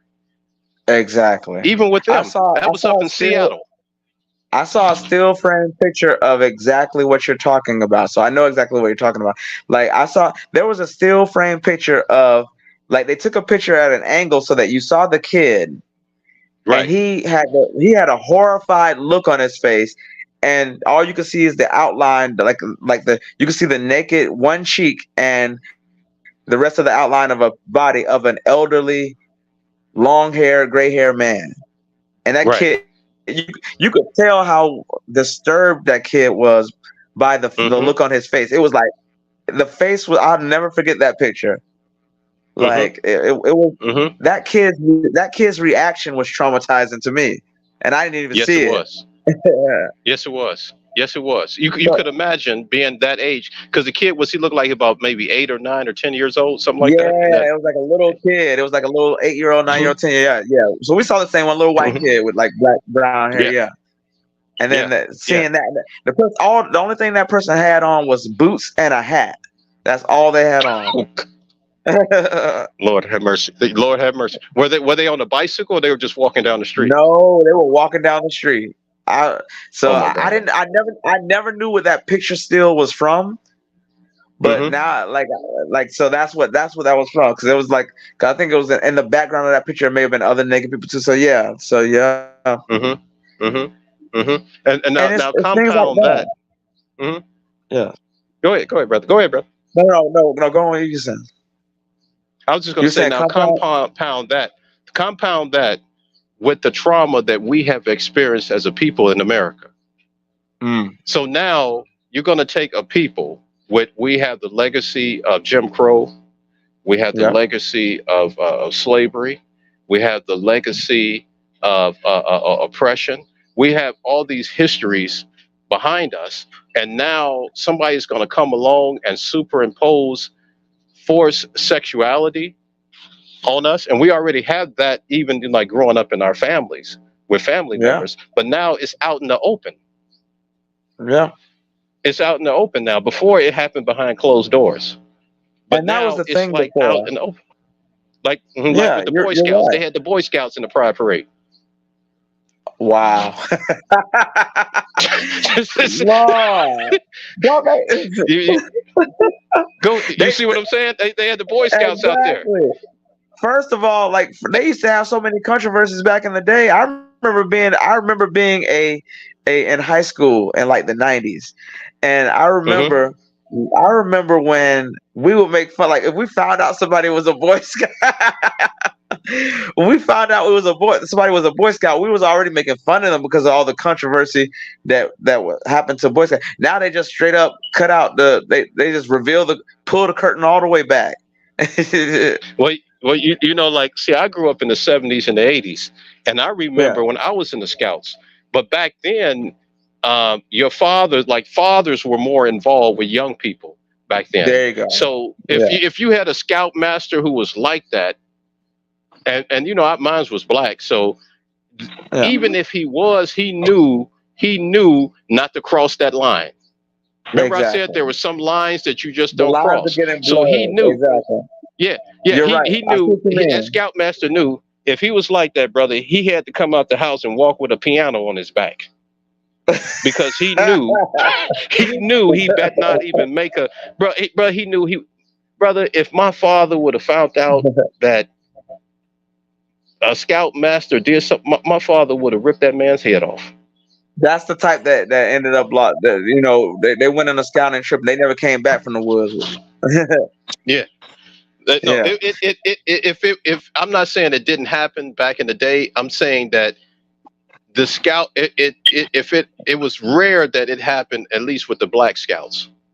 Yeah. When I was a kid coming up, because we was mostly brothers and, you know, young brothers, and because see what the Scouts was meant to be, to teach young boys how to be men. Exactly, and there's nothing wrong like things like that have become it's toxic to be masculine, to learn life skills and to learn the survival skills and things like that. It's almost like I get into my conspiracy mode, where it's almost like the government doesn't want people to have those abilities, so that if they decide to impose some sort of harsh rule, they can't do anything about it. They're too weak. They're too ineffectual to do anything about that. That's exactly what it is. I guarantee you, I'm not going to mention no names, but most of them men in the government, my 15-year-old nephew were one of them dudes up. Right? It goes back to what I was saying before about when Nixon was talking about these males that you see in the industry and you see who are in the government, and they got a limp wrist, and they want to make sure. Yeah, well, yeah, they want to make sure that there'll never be a group of males that will come up and challenge their authority. So, in other words, make the men in the society weak like they're weak. There you go. You know, one politician, he's from South Carolina. He's been in the news a lot. I think he's from South Carolina, and you can see how effeminized these men are. Well, we told him that, he's going to have to do this. And I mean, you see him, you're like, man, these dudes, you can see how weak they are. They're weak, brother. They're weak. They're weak. Yeah. They're weak. That's why somebody as dumb as Trump could be sometimes. That's why someone like that, that's funny that the only person that even showed a hint of masculinity was that person. I agree. And he came out of left field, even to them, even to the Republicans. That was out of left field. They didn't even expect that. Well, see, he's like an outsider insider. He's like the outsider that made his way inside. But if you notice, I heard somebody put it this way. They said that the Democrats and the Republicans, it's like two butt cheeks on the same ass. Glued to the same ass. And it's like watching the Ultimate Warrior against Hulk Hogan. It's a stage. And you see them go at it with you. Yeah, because they all have the same. They all have the same. It's a uniparty, and they all have the same. They all have the same interests. You talked about conspiracies, and Brother Lance. He knows the people like David Icke and Bill Cooper. Behold a Pale Horse. I mean, I have those guys' books, and I read them over the years. And I got a nephew. He's like in his late 20s. And one day he was talking, and he was talking like about the UCC, the Uniform Commercial Code, and he's been reading some stuff, and he was just going on and on and on. I told him, I said, hey, slow down. I said, everything that you're talking about, there's aspects of truth to it. I don't disagree with that. But I said, you don't want to be overwhelming yourself, because all that information, when you read all these books and all this, it could be an Illuminati and all this other, it could be overwhelming. And mentally, you have to be able to compartmentalize it, because if you don't, it will just overwhelm your mind. It will just overwhelm you. And I had got like that years ago. And I said, I had to stop and say, okay, wait a minute. I had to break this down in such a way to where I can still manage my life as a human being, but yet not be influenced by it. It's like being in it, but not of it. You see, because there's a lot of stuff that goes on in the world. Because you can overwhelm yourself with the information, and they can use that against you at that point too. Just see it that he has to see it as that way, where it's like, where it's, you give yourself enough information so that you digest it, and then you look into the world and you see how things are going around the world and see if it has merit. Right. Correct. And then you see the parts that have merit, and then you go forward with that, and then anything else that doesn't seem to hold up, it falls away. It has some sort of, some nuance to it. Yeah. Right. It's almost like you have to have a filter. You have to filter between that which is applicable and that which is not, that which is truthful and that which is false. True. You see, you're right. And we have gotten so far away. We talked about relationships and dysfunction, because my wife and I, we talk about this all the time, and she's asking me a certain aspects of the African American community. And the way I explain it to her, I said, you have to understand that human beings are products of information. The information can be good, the information can be bad. And I said, as blacks in America, in spite of what we went through as a people, most of black people behavior currently has been programmed into them. Yeah. And a lot of people don't even know why they do what they do. Exactly. And then you compound that with the Me Too movement and Black Lives Matter movement. And like you said, the attack on masculinity. Yeah. You compound that, and then you have a big recipe of confusion. Exactly. And then you lock everybody in the house up for 2020, and then let it simmer and let everybody out crazy. Yeah. Absolutely. Absolutely. That's true. That's very true. Because I remember when I was back in the States, and you know me, I've always been somewhat of a rebel. Sometimes being in the black community has its advantages, because the city that I was in, particularly in the dominant white areas, the cops were on them. I mean, unless you were going to work, unless you were going to get some groceries, they would not let the people out of their houses. And I noticed something. Wow. I would go out to the park, because where I live, there's a park like about a couple of blocks from where I live. So what I would do is, like every other day, I would go out and jog in the park. And we had police sitting in the park. But for some reason, they never got out the car and said anything to me. They probably say, oh, no, he's just some brother just jogging in the park or something. He not bothering nobody. And I started seeing white people show up at the park. And I was like, damn. I said, what are they? I was like, damn, what are they doing on their side of town? And then I figured out, I put two and two together. On their side of town, they are not letting them walk in the park with their dogs and do what they traditionally, did as a people. So they come to the black areas because they figure, well, at least I go to the black areas, I got a little leeway, somewhere. Exactly. But I know what you mean when you said lock them up. Because my brother was talking about getting a divorce. His wife, he came to visit me. He said, "Man, I'm tired of her, man." Huh? That's a big move.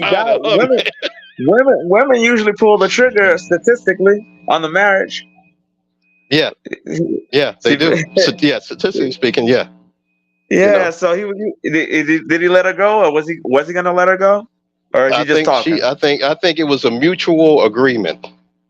They end up parting ways. Parting ways, unfortunately. Was it one of those COVID divorces? I think it was an infidelity divorce. Okay. It was one of those kind of divorces. I don't want to put the brother's business on blast. I'm not gonna say his name, but it was like, when he got married the third time, it was like, okay, we'll just sit and get some popcorn and just see how this goes, like that. You know, Wow. it was one of his third marriage. You know, so He was just hey, enjoying. some people just weren't meant. Well, absolutely. I mean, some people are just not meant to be married, I think. You're right. Yeah. And then here's the kicker. Here's the kicker. Let me say this. When he was going through the divorce, he went down to the DR. I know. Staying at the when you go down there, you stay at the not the lodge, not the Masonic lodge per se, but the you know how you go down there and the guy pick you up at the airport and you stay at, you got your own private chef and the women show. It's one of those kind of arrangements. Man, one of my friends told me about the DR. Like he came back with the biggest smile on his face. Like one of my friends, like, hey Lance, I'm not gonna say his name because he even watched it, but he used to be a driver at Lynx too. He's my friend. This guy, he was so happy. He don't like he was a white guy. He went to the DR. He went to the DR and had a good time. I'll say that. He came back with pictures and everything. Oh my God. Stallions. Yeah, he had a good time. Yeah, stallions. Because he showed me some stallions. Yeah. Mm-hmm. I was like, wow. He showed me some. DR, I knew. Yep. And then I think he just got back from. Think about how insane that is. That some guys will like that. These women are losing out to with the modern, that they're letting these modern feminists and the third and fourth and fifth, not third and fourth and fifth, but the second, third, and fourth wave feminism take all the feminine out of them and trying to make them their science projects and their social science projects, and they don't realize that they're losing their ability to have families and men. By the time, like they said, a new study has said that by 2030, I believe, 2030, if I'm not mistaken, women, over 50% of women between the ages of 25 and 40 will be single, and never married and no children because of what's going on these days. Well, see, one of the things, brother, that I think has happened because of feminism, women have been convinced that they don't need men. Now, they might want a guy to come over and tighten them up every so often. But think about it. See. I mean, let's follow this logically. Men are maintainers of women. A man only goes where he's needed. So if I see a woman, she got a big house, she got cars, she got a house full of furniture, all these things that she already has. Yeah. Where do I fit in that? Why would I want to go into a situation that's already been set up like that when I can go find me a woman and create a kingdom of my own? Exactly. And fit her into that. The only ones that are going to, they keep talking about how men are trash, but the only ones coming into their queendom is trashy dudes. Yes. And they don't mind that because they have the power over those trashy dudes. If it's a low-minded woman like that, see, and she'll hold that over his head that this is my house, and if you don't jump the way I needed you to jump, you can get out. And always remind him that he can't get too comfortable because he didn't build what's there. You know what, Brother Lance, you hit on something earlier. I think you said about women being nurturers by nature. Mm-hmm. If women think of, I know of a situation. There was a brother. He was in jail. He was in jail for murder. He murdered two people. He was in jail for 25 years. Okay. So he got out in his 50s. He met this sister. She was 25 or 26. Had her own place. Okay. We talking about she had her own place. And what was happening was they started seeing each other. Now she knew he'd been in prison for murder, right? So his sister knew this. The guy was stashing guns in her basement. He had an arsenal in her basement, guns. The sister found out, right? She's like, no, you can't do this here, right? So she put the brother out, okay? And so he had to get his stuff and go. She ended up seeing another brother, I think maybe late 20s, early 30s. Don't you know this dude came back and killed both of them? Oh, dang. Killed both of them. It's insane. Now we're talking about it. Now think about this. We're not even talking about a guy that's got his own anything. We're talking about a guy that was in prison for murder. Now, most of us as men say Stevie Wonder would have saw that. But Exactly. you have some women who are so into their emotions. They are so into their emotions when it comes to dealing with men that they can't see the forest from the trees. It's They true. can't see it. And those emotions, and the emotions cut both ways, and a positive to be a nurturer and all of that stuff. But it cuts both ways. I should say this: it cuts both ways in a negative. I mean, where it cuts both ways, where emotionally they will hold on to this guy who isn't anything emotionally, but also emotionally, if a guy who maybe doesn't put it the right soft way that they want to hear it, emotionally they'll break up with him when he's a good guy, even though his delivery is bad. Well, see, this is why I was just going to say, this is why women have to have fathers, because it's the father that vets the boyfriend or the potential boyfriend. The mother, she vets the woman, the female, as it relates to the son of the girlfriend. You see, because pops, because I grew up with several sisters, but we didn't. The vast majority of them, we didn't all grow up together because they was from my father's first marriage. But I remember when guys used to come over and see my sisters, my father, you talking about an interrogator? Now I said either two things gonna happen. Either one, they're gonna say, well, I'm gonna stick it out with this girl, regardless to what her father thinks. Or two, I'm getting the hell out of here. That's right. Yep. That's right. I'm getting the hell out of here. used to have possibly. Go ahead. Len. Hold on, I just wanted to interject. There was a woman that I was with the joke where I went over to her house. Well, it was as young. I was like about 16 years old, 17 years old, and it was summer vacation. And I wasn't dating the girl, but I was hanging around a little bit, and maybe they kind of knew I was interested, and she was interested in me, kind of thing. And I heard her grill another young man who was going after one of the other daughters who was older, and so she came with the line, which is proper. He was standing up in the living room, and first thing out her mouth after he introduced himself, she said, "Young man, where are you employed?" Yeah, I remember and you he said kind of this. fumbled. Yeah. But she tried that on me. So I thought I was slick. Even though I work with my father and I had a little gig that I did in the neighborhood and whatever have you, I tried to sound more important because I was waiting for it. And so I was there, and I wasn't trying to like take her out or whatever. I just come around and hang around in the front stoop, whatever. So she got me with that. So, by the way, Lance, the business card. where are you employed? Yeah, exactly. So where are you employed? So I said, well, I have my own business. I thought I shot her down. She says, oh, really? Do you have paperwork for that business? Oh. I said, well, not only right now, but I'll show you. Now, me and my father had the same exact name. I'm a junior, he's a senior. So I produced that paperwork, and somehow, some way, it was a game. Because another time I brought it back to her. She forgot. It had my father's date of birth on there, which was November 5th, 1916.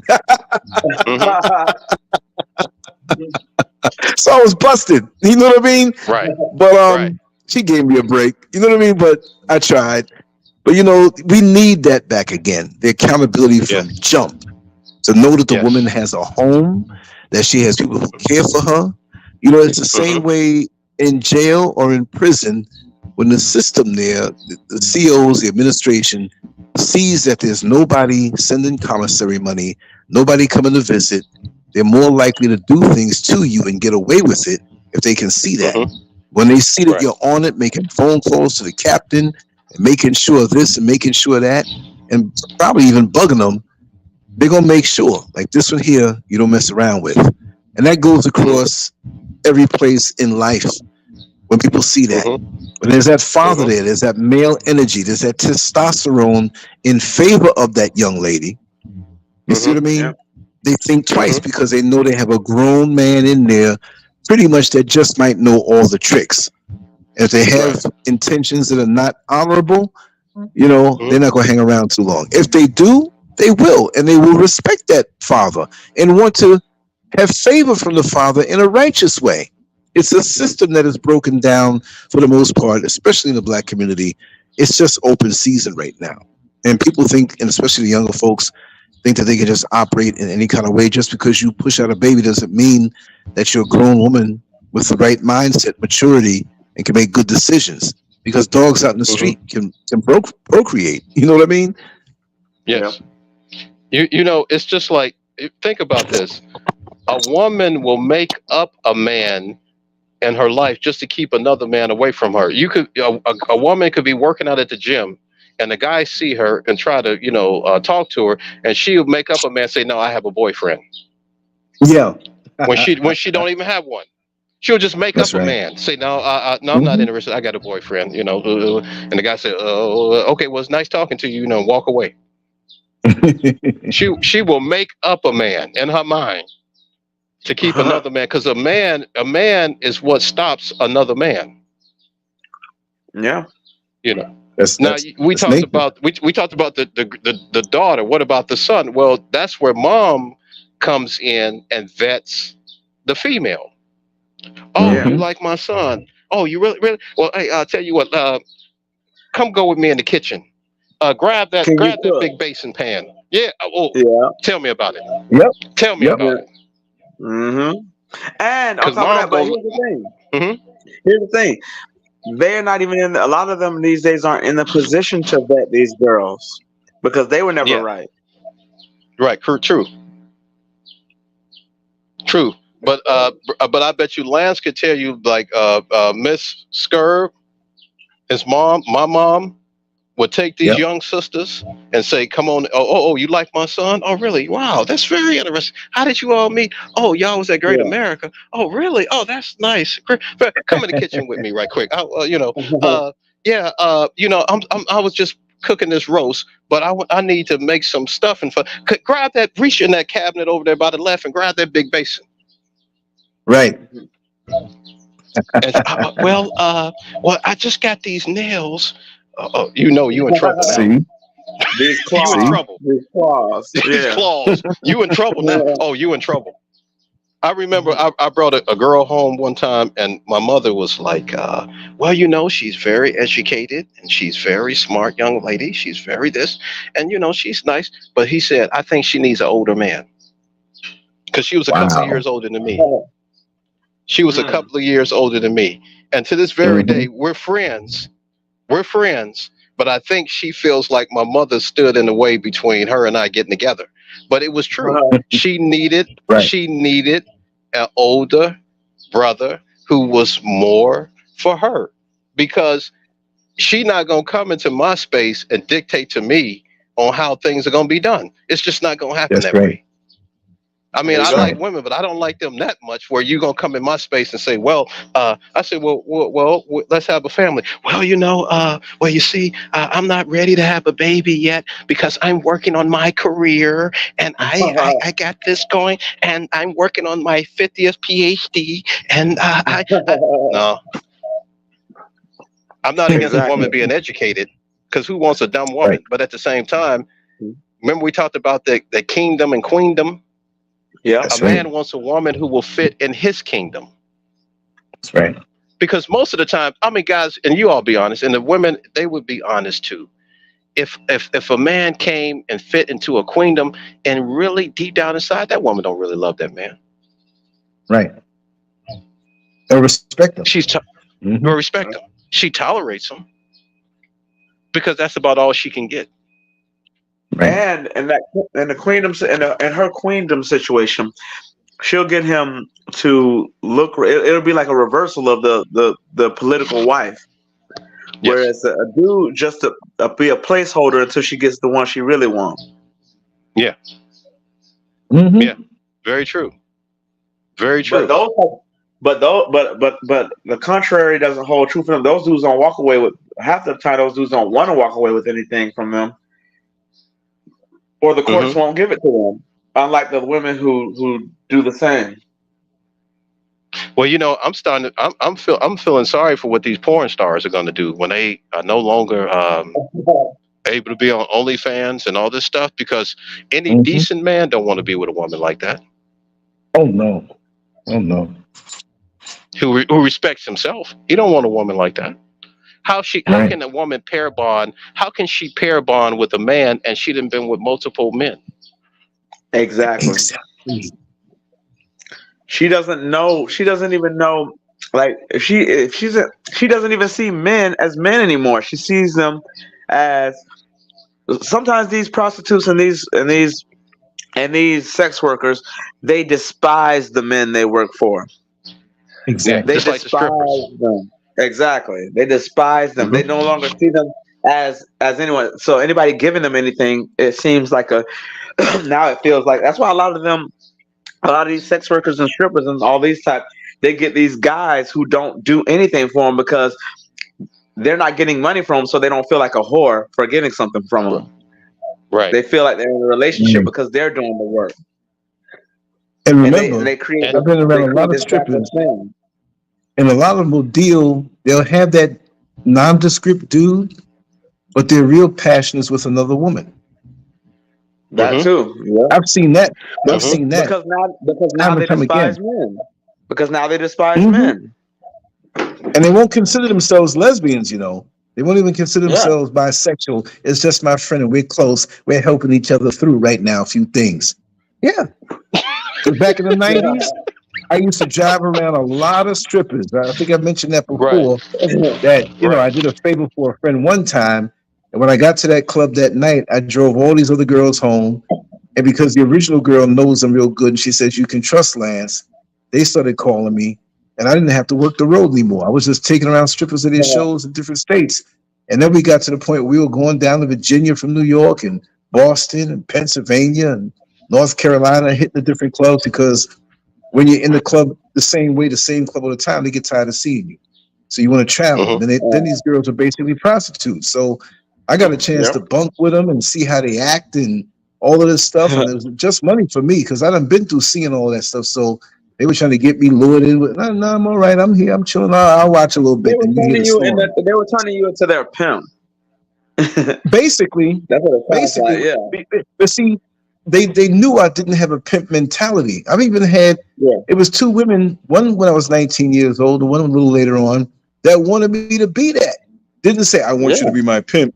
But, okay, daddy, you know, I can take it. Let's go to Las Vegas or whatever have you. And see, I had messed up. I didn't mess up, but I went and dealt with this chick, meeting her quick. I was 19 years, it was 1982, and I didn't know. And then she revealed it and said, well, you ain't got to work. A lot of these girls go and try to get you to be that. I don't know why. I mean, you know what it is? I think at the time I had a certain wholesomeness to me that she wasn't used to in a lot of the dudes that she slept with. Not that she was looking for anything from those dudes, but when she told me what she did and everything like that, I let her off slow. I didn't even hurt her feelings. That's why she kept pursuing. But you have also women who will deal with you with the pimp whole dynamic, where she may not be a prostitute on the street, but the dynamic of that relationship is basically that. And they want you to be that to them.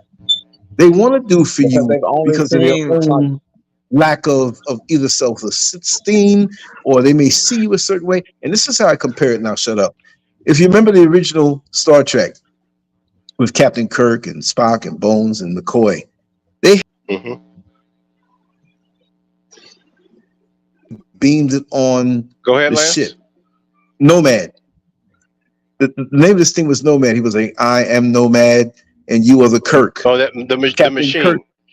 I am the creator. I was looking for something like that. Yes. So why am I bringing that up? See, Captain Kirk was not the creator, but this thing in the blast got his brains scrambled, mixed up, and thought it was. and knew that if it ever made a mistake, it had to self-destruct. That's why at the end he was like, I am not your creator. I am not Fat Kirk. I'm Captain James T. And it started flipping out and they had to get it off the ship and explode. Now, how am I comparing that to the pimp hoe dynamic? Well, there are a lot of women who take onto you because you inadvertently give them something, maybe some type of spiritual nourishment, some type of wholesomeness, something they feel they need. It may not even be real, but they latch on to you. Maybe they felt safe around you, Lance. It's a comfort of some sort, whether that comfort is financial, whether that comfort is financial, or that comfort as in leadership, or that comfort as in, it's like a pimp whole relationship is basically a toxic relationship that's devolved into money being exchanged. Like that she's working to get the money. Right. So the pimp has become the father that she never had. Exactly. Because I heard an interview one time, Bev Smith, she interviewed this brother who used to be a pimp. You know, he got out of it, retired.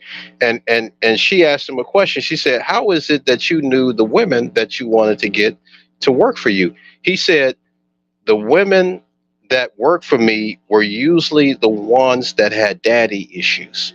He said the ones that had a tight bond with her father, she was the hardest one to get to. But the one who has suffered from the little daddy issues, those insecurities, he said they were perfect.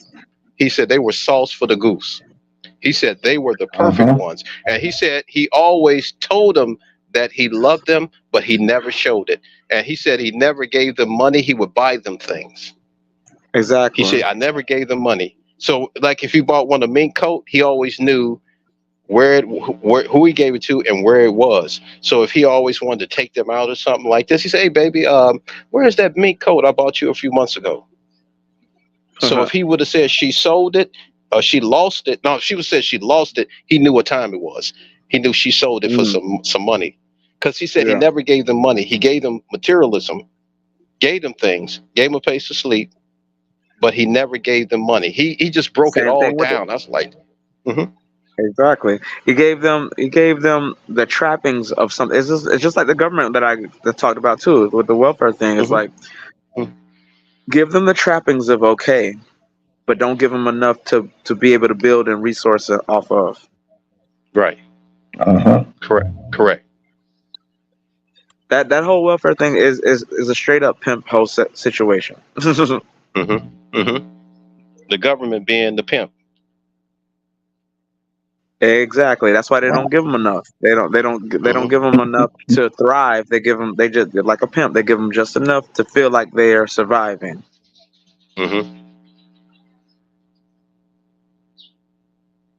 That's something. That's it. Yeah. That's definitely it, And it's a cold game with that toxic stuff. But a true provider and first they realize that they either take away the fathers or realize that the fathers aren't there, and then give them enough to get the illusion of protection and make them ride with that and become dependent on that. Well, the show, and Lance, he knows this. The show Good Times, that was the prototype. In fact, Julia with Diane Carroll was really the prototype for black people because they had a professional woman, Diane Carroll, who was a nurse, with a young the boy, but no husband. They didn't give her a husband, and they brought Julia, but I didn't know that part of it. Yeah, so that's crazy. The same thing they did with the Good Times. Originally, the sister was not supposed to have a husband. She was supposed to be a single mom in the projects in Chicago, Provena Green projects, raising children. And the sister Esther Rose fought hard. She said, "No, I want me a husband. I want me a husband." And they brought John Amos. Yeah, what did they get, Lance? They got rid of him after the second season. Yep, something like that. But they found a way. They found a way to keep the imagery of a black father not being in the house. It's propaganda. It's showing women. Oh well, Julia's doing it. The mama from Good Time doing it. I'm gonna do it. What's happening? The same thing. Now, see, these people are cold. They are cold-blooded. I'm gonna show how cold-blooded they are. Now, the Brady Bunch. They got 6 children. Mother, widow, Father got, his wife died, and they had a gay man play the father. The guy that played Oh the yeah, father, he the died of actor. AIDS. Yeah, Robert Reed, he died of AIDS. He was gay. You remember? Wow. And another one where they pulled it, they pulled it, and I just recently thought about this about a few weeks ago. Remember the Partridge Family? Yes, yes. Yeah, them singing. The mom, single white woman, and she had children, right? But you know how they got around that? They brought Mr. Kincaid, the father, and the manager, as a surrogate father. You notice he always Exactly. was at the house. See how they did that? Yep. They weren't gonna show They no still imagery had of him just as a the single surrogate white mom. father. They weren't gonna Yeah. have that imagery for their people. Yeah. No, no. Making the women think that's okay for them. Right, right. The first sign of dysfunction, though, they did with white people, believe it or not, was married with children. Yep. But they were That was the still beginning of that dysfunction for them. as much as they and that was an absurd comedy though. See, they didn't play it like a. They didn't play it like a. The whole joke was that they're dysfunctional, but you see that same dysfunctional white family stayed together, and they somehow had that huge house. Yeah, true. And they had bankers living next door to them. On the shoe man, a man who's selling shoes, not the owner of the business, and bad at it too. He didn't own a shoe shop exactly. He's just a shoe salesman, and they had to put a white power couple next to them, bankers. Like, how was they living in the same neighborhood as white bankers in a big house? Right. With a yard, right? A big yard, and the old Dodge. Exactly, old Dodge. It's almost like it's almost like they were parodying a dysfunctional black family, but they never broke them up. Yeah, and I think because they were always married. They were always married. What? They were always married. What? With children. Married with children, and the wife she couldn't get enough sex. Yeah. The father didn't even want to have sex with her. Yeah. Yeah. And the son can't get a date to save his life, and the daughter was a sleaze. Exactly. Made fun of the sort of the quote unquote white trash, but they kept it together though. They could keep it together though. Yeah. Yeah, absolutely. Absolutely. The finances didn't break them up, which is what financial problems normally do statistically. And the show ran for 11 seasons. Yeah, it was long for a long time. A long time. I remember thinking as a kid, like, I love that show so much that as a kid I was watching that. I was like, if like one of my friends and I were talking about it as kids, we're like, man, we hope they never get rid of this show. It was so funny to us.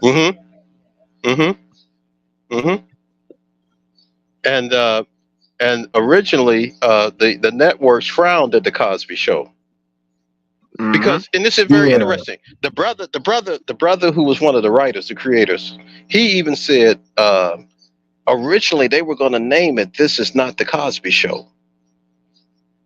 In other words, it's like the Cosbys in a parallel universe.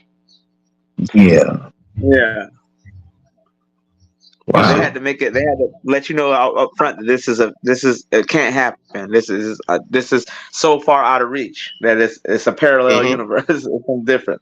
Yes, because originally they were going to call it "This Is Not the Cosby Show," but they decided that they had to go with something a little bit more original. You know, the writers, the two writers, original writers of the show. But that was the beginning of that. Yeah. Oh, brother. Yes, it's Hollywood, fantasy is reality put in an abnormal form. But sometimes if you watch close, you can see reality and fantasy cross paths. I'm gonna give you guys a perfect example. A perfect example. You remember in the movie Halloween, Michael Myers' Halloween? Yes. Okay.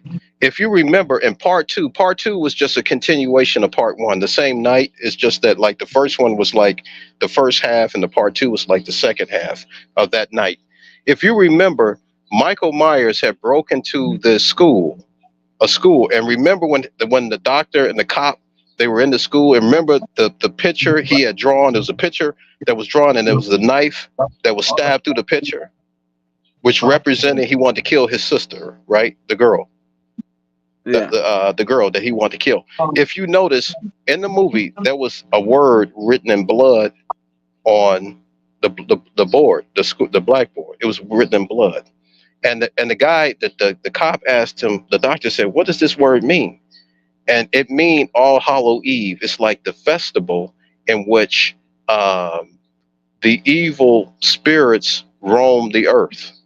Yeah. It's the All Hallows Eve. Okay.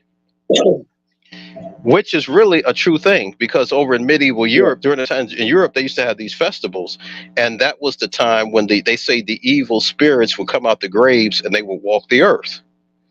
So what they did, they took, if you study the history of Halloween, you'll see this.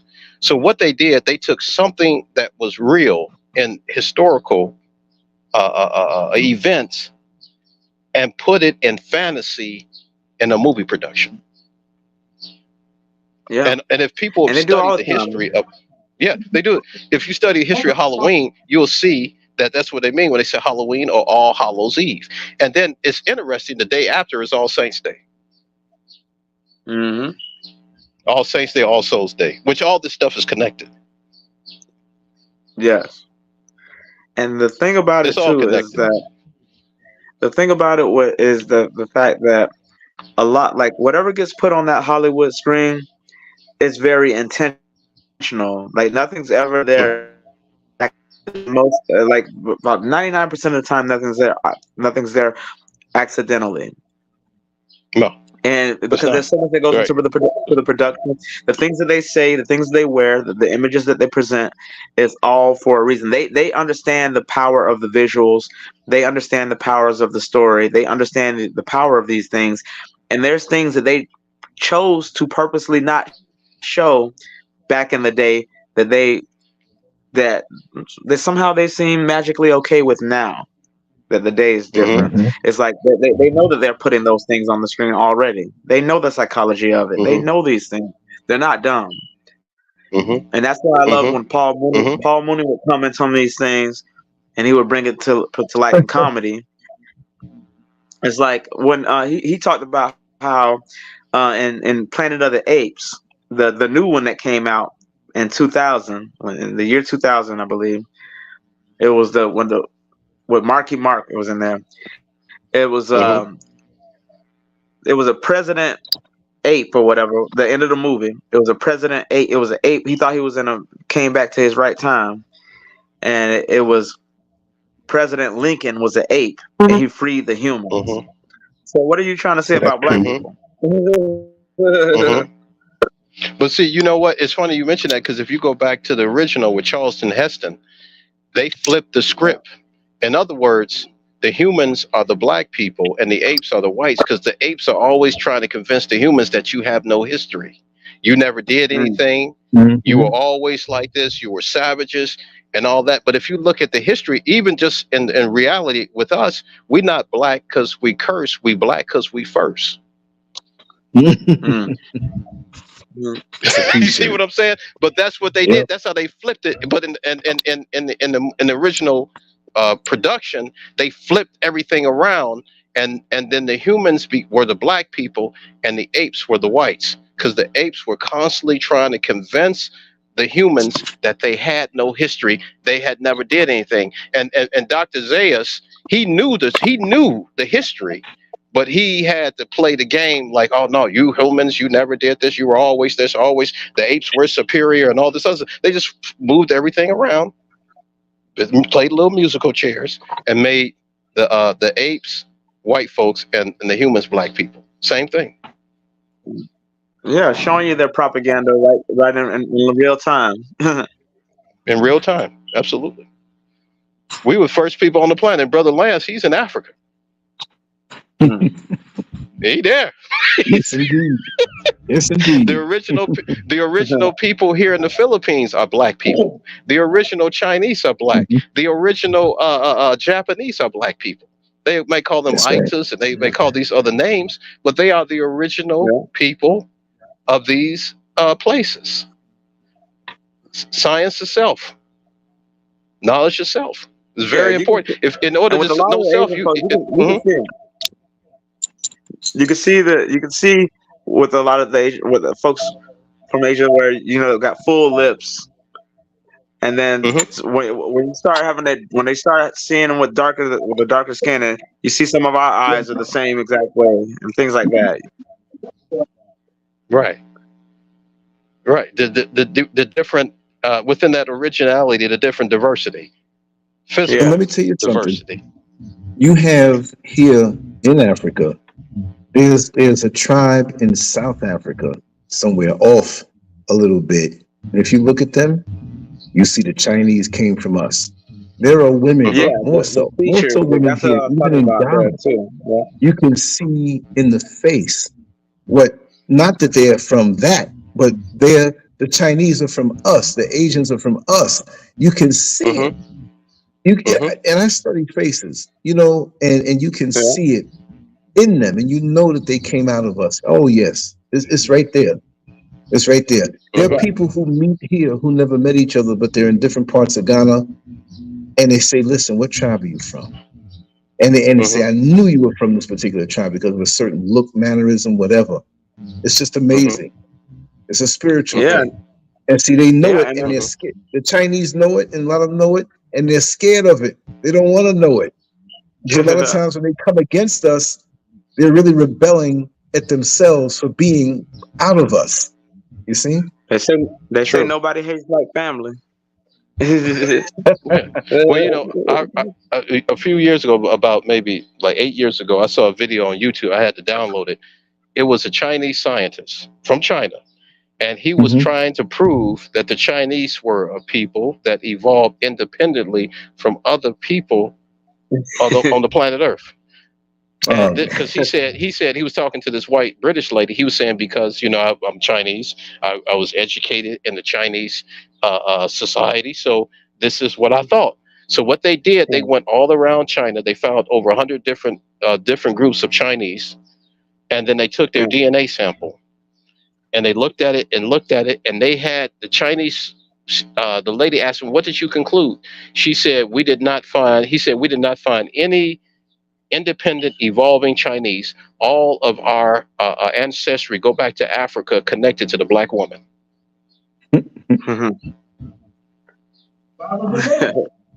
What happened to that guy? He had to admit it. He had to admit it. He said everything we said, we did not find not one group of people or tribe in China that evolved independently of other human beings. He said all the people that we looked at, their roots went back to the African continent. He had to bear witness. He had to bear witness. That's right. My brother, he did our family DNA about maybe 6 years ago, and what we found out was this.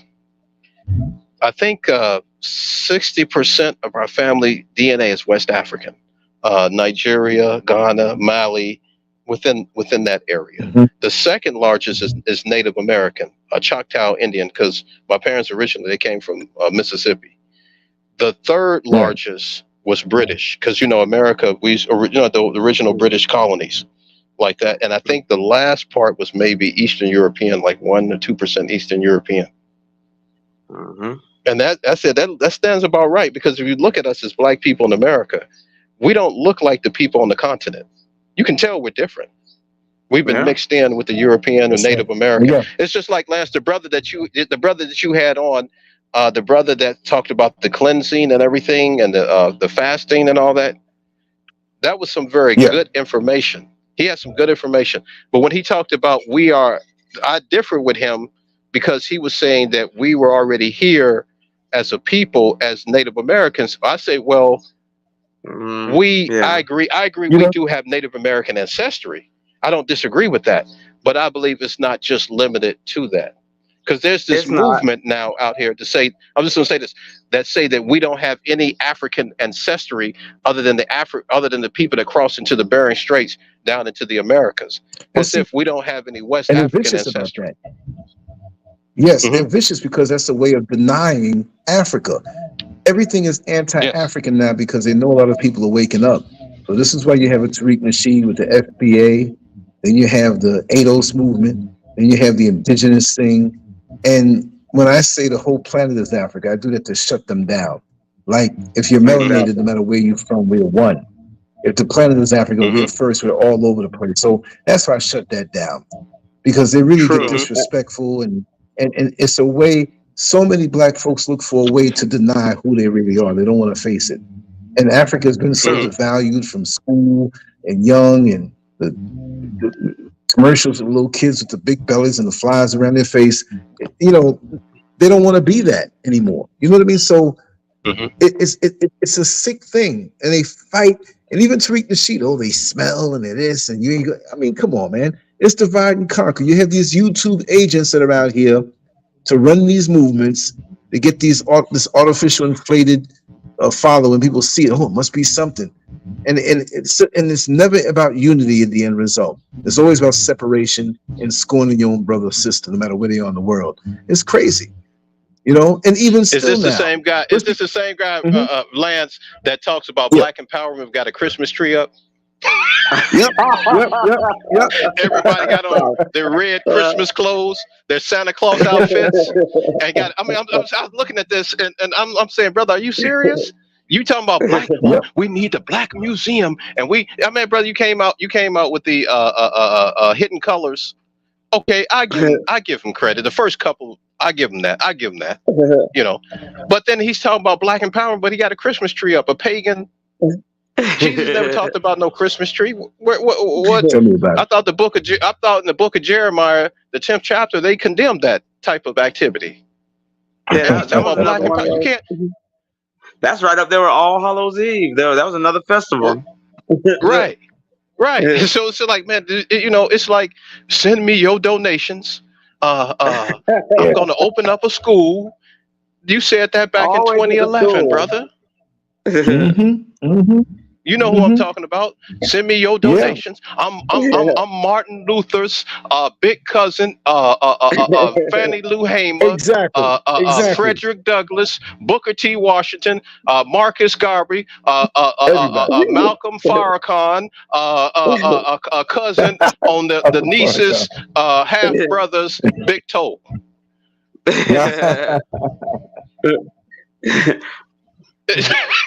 Charlatans. Wow.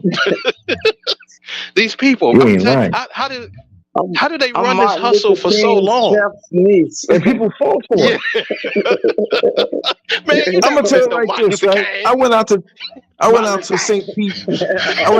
Petersburg, and there was a brother who came out there with us. We were going to go listen to Dr. Umar speak, and so this guy gave all this. He gave about almost $1,000 to Umar, right?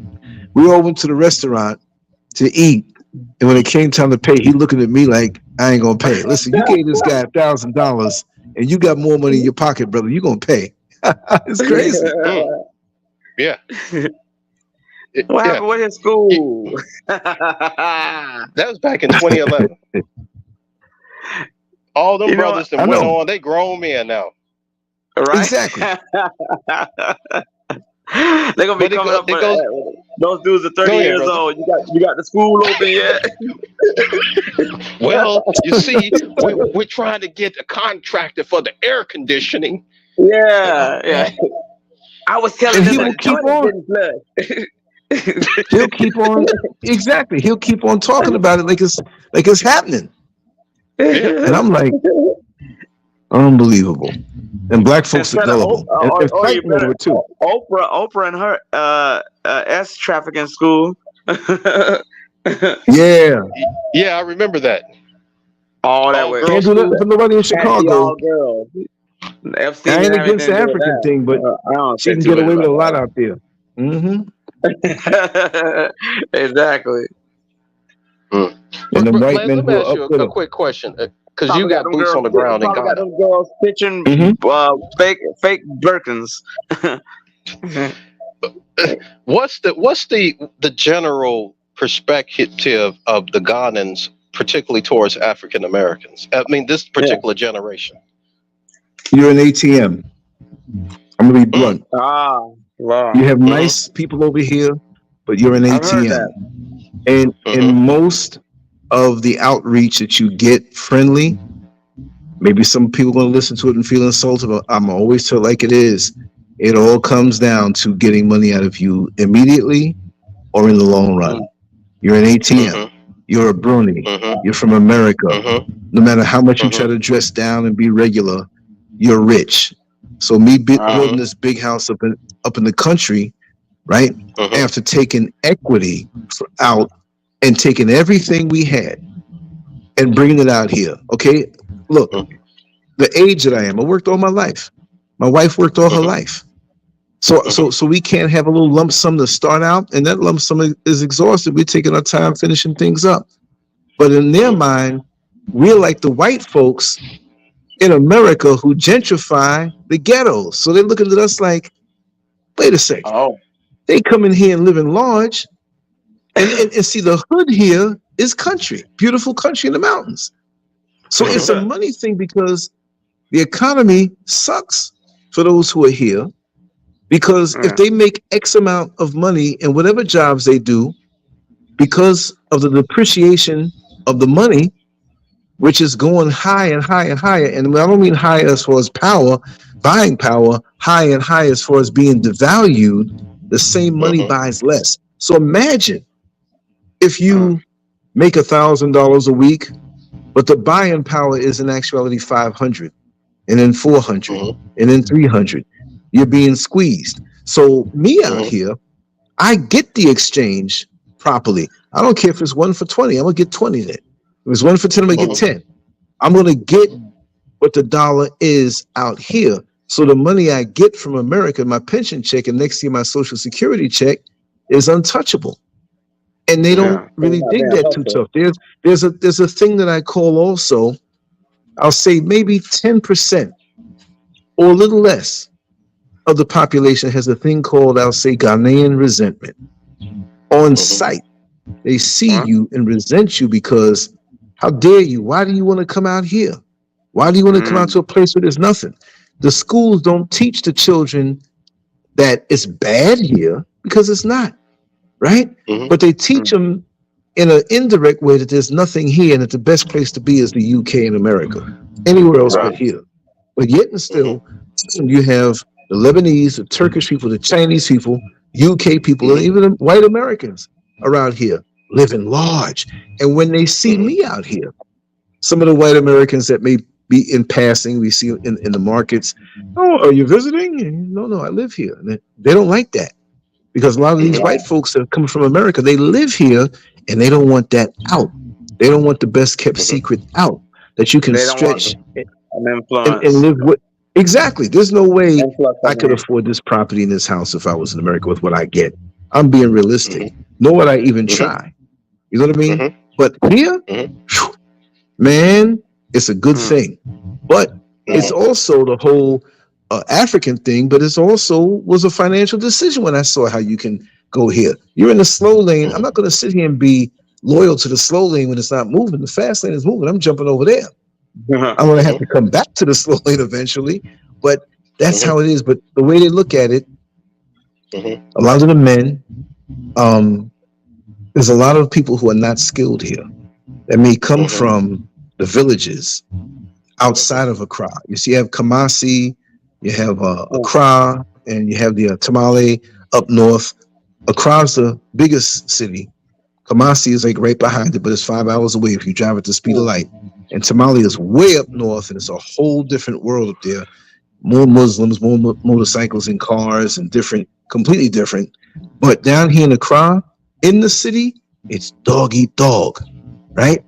When you come out into the countries, it's a little slower. But everybody seems to have their feel on Americans always give them a certain feeling. But what I find, some of them are nice and met some really nice people, but they're still clouded. Now, when you're realistic and you talk like me, I'm not saying that what I say is all realistic in somebody else's reality, but they're fascinated from a distance, those who have found out that I'm on social media, but then they despise it because it pulls the covers off of the dysfunctions, the dysfunctional cover that keeps them warm. I pull that cover off in what I say. So now they're cold, but they know it's necessary to rip it off, but they don't want to see it yet. So you have the religious aspect. Every other cab driver is a pastor. Every other block has about 4 churches, whether it looks like a church or not. The white Jesus picture in the bleaching. Exactly. And the bleaching cream billboards are up. And no matter what they say, you better not talk too strong with the black stuff, because they will bow down to everybody else other than us. I'm not asking for anybody to bow down, but they will come after us. I don't mean come after to rip you off, rob you, do you any harm, but they will. The way they get you with their Christian religious selves is that they're not going to knock you over the head. Look, I was videotaping on the bridge one day, overpass in Adenta, and I packed up everything, and I was on the phone. And I walked away and left my tripod. I walked down this whole little overpass bridge, long little walkway. This dude ran behind me to bring back the tripod. They will do that, right? Okay. But in the market, when you're buying stuff, making a purchase, if it's something that's 100 CDs, they'll tell you it's 250. If it's a cab driver that you know the fare is 60 CDs, they'll tell you 200. Because not everybody knows me in Ghana. Not everybody will. I could live here 1,000 years. Most people will think that don't know me on my beaten path, that I'm a tourist. You see what I mean? When I go places where they don't usually know me, it's like, okay, look at your complexion, look the way you walk, the way you talk. They're so good now on social media. The Ghanaians are like, yeah, you from New York. I can tell by your accent, right? But it's always, I hate to say it this way, but you don't really see in the day-to-day movement happy faces. You'll see some laughing, you'll see some having fun and laid back, but usually when you really look at it, when they're not really noticing, I'm not going to say they look sad. There's a lot of hopelessness here because there's not much opportunity. And you represent, as an American or someone coming from the West, a way out. So either the women, lots of times, coming out of church, religious, when they whisper to you, oh, I want to go to America. Oh, I want to have an American baby.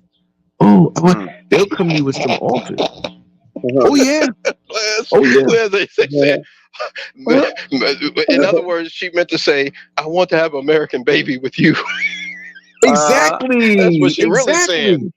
One told me, like, okay, I helped a home with some bags.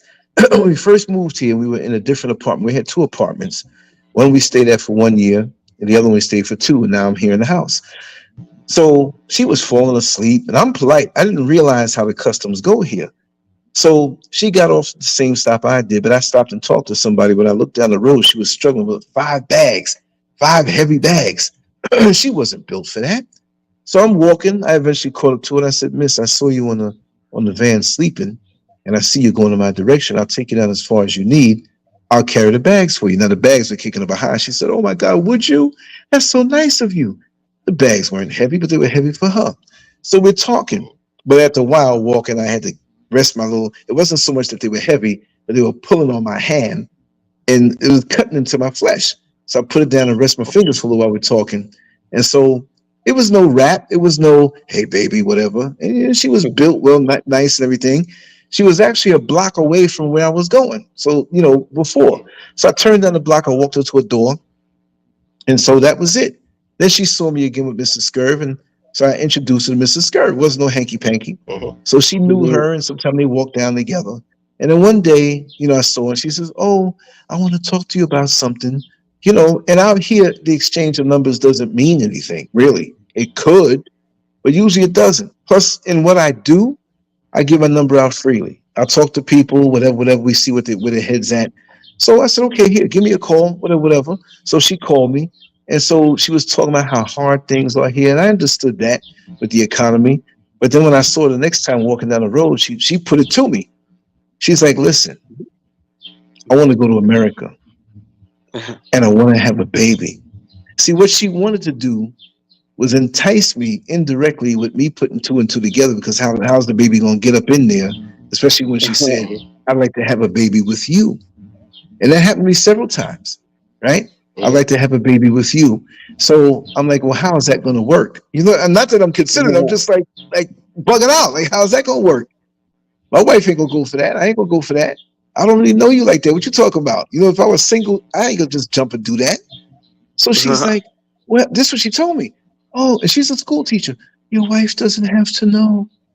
And when you go to America, if you go, I want to go, you know, right before I drop the baby. Like I'm stupid. You want to go there and get an American baby on American soil with an American father, and you think that helps you. Exactly. But I don't know if I've said it before, you heard it, but here's a new hustle. And I'll make it quick. And it happened to three guys. The child support? Yeah, the child support hustle. Where they meet these guys out here and they go back to the Airbnbs. The guys are from America here on business. They hang around with them, give them sex, keep hanging around, give them sex. After a while, the guy he don't care. He's here 3 or 4 weeks. The last week, he's raw dogging it, you know, spraying the garden with a lot of nutrients. And and when he's sleeping, they go through the wallet. They don't take any money. The trust is up there, you know. They snap pictures of the work ID, snap pictures if you have your social security, or snap pictures of your license, get your address, and they pregnant. You don't know it. And they go because they're like, I done had my fun. I ain't going back there no more. And they go down to the American Embassy, which is American soil here.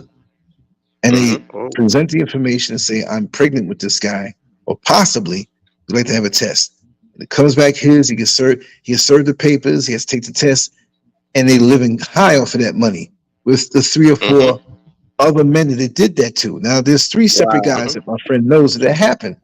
So these girls down here, they're willing to open heaven's gates wide and let you come right on in, right? Yeah. Because it's a purpose, because you have a way out. But see, the thing is, I'm not going to say I don't blame them, but I can understand when you grow up in a hopeless mentality and the old school stuff is not as innovative. The old school people are telling just wait for Jesus, pray to Jesus, and everything's going to be all right. But there's no career, there's no jobs. And the jobs that are here are ridiculously low in pay. Police officers here make what average security guards make that a daggone neighborhood drugstore. They're not making no money. Most of them don't even have guns. Lance, how is OnlyFans? Has OnlyFans made its way into Ghana? Yes, it has. And I found out in a funny way. I was walking down to one of the markets where the common folks go to, and these 2 girls, well built, walking. One turned around, saw me, and they started slowing down, and they got behind me, and they went, "Is that him? Is that him?" And I heard them. They said, "Excuse me, sir." I said, "Yes." Are you LANCESCURV? They messed up the name, but I knew what they were saying. I said, LANCESCURV. I said, you know me? They say, yeah, we see you all the time on YouTube and stuff. So I said, oh, okay. But I'm like, okay, what is it that they want? So they say, oh, we basically, they wanted help videotaping for OnlyFans because they know I had the cameras. Yeah. But see, they here, trying to make you their parent. Yeah, but see, and there's a dude. I'm minding my business. I'm on WhatsApp, and this dude sent me a message, but in his profile picture, it was him silhouetted from the lower navel to the upper thigh sideways, hanging. I'm like, what is this? Is this all gay something? So he said, hey, brother, how you doing? I see your stuff, and I know you got the cameras and stuff. I just want to let you know real quick, I make movies, but I only use my phone. I said, what you talking about? Well, I put movies up on YouPorn. I'd like to know if you get together. You know, I got the girls, you know, but I'm very visible with the media, with news. But I always get a lot of girls, and a lot of times I go to bed with them. You know, they'll hide their face and whatever. And we do some freakishness, and I videotape them with the phone, and I put it up. But I know I can do better if me and you connected. I'm like, damn, people coming to me all kind of offers up here, right? Like, man. The producer. The producer, they making me the porn producer. Exactly. And a lot of you, yeah, Forget the a lot of pension. you, Forget the pension. I got porn. Porn money. exactly, exactly. He say, Lance, I got an idea. I'm gonna put a bunch of pictures on the wall and get a flashlight. Oh, you remember? Yeah. That way I don't have to hold the magazine and I can pick who I want to come to. I'm like, oh my God. And then we're gonna turn the lights off in the room, and the light gonna be swinging around in the air. For real. Good old Ronnie Donaldson. Oh God! Man, the What will stuff people I've been think of through. next? Yeah, I'm for real. That was 1981 too, man. He said, "Man, what will people think about?" He said, "You can't." And this was a dude who was developmentally delayed, and he was thinking up this stuff, man. He said, I got tired of holding the magazine and turning the pages. I got tired of thinking of it. And I got to stop my motion and touch the pages. The pages get Vaseline on them. So I taped it all on the wall, on the ceiling, even behind his head on the wall. He's looking up, but it's back on the wall, down to the floor in the molding. Wow. And he pointed here, pointed there. His hand was free. And I tell you the light bulbs, right? I'll tell you what the light bulb story with him. He was always asking for light bulbs. He was he was retarded, so he's like, lamp, because he called me lamps, not lamps, but lamps, Yeah. like a lamp. Lamps. Anytime you get any old light bulbs, there was no L in bulbs, it was bubs. Anytime you get light bulbs, save them for me when they're blown. I said, Ronnie, what you gonna do with them light bulbs? I can't tell you right now. So one day, same thing happened. I hear this thing. I was in the other room, in my girlfriend's room, because it was that kind of household. The mother was all religious downstairs, but everybody was doing their thing upstairs in the house, right? So I'm up there, and some of them summer nights they get real quiet, right? And there was no wind, no nothing, and all the windows in the house were open, and his window was open, and so I'm sitting there about 3 a.m. I hear I got good hearing. I hear this little cling, cling, cling, cling, cling. Just like when, back in the old days when I had Christmas decorations when I was a kid, and you pull them out the box and they barely tap each other. They make this vibration real high. Cling, cling, cling, cling, cling, cling. I'm like, what is that? I don't know. It sounds like Rodney in his room doing something. I said, oh my God. I said, I can't not know. It's already bad that I found about the flashlight, but I got to see what's going on with that. So same thing.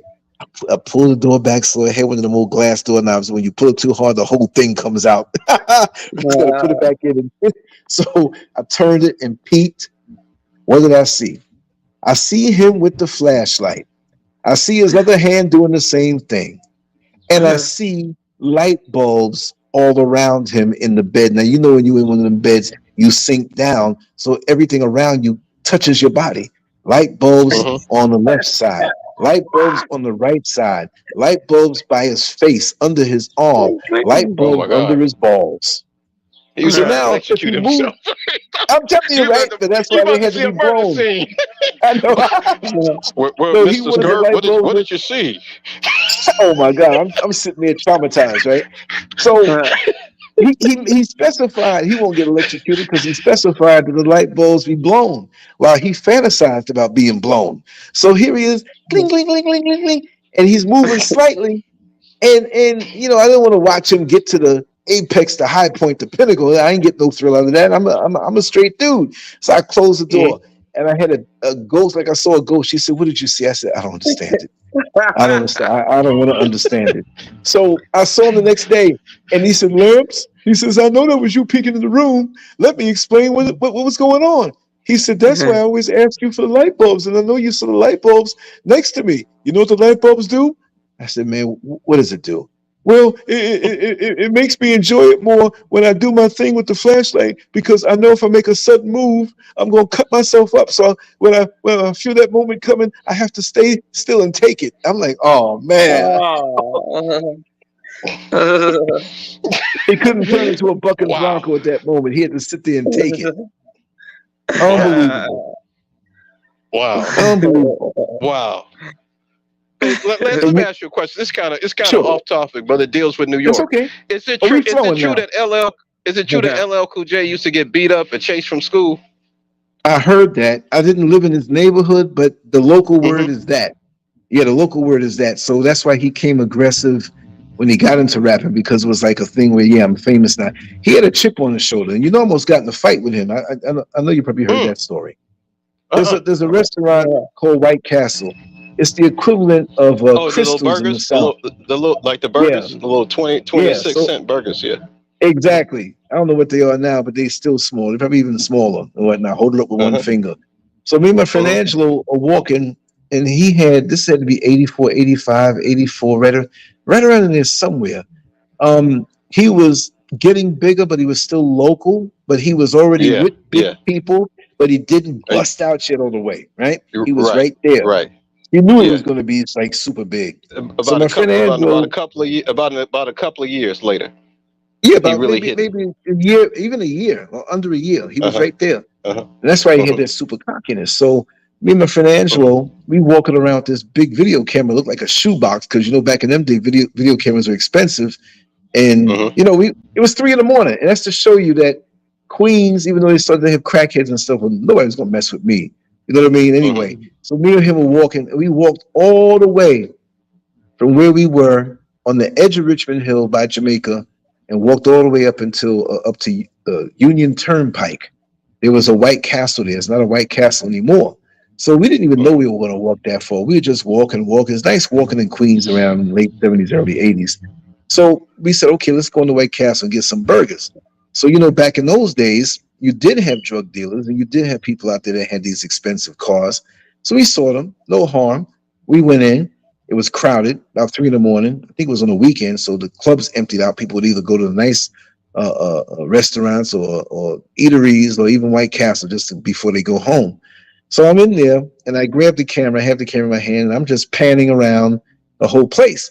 There was a dude sitting next to me. I was standing up. He was sitting down. I just got everybody on camera. So when I pointed it at him, he's like, yo, get that camera at my face. I said, oh, sorry, bro. No disrespect, but I'm going to take you to Hollywood. I'm joking, right? Now, see, because I was the one that was Diesel then.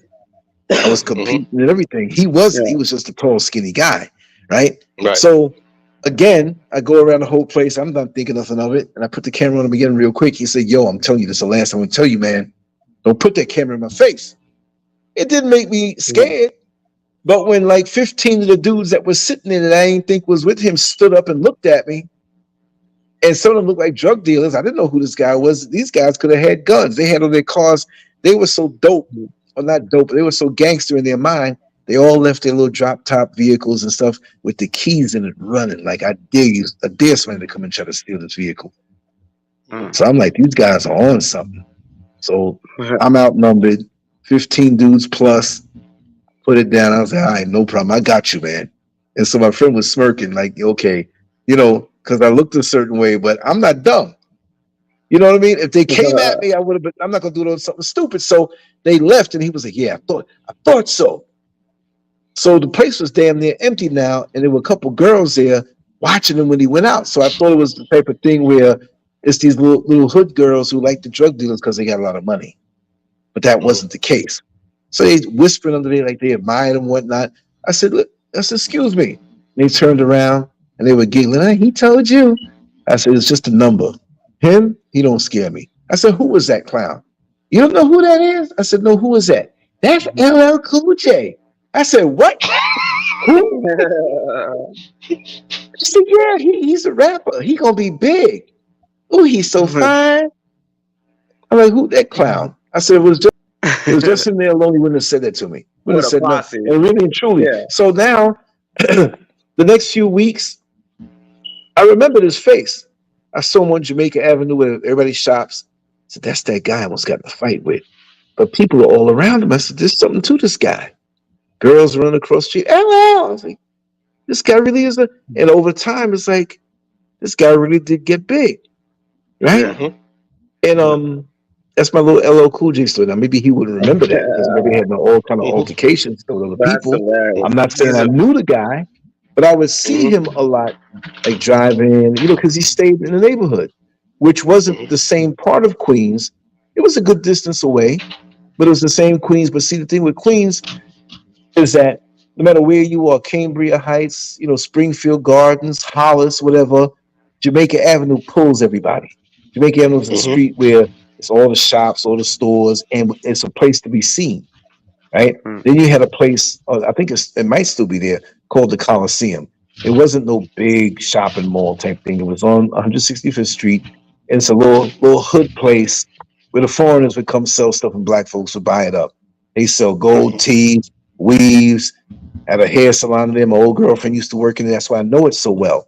And what's his name, who made FUBU at that time in front of the Coliseum, and I didn't realize it until I read the book.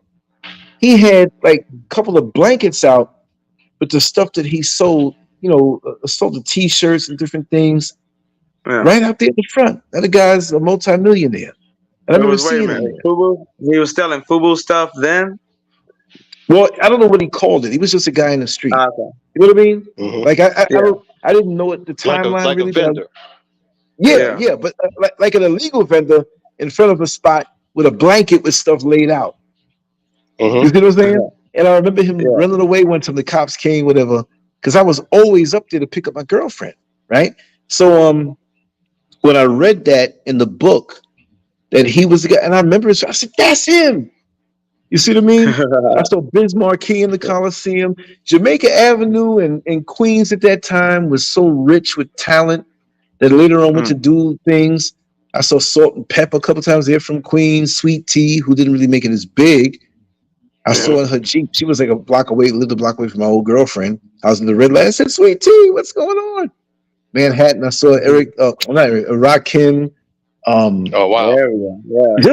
Just that's the kind of place New York City, I'll say, was in that time when everything was in its infancy with the culture, hip hop, and it wasn't something that you couldn't touch these guys. They were regular guys going to places, walking around. You see them, you can shake their hand, but things have changed now. The whole culture, the whole corporate takeover, it was different, and you felt like a part of it. Now, I was never a rapper. I did some little private things for friends back in the late 70s, and they like, "Man, you missed your mark. You should have did it." Because my mind is crazy like that. But I never knew. But I was not some guy out there, because you have a lot of guys in my age group, and a little younger and a little older, that they start lying when they start talking to guys that are not from New York City, and infusing themselves and pushing themselves in stories that you can't fact check. I'm not gonna lie to you. I was never in that. I didn't know these guys like that.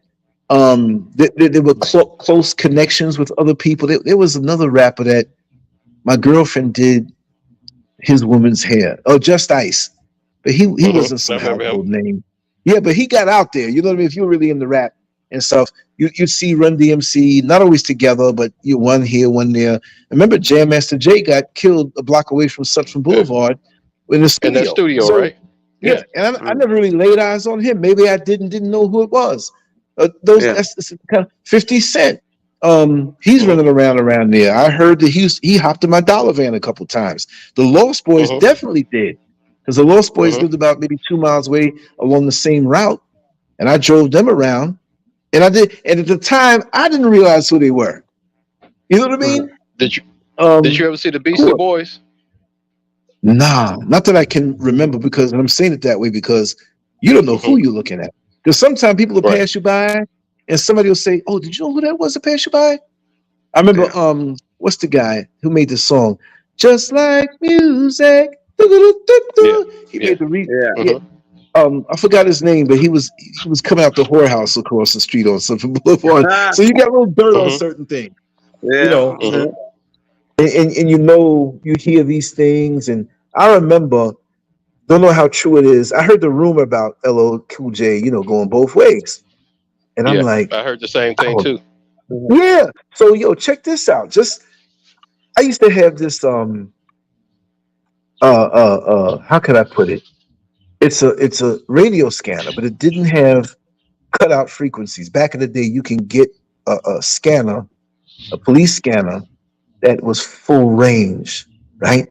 Because the police scanners that you would get from Radio Shack back in the day had the frequencies of the cordless phones cut out, the frequencies of the cell phone towers cut out.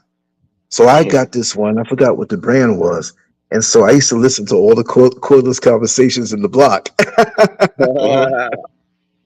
Wasn't nobody clean. Everybody was doing something. It was funny, boy. So I remember hearing there's a homosexual dude lived on the block behind me, but he was messing with drugs and cross-dressing, and he was just gone. You know, he was, and it even had nothing to do with him being gay. He was just gone. Because if you removed the gay, he was still like kind of weird looking too. You know, because he tried to do little things to his face and silicone and the eyebrows, and he looked hawkish. It was just a weird feeling when you saw him. He just had a weird, you know, and his brother was a midget with from what I heard, a 2-foot dick. I'm not saying it was that big. And this little ugly dude, his name is Charlie. The dude looked like a gargoyle that just jumped off one of the buildings, but he was going up in these women's houses in the block, and they didn't even want him to stay to the morning. Get out, get out. I don't want nobody to see me with you. And he was digging guts out. But the guy, his brother, the gay guy, lived right behind me and one door down. So I never heard him on the cordless phone one time. I never heard him before. So he was talking to another dude, talking about all the dudes that would come by to get orally serviced. And he was naming it, and he had nothing to prove. He was just really talking to another gay guy about, you know, how hypocritical these guys are. And they talk about against gays, but they coming to me to get head. And there was one drug dealer around the way who had all these girlfriends, but he couldn't stay away from over there. So then he said, yeah, you know, LL Cool J, they wouldn't believe, but you know, he gets down. I ain't never had him, but we all, that's old news. So when gay dudes would talk about that's old news, you gotta wonder, you know. The other thing too with Mike Tyson, they say, Mike Tyson admits that when he was a young child that the men would force him in the car and make him do that to them. But, you know, things are coming out. I mean, to each his own, you do what you do, but things just come out when you're famous and stuff like that. You hear about these stories and, you know, I mean, I've always been privy to seeing things with people who weren't rich. Well, you know what, Lance, the reason why I bring that up, because I had heard that years ago about LL Cool J. And I remember one time when his record, Walking with the Panther, when it first came out, and I was listening to one of the songs, and in the lyrics, he says, suck MCs, they make me sick. I'm so bad I can suck my own. And I'm like, what? Right. He said that on the song. Right. Yeah. Right. I was like, what? So, yeah, exactly. Yeah. So, like, that kind of like made me think about that even more. I'm like, brother, so he's telling you right there. I mean, even if it's your dick or another man's dick, it's still a dick in your mouth. Right. You know what I mean? You a solo homo. That's an MC. That's what he said in the song. I tell people, go get the CD, the record. No, I remember Walking that with a Panther. Yeah, when you bring it up, I remember. I remember that. Yeah, he said. It's crazy. He said, I'm like, brother, are you serious? And that's what I've learned. Because you know, when you talk about the village and all this other stuff, the village people and all this stuff, and you know, a lot of people don't know it's a history here.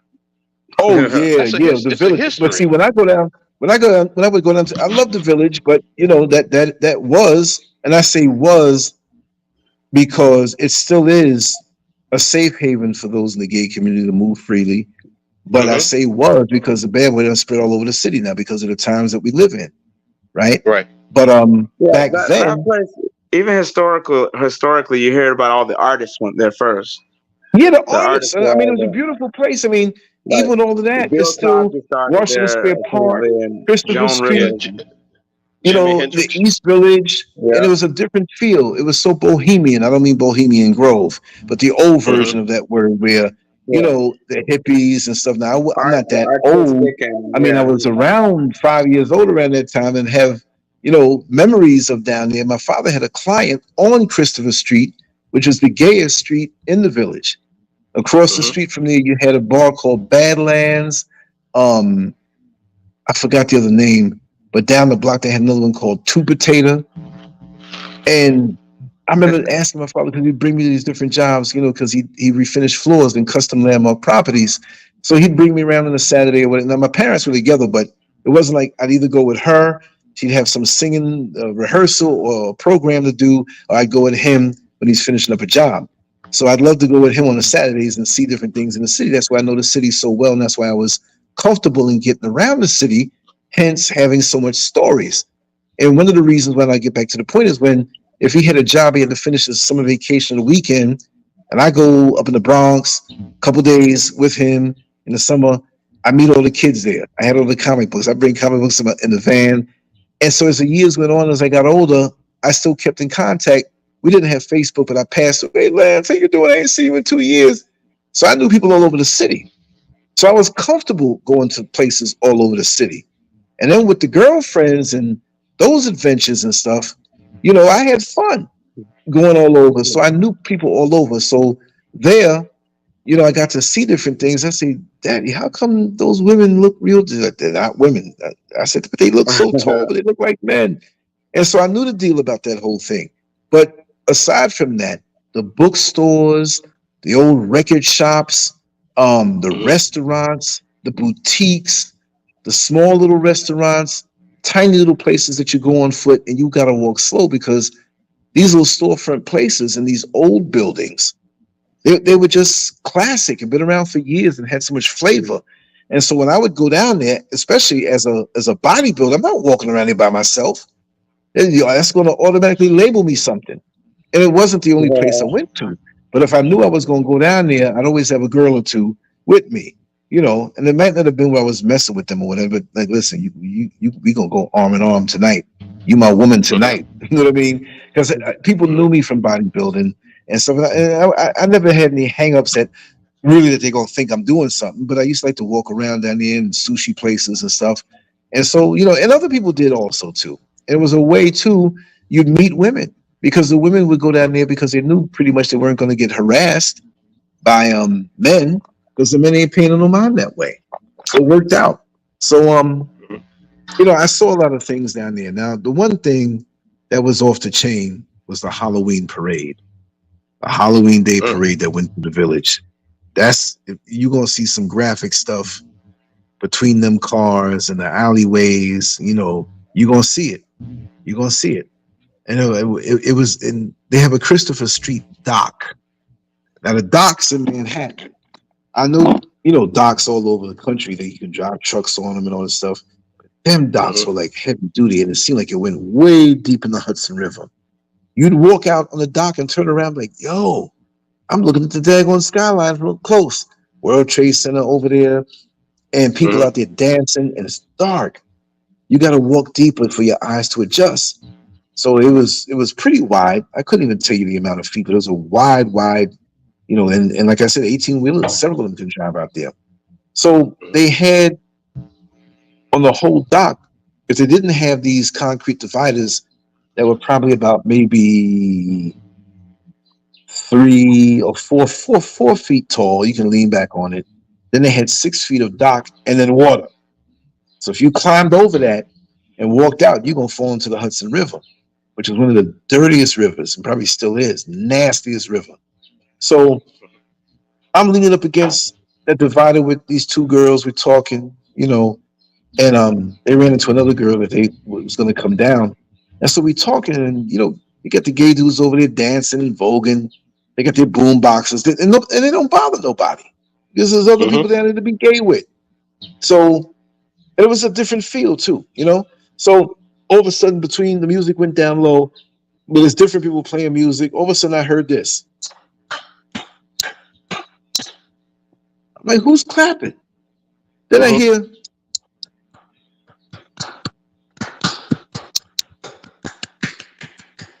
I said, that's coming from behind me. So the girl said, oh shit, look, they fucking. I said, what? I turned around about 3 feet behind me between the concrete divider and the edge of the water. These two white guys One was bent over, the other was hitting them from behind, and they both were looking at me laughing because I was in shock. And they were hitting each other. Yeah. They had a look on their face like, wanna join? Yeah, exactly. And even though it was nighttime, I could see by the reflection of the buildings, their glasses, they both had glasses on, and the glasses were foggy. And the guy kept going. And he was, I was like, oh, snap. I mean, I didn't want to look, but I kept turning like, I can't believe I'm seeing this. You heard that dookie shoot making that noise. Exactly. Exactly. It wasn't a vagina. You can know, exactly. You know the sound. You know the it was sound. A man like, wait a minute. Right? Yeah. The shoot. Exactly. Exactly. So I remember that I did this posing routine. A bunch of us bodybuilders were supposed to come to this. It was a fashion show. We used to always get invited to these things because I was always kept myself in shape in the early 80s. So, you know, they call us and we get a little $50 to be there, and that, which was a lot more money than it is now. And the girls are there, and we in the back dress from the models. They don't have no shame with nudity, so we seeing titties and we laugh and trying to rap to them and stuff. You didn't have one of them gay guys putting oil on your body back then. The one that come in the dressing room. Like, I didn't know they was gay. Right. let me oil your app. Exactly. Oh, you're missing a spot by the buttocks. Let me just get it right in the middle there. Yeah. You know? Yeah. Yeah. But a lot of the dudes who were in bodybuilding, I'm not gonna say they were like all gay, but a lot of them were influenced by the judges and the head judges who were gay, who got into bodybuilding as judges over time, and they never lifted a weight in their life. Yeah. But that's old school. There's one name, very, very Tony Dahl, Dick Chattel, Dick Roach. They're probably all dead now. They were real old, they were older. But Dick Roach, he was like the notorious. He was like a head judge. And he knew his bodybuilding. He was in Wall Street, the corporate arena and everything, but that was his thing. So stories were circulating about him. So he would always come around during the shows. You know, I was a novice. I didn't know. And he had this funny voice. He looked like one of the dudes off Kraftwerk on the cover of Kraftwerk Transfer Express.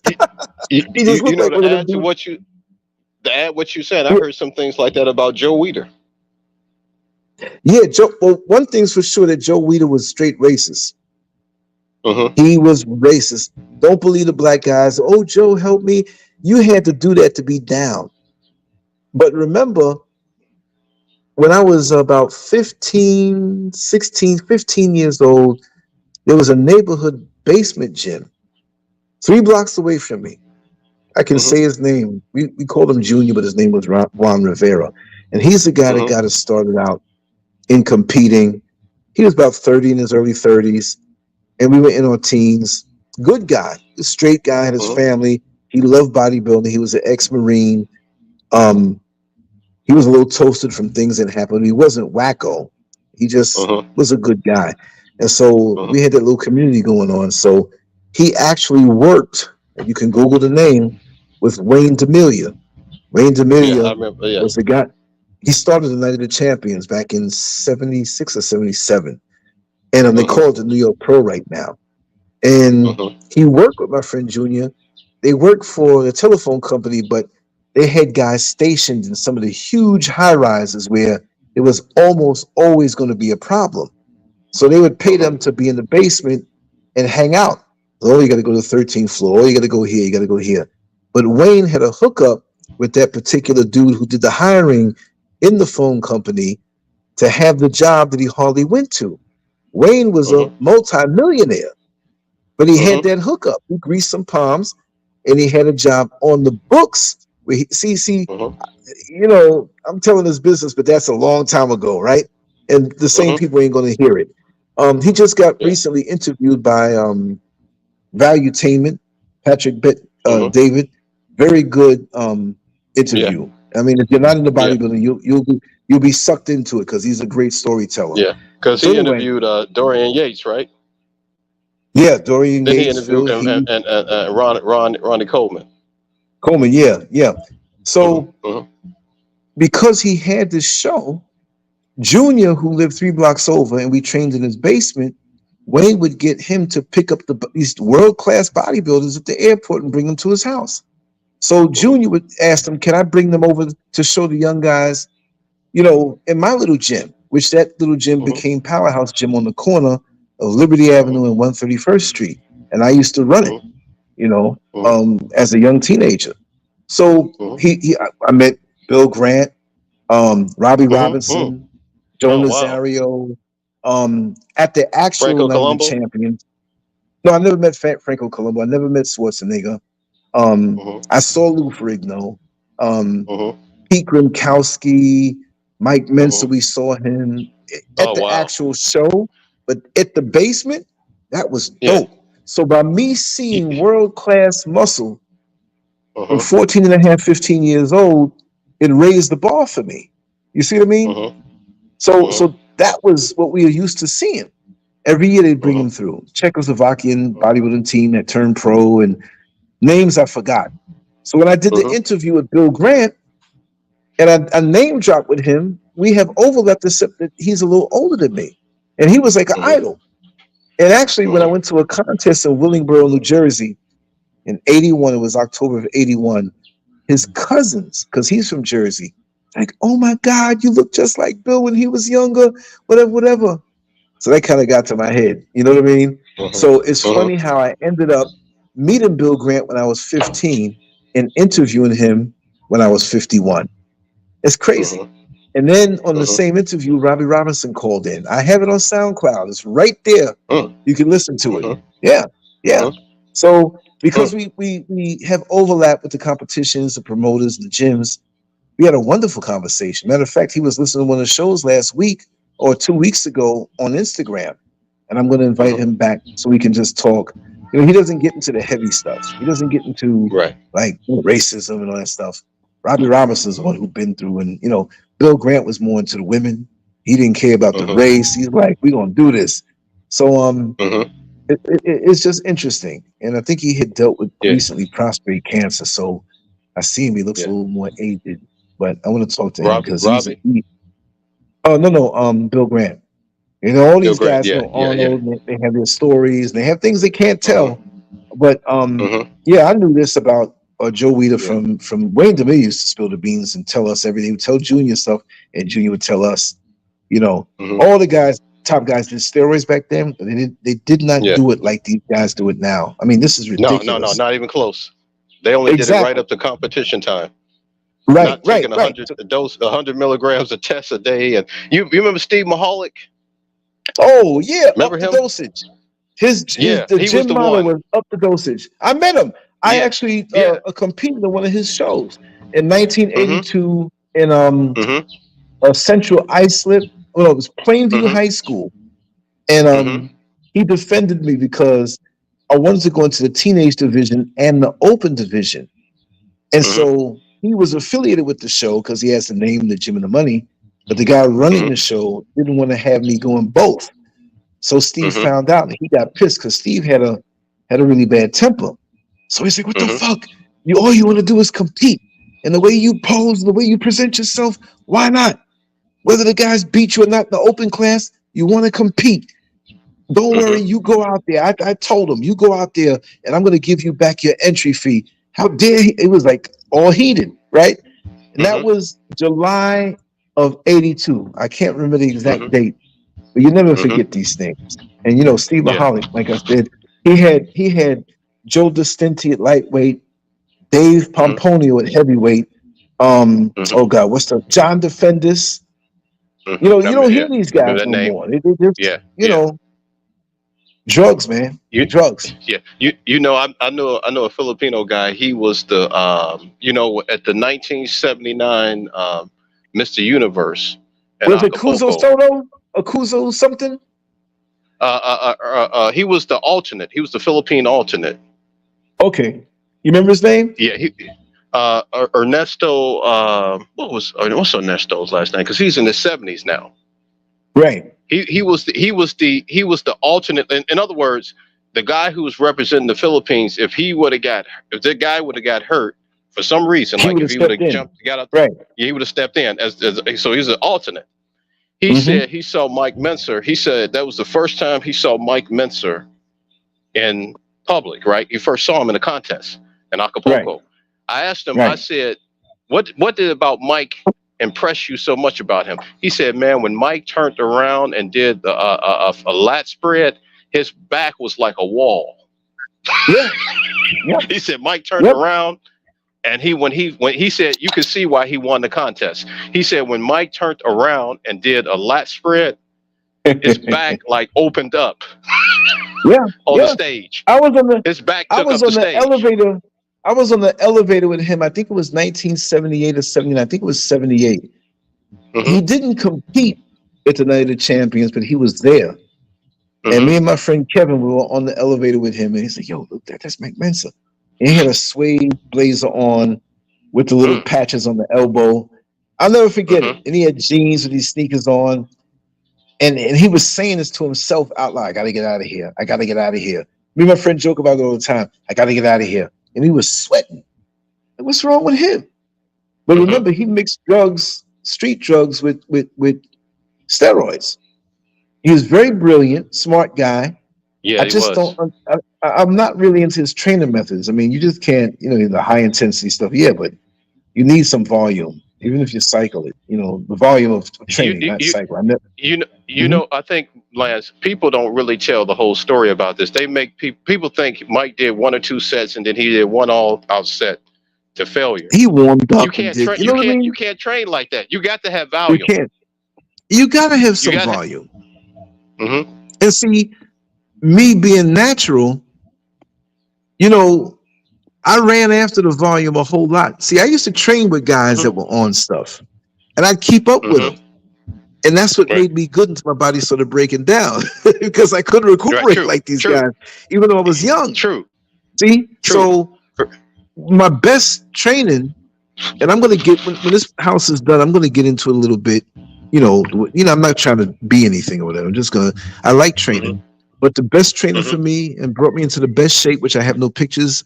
The picture I have is 3 years after when I was in this open competition. I got smashed because there was nothing but drug guys that have been popping stuff for 20, 25 years. But I did look good. Was 45 minutes, 6 or 7 days a week. People say, you need a day off, you need a rest. But here's the logic.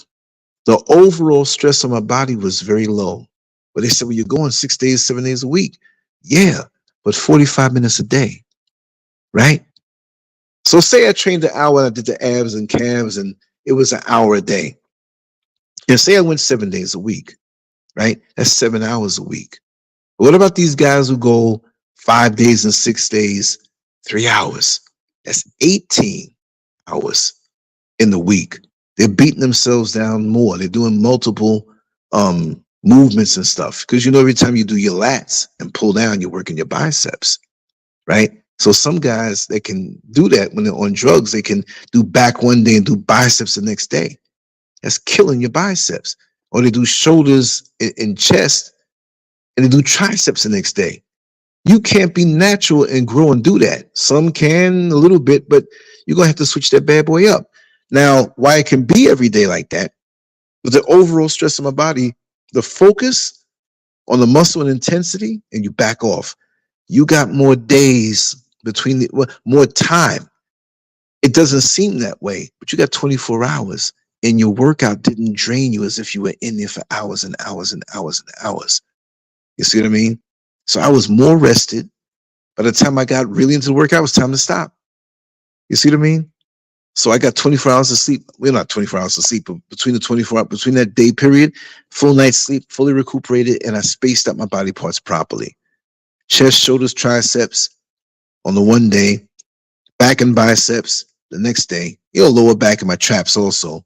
And then my legs, and I always did abs and stuff, a little light running, bicycle riding in between, and a really tight diet. Man, I don't care who you are, you do that, and you're natural, you're going to get it because you can recuperate off of that. It's not about the workout. It's about your recuperation and your rest. And I was always raring to go. And I said, man, I wish I was doing this a couple years ago. And a couple years before, I was looking good, winning shows, but this was better for me. And so going back into it, it's like riding a bike. You never forget what brings you there. And I still know my body. Haven't been in the gym since 1985 in April, but I still know my body. So that's going to be an interesting aspect. But I keep pushing it back, but it's going to be when I get to a certain level in this house, because I might take one of the rooms and make it like a personal gym or something like that. You know, but I can tell you some stories of what I know. Yeah, Joe Weider was racist. He didn't think that anybody black could be on the front cover of his magazines. Robbie Robinson eventually did get there. He was so much in demand and popular, but he didn't like him. You know, he didn't want to give Robbie a contract. The contract wasn't even big money. It might have been $1,000 or less a month. You know, and the drugs and supplements which you had to represent. Ben Weider and Joe Weider, they had a stronghold on everything. You know, before that, early on, it was the Hoffmans, you know, Bob Hoffman and all those corny things he had. What's his name? That had Muscle Training Illustrated. What's his name? Little chubby. Dan Lurie. Okay, Dan Lurie. I met him a couple times and been to some shows he sponsored. And he had a son-in-law. God, what's his name? Oh, Scott Epstein. Scott was pretty cool because he invited us to a lot of things affiliated with bodybuilding. So even though I wasn't the biggest name, I was just a young teenager. I was moving amongst these guys in that time, even from the late 70s, because I didn't compete until January of 1980, but 77, 78, 79, Wayne D'Amelia, meeting these guys, seeing it, hearing the stories. Wow, a great time. But the camaraderie is gone now. It's too much of a business, you know, too much of a business now, you know. But yeah, so I don't know if you fell off. Let me see something here. Yeah, I'm running my mouth. Everybody fell off. Anybody else want to come in? I'll drop this link. I'm gonna sign off since they fell off, because I will be back tomorrow. Let me see. How do I comments? Or let me drop the link. Anybody else want to? There's a few people still on. Post comment, because I'm actually right now I was moving around, working it through my phone. So okay, how do I get this on? How do I get this on here? Don't let me mess around now. And let me turn it this way. But I've lived a life that is beyond my 61 years. You know, seriously. Put this in here. Okay. Yeah. It's okay. It's no problem, because I'm gonna come on tomorrow, and we'll probably have an open free flow show that I'll start out with a little topic or something. I always start out with a topic, and after we cover the topic, it's like we can go anywhere we want to go. We talk about strippers, we talk about bodybuilders, we talk about LL Cool J, who's gay and who's not. You know, I like to just flow like that, you know. And like I said, I love conversation, and I love expressing myself, and that's the kind of thing it is. So, you know, we're not on any agenda tip. You know, we're not Africans and all that stuff. You know, we're not on crazy stuff. You know, I can pretty much talk about anything. I've had my hand, you know, like I always said, I had a little taste of everything from the buffet of life, experiences, human nature. And that's what I really like about human nature and the study of it. It's so unique and it's so, you know, intriguing to me. But I'm going to wrap this down right now. And it's okay that it fell off. There's no problem. I know you're there. And a lot of folks are going to say, I thought that was a premiered show from some old show. This was really alive. And he stayed on almost 5 hours. Yeah, so at least once a day. I mean, I'm not going to do 2 5-hour shows a day, but at least once a day we'll do something. That may not even be 5 hours, but I'm going to upload some more videos, because that's what I've been doing, multitasking while I'm, you know, talking on the show. I can't never do just one thing. I always got to like have more than one thing I'm doing. To keep things rolling, you got to. You know, on the technical side, it's me alone. Mr. Scurv will help in what little way she can, but when it gets down to it, it's me running this thing, you know, and her stuff eventually. So anyway, let me moving on over to where I can sign off. I can't see the chat room right now, so if you're saying anything, if I don't say anything back, don't take it where, you know, you're getting insulted or whatever. So anyway, I'm gonna wrap this down, and I'm gonna play a few of the outros, and make sure there's membership there. I do little unique videos, nothing big, just me, going around town, just talking some stuff supplementary and whatever as it hits my mind. And this is a new channel, so make sure to subscribe if you're not subscribed, and push some of the shows out there and hit the like button. All that good stuff helps out. I have minuscule subscribers compared to what I used to have, but it's okay, because for me, it's about the process. It's about, the joy of the process. So I'm not hung up on just numbers and just hits. I'm going to do this anyway. I'm going to run my mouth anyway, whether I'm on YouTube or whether I'm on social media or not. Scurv is going to talk, right? So I've always been that way with my inner circle, and I consider everybody here my inner circle. So anyway, that being said, much love to you all. LANCESCURV signing off, and we're going to see what we can get into tomorrow. I don't know what time it's going to be, because right now for me, it is 4:15 a.m. in Ghana. So I'm going to sleep a little late. I don't have anybody coming by to do any work tomorrow. So I'm going to tool around, clean up, think, meditate, and come back with something good. All right? Have a good night, and thank you all for participating. Wait a second. I see somebody pop back in again. Let me see. Okay, yes. I'm going to let you on in, brother. Okay, let me add you to the stage. Yes, there you go. How are you, brother? I see you back. Fine. Lance, can you hear me? Yes, loud and clear. Yeah. Sorry about that. My phone went dead, bro. Yeah, no problem. Mine's almost there too. Yeah, I know it's about the end of the show. I just wanted to thank Joseph for his all he added to the show. It's always good to hear from the young brothers. Yes. It gives me hope. Definitely, I want to get him back on. If he has the time, as much as we can, because he brings a certain vibration. Is sensible, is intelligent, and he's not afraid to open up and really express himself. And I like that. He's not just trying to be a personality like some of the YouTube people out here. They're trying to, whatever. And, just be yourself. And I know him in real life, face to face, working on the same job, and that's how we hit it off. You know what I mean? Sense of humor he has, and the wit, it's phenomenal. And I always told him that. Very bright brother, smart brother, very smart and aware. And witty as hell. He can discern anything and laugh about it. You're around him, it's phenomenal. So to have him on the show is just a treat. And also yourself, brother. Mean, you bring so much knowledge, and I learned so much from you. You know what I mean? So that's what it's all about.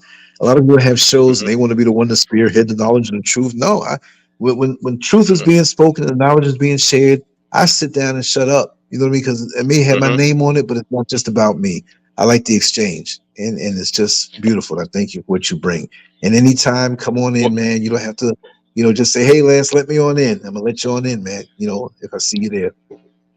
Well, Lance, I say thank you, brother, for the platform, and thank you for having me. I know, things are starting back over again than it was before, but, hey, we just keep moving along, brother. Right. It'll get just there. Keep moving along. There. Yeah. At least this new channel's not shadow banned. You know what I mean? So show off a lot. So we good. And I put the craziest stuff on Rumble, and I'll always keep this channel along. And it's a new channel that's not seen by the algorithms before, because there's not as much content behind it, but there's a lot that I can salvage. I'm building it back up again, and I'm good. It's a blessing in disguise in actuality. You know what I mean? Because I know I pissed a lot of people off, and I'll explain the details what happened, because those videos are still in existence. They're private. They're not destroyed.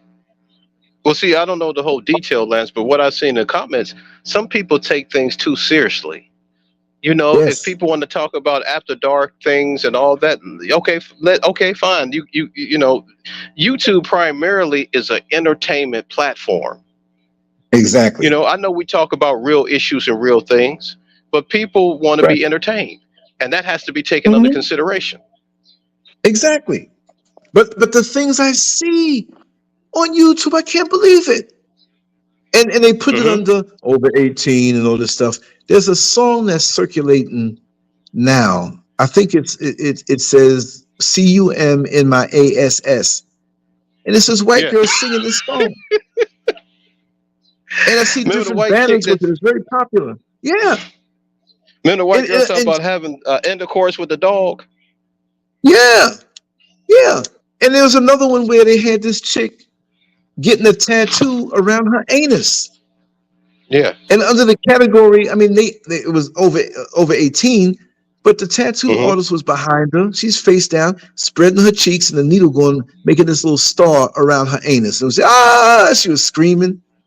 But they showed it. Like, what kind of mess is this? Now, I know cultural stuff. They'll show like tribal stuff with women in their breasts out in Africa. That's not a sex thing. But, you know, dudes are going to look at it that way. Oh, man, look, tits. You know, like, come on. You know? But me now, I you know, but see, having irritated Genie on, having different ones on, pissing off some people. You know, I've been doxxed by that lady, that Jewish lady that was running for Congress. She died. And she put all my information out there. Look, I've been bumping heads with people officially from 2015, but really from like around 2006. Before I was on YouTube and writing about things. And like I said, I get to know a lot through the people that I run into. I don't know everything, but I mean, I've learned some things that it's like, he knows this, we got to get rid of him. You know, I'm not saying they're trying to snuff me, but now I can really talk now because I'm way out here. But you got people out here who are part of different organizations, and it's all over. So, you know, you're talking about like the GNOs or the NGOs rather. Oh, just everything. Secret handshake groups and everything. Sold out. Oh, okay. You got I see what you're saying. I see what you're saying. Yeah, yeah. They got YouTubers who are part exactly of these who push propaganda. Yeah. I put it this way, and I'm not butthurt about it, but you know, you have these old channels out here. You know, we want to hear from you if you moved from America or UK and came back to Africa and all this stuff. The word on me is they leave Lance alone, because I'm very popular, even though the channel's gone. You'll never hear them reaching out to me, and really and truly, I don't want to play that game no more. And I never did when I say no more, but I'm not open to even dealing. I just want to move like this, have good conversations, get back into my artwork, you know, do some nice video, help Mrs. Scurv with her stuff now that we're out here when the house is done, and I'm chill. And that's going to blow, all this stuff is going to blow up. So don't bother me. I'm the one that made this stuff, so how you going to stop me? You know? That's like bombing all the McDonald's in the world. You don't think they're going to rebuild it and sell burgers and Big Macs again? Come on. You know, one of my nephews, he was having this problem with this girl when he was younger. And I basically told him, because he had broke up with one girl and got with this new girl. And one of the girl's friends, the old girlfriend, saw him with this new girl. And he was getting a little worried or something like that. And I told him, I said, man, don't worry about that. Whatever happened with you and that other girl, that's the past. You got to build today with this new girl that you with. And if one of her friends see you with her, so what? So what? So what? That's right. You just have to keep, keep moving forward. That's right. You know, because I was going to ask you about irritated, because I haven't heard from him. Because I was, you know, since this conflict has been going on in the Gulf and what's going on in Ukraine, I wanted to know what was his opinion about it. I'm on his Twitter.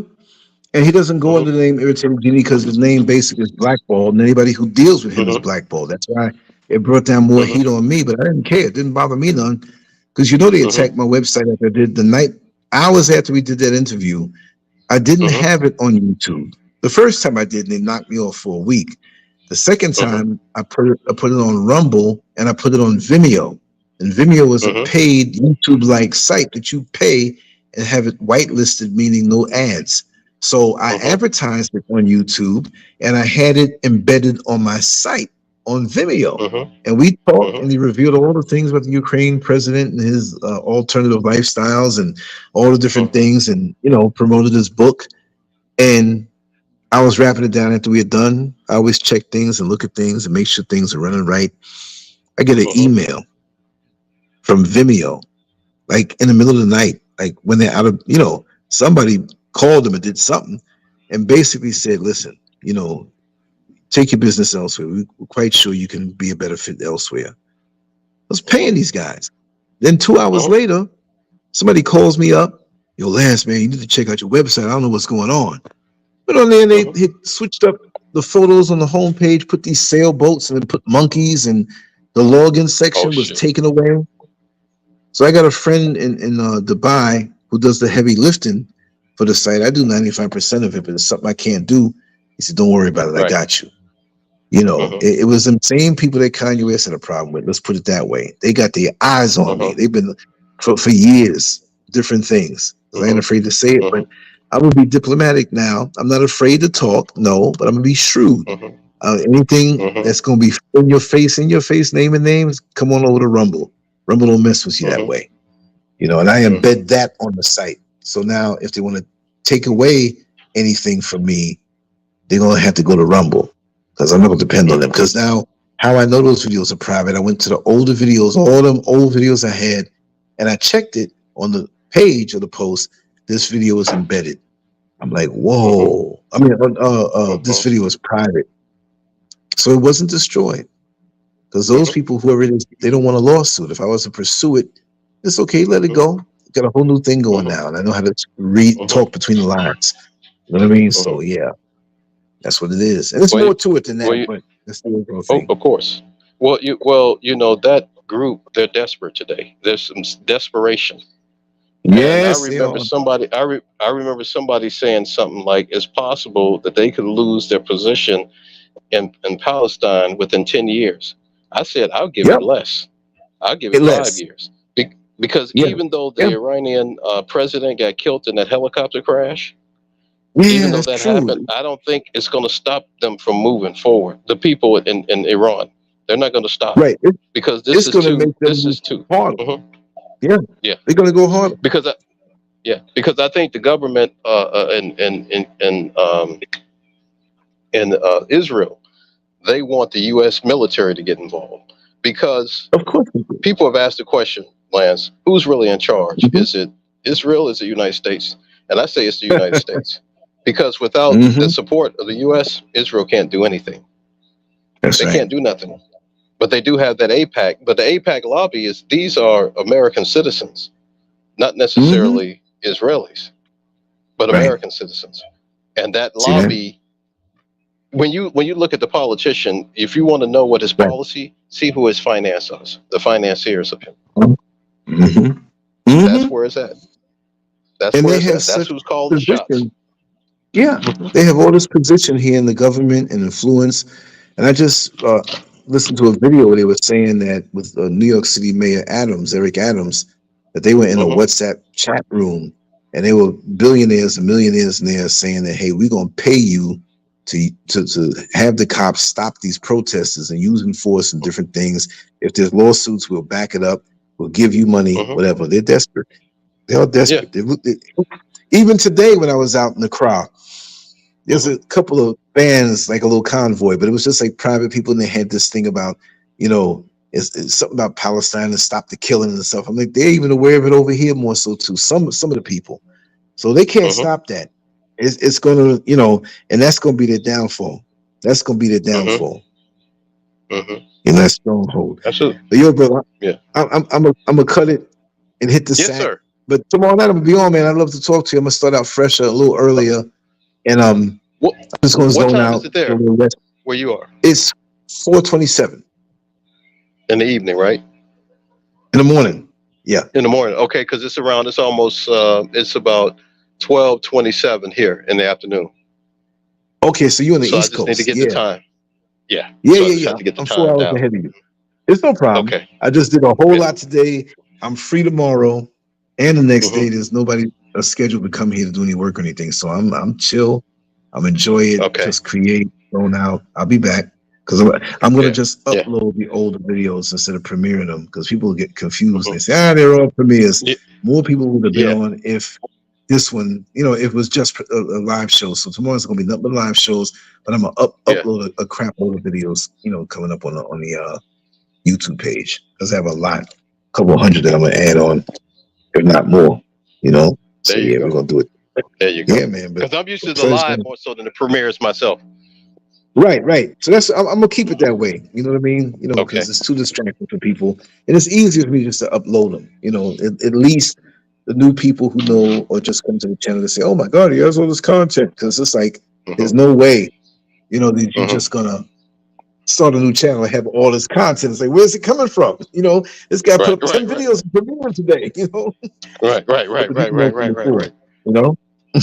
Got you. Definitely got you. Thank you, brother. Oh, no, brother. Thank you, brother. You enjoy the rest of your evening, okay? Or your morning. Oh, yeah. Exactly. That mountain man is going to put me out in probably another 10 minutes. Yes, sir. Yes, sir. All right, Brother Lance, take care of yourself. All right, All be right, safe, man. brother. I'll see you. Thank you so much. All right. All right. Peace. Yes, sir. All right. Peace. Make sure to go to LANCESCURV.com, an online magazine established in 2001, containing written articles, thousands of talk shows and discussions, cutting-edge cartoons, as well as erotic expressions and tasteful adult photography. It's definitely not for the faint of heart.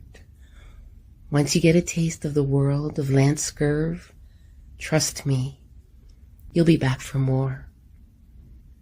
LANCESCURV.com. Bold, raw, and uncut.